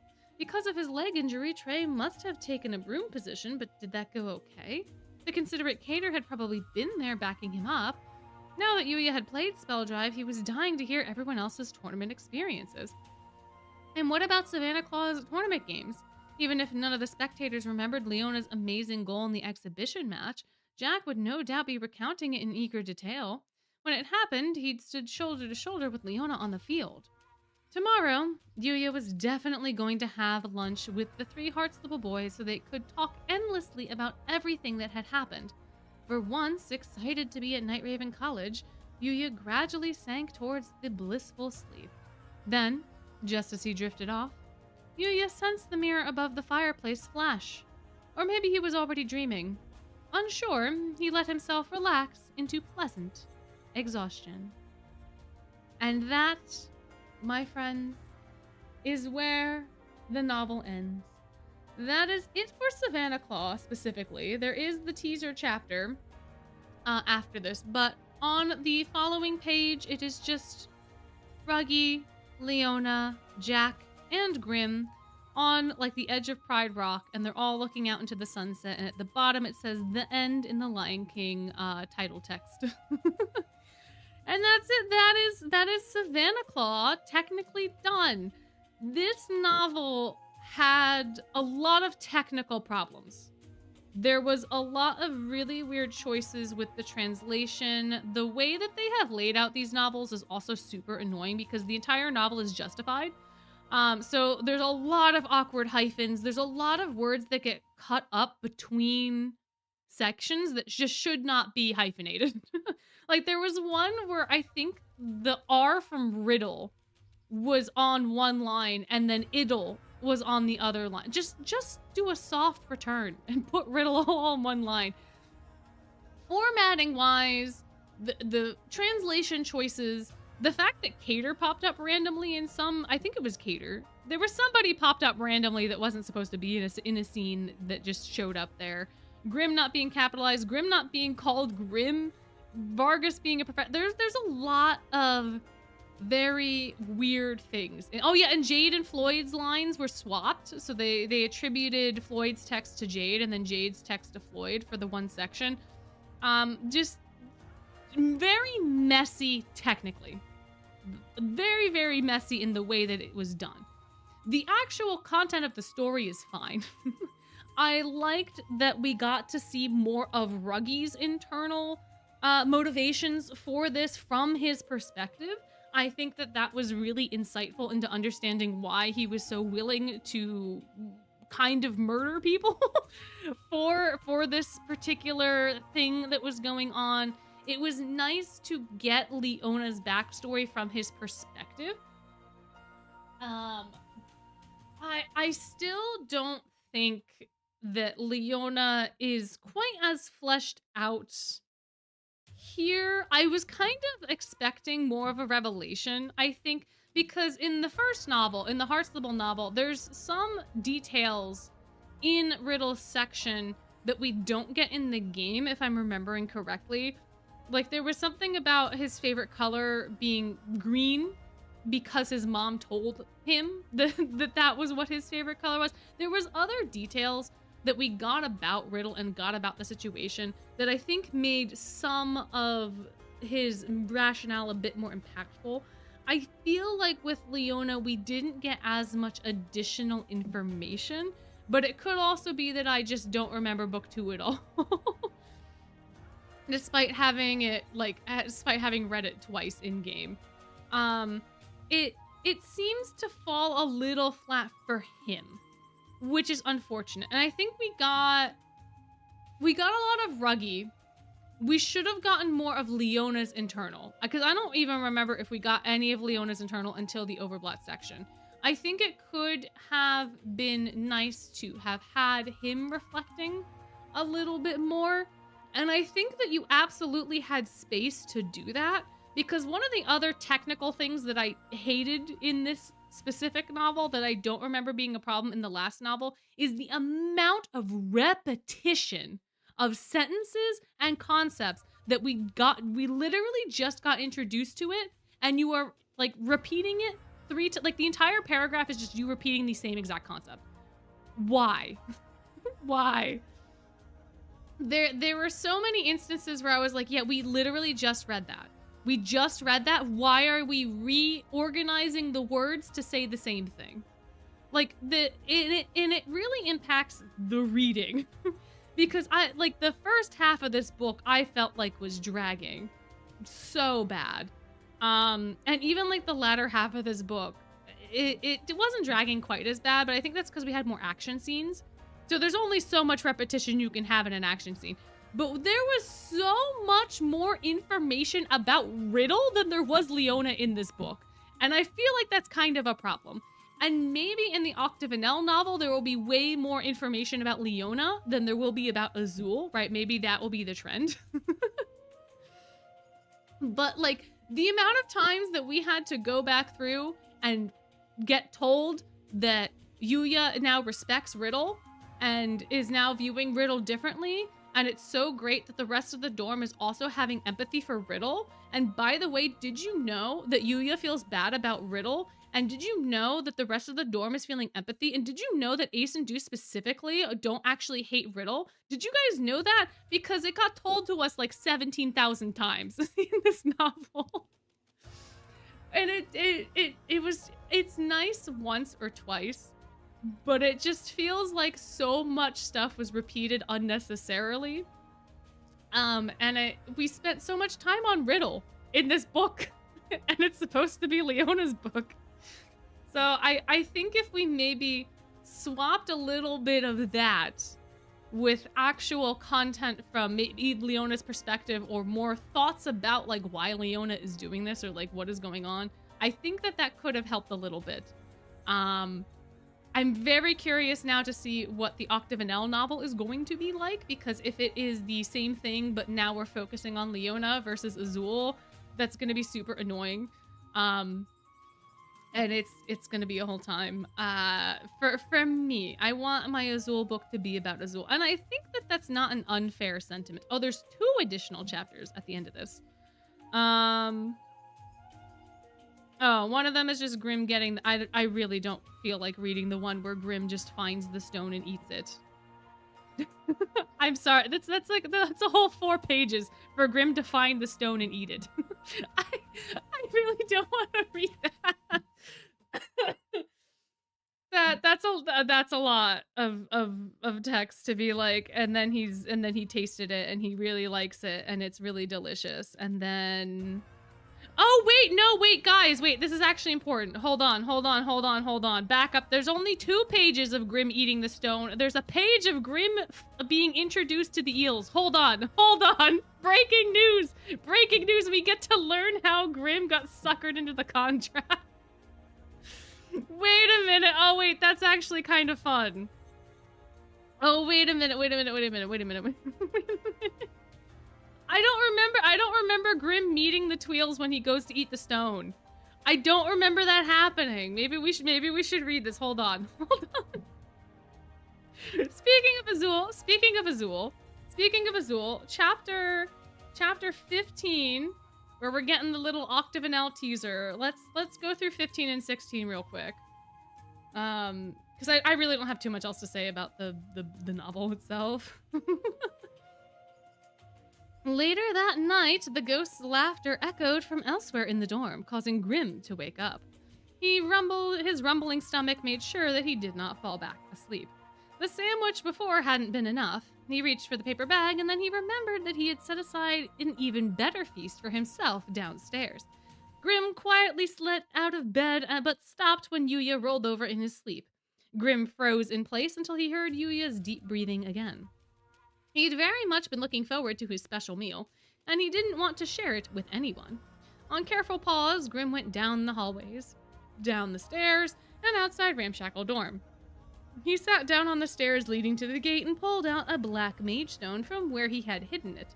He rolled the stone over in his paws and brought it up to his nose, taking a long, deep sniff. "Ah," he sighed dreamily. "It smells amazing." The stone was pitch black, almost crystalline, yet no light reflected off its glossy surface. It was mesmerizing to look at and smelled delicious. There was no way Grim could resist it. He found the stone inside a crack on the ground after Leona had passed out from overblotting. When no one was looking, he scooped it up, hid it carefully, and brought it home.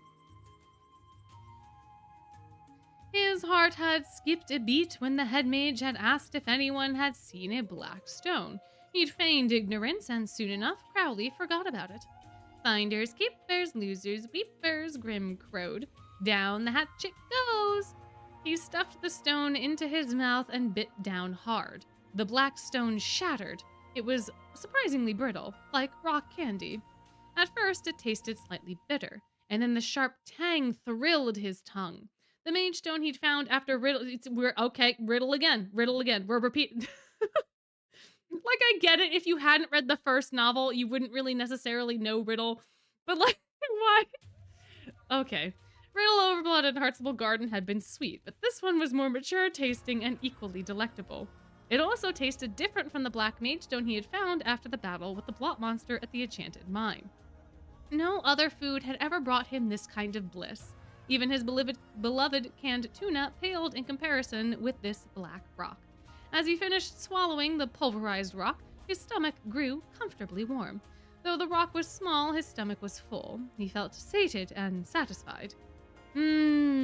Delish. Despite being satisfied, Grim immediately wanted more. If he could, all he'd ever eat from now on would be those yummy rocks. As he started hunting around to see if any more might be lying around, a voice cut out of the darkness nearly made him jump out of his fur. Huh? The voice said. Hey, look, Jade. There's this fat little round seal here. Weird that it's on land. Hi, Floyd. How's it going? How's it shaking? Who's there? Grim cried out.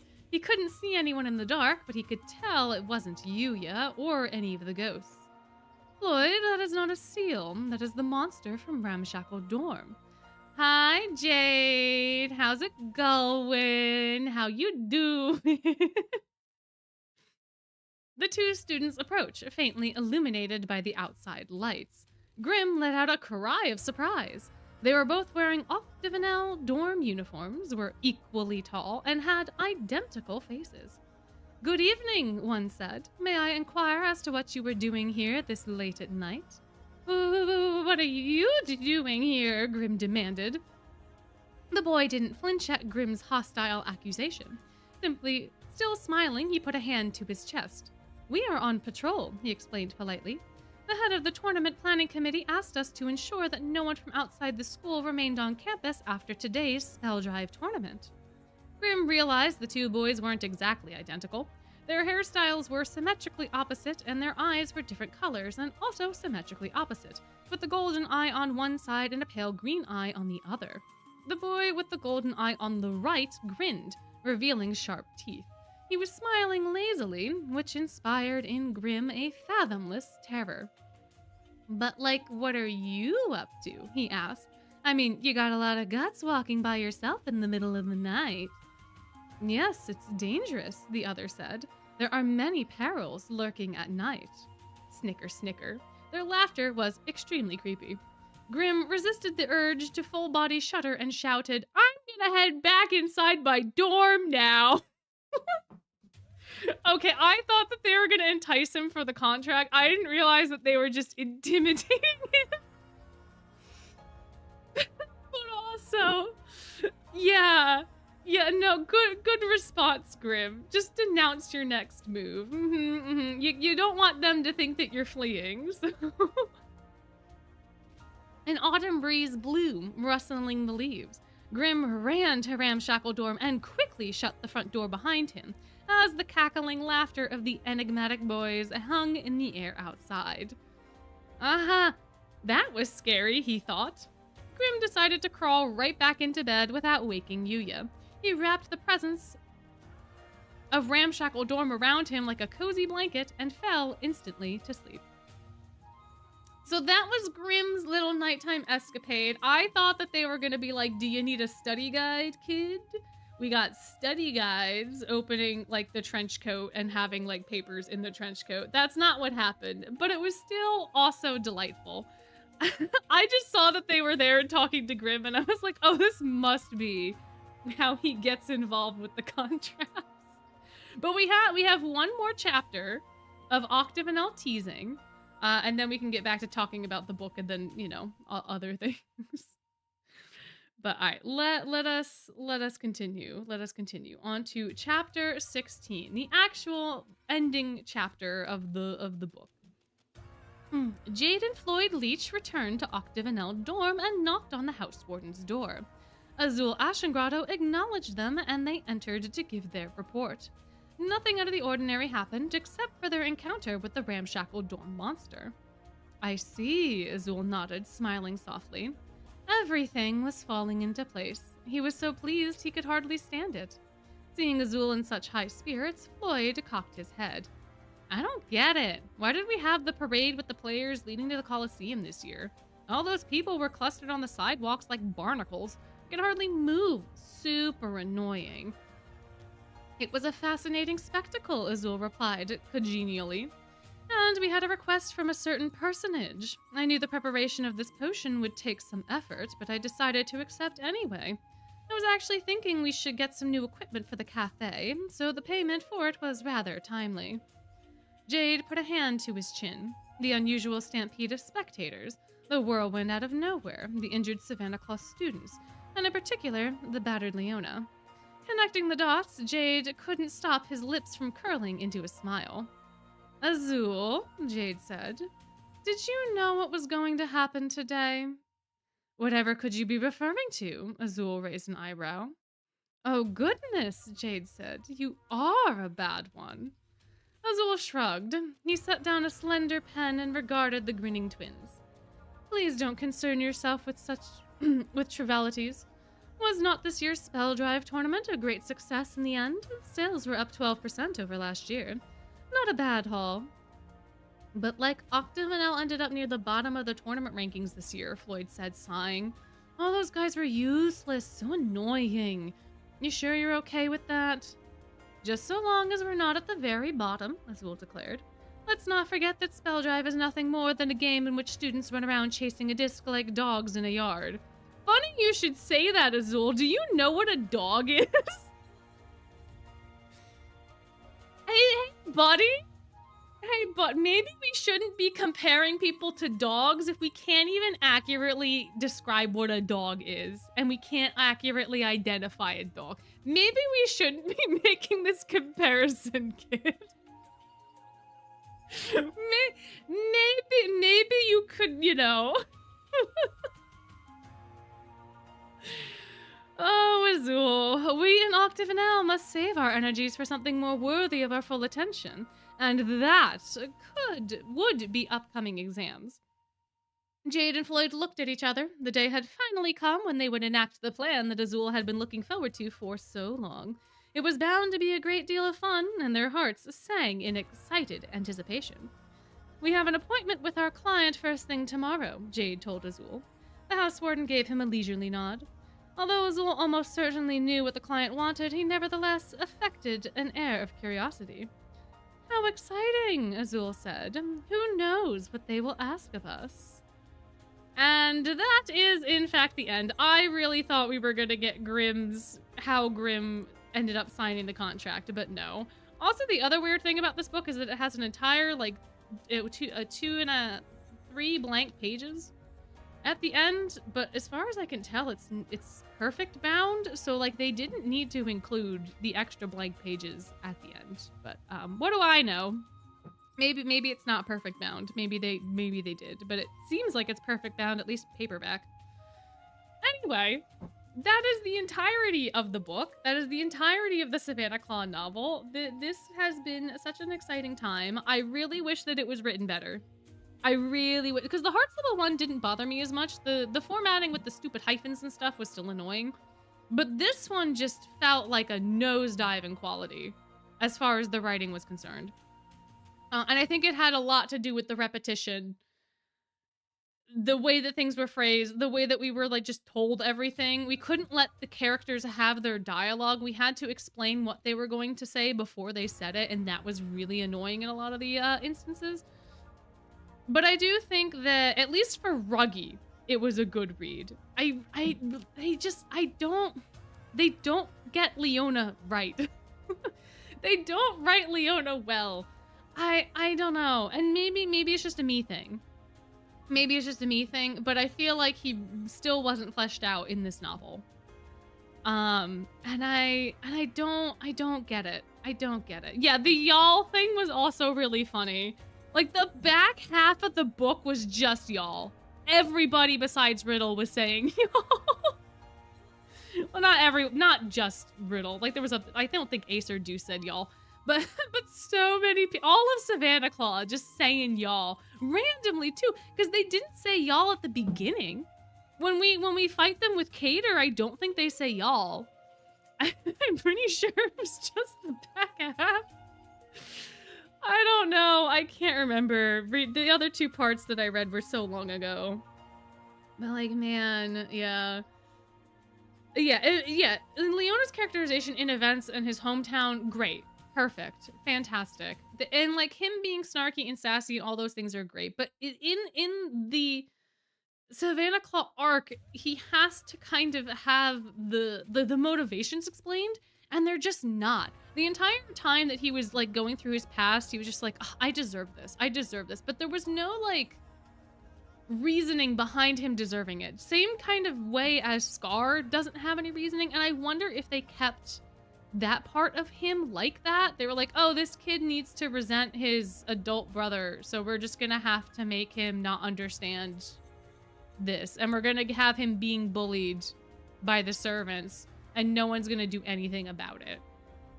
It's like, I don't know. It didn't feel good because like he hates his brother. He hates his brother, but he hates his brother not because his brother is king, and Leona doesn't get that. Leona is assuming that king is what he needs to get in order to be recognized, but that's not the truth. But that's because of all the gossipers. So like he doesn't like Felina because Felina has attention. Leona's whole problem is that he wants attention and he wants to be recognized. And he's misconflated that with the position of being king. That's not explained at all in this book, I don't think. The reason that he hates Malleus so much is not even really touched on at all, because they focus a lot on the actual game, which is kind of nice.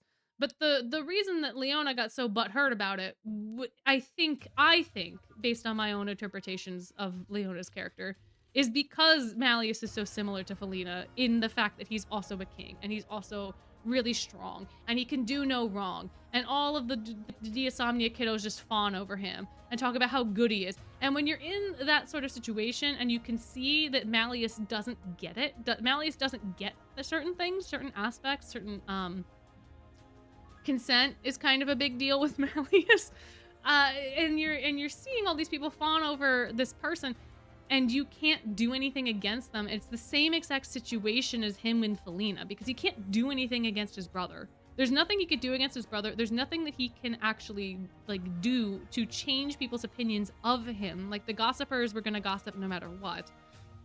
The situations are so similar, and I feel like that we just didn't really get any of that in the novel. But I feel like we get that in the manga though. And so like, I'm just confused about book 2.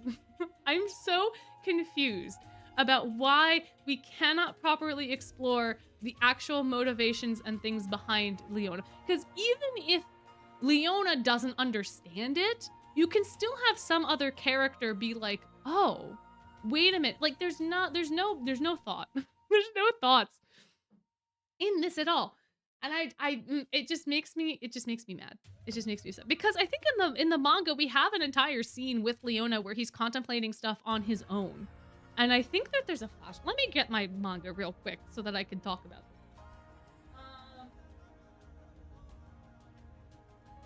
Because we get Ruggy flashbacks in the manga, which really help for Ruggy's character.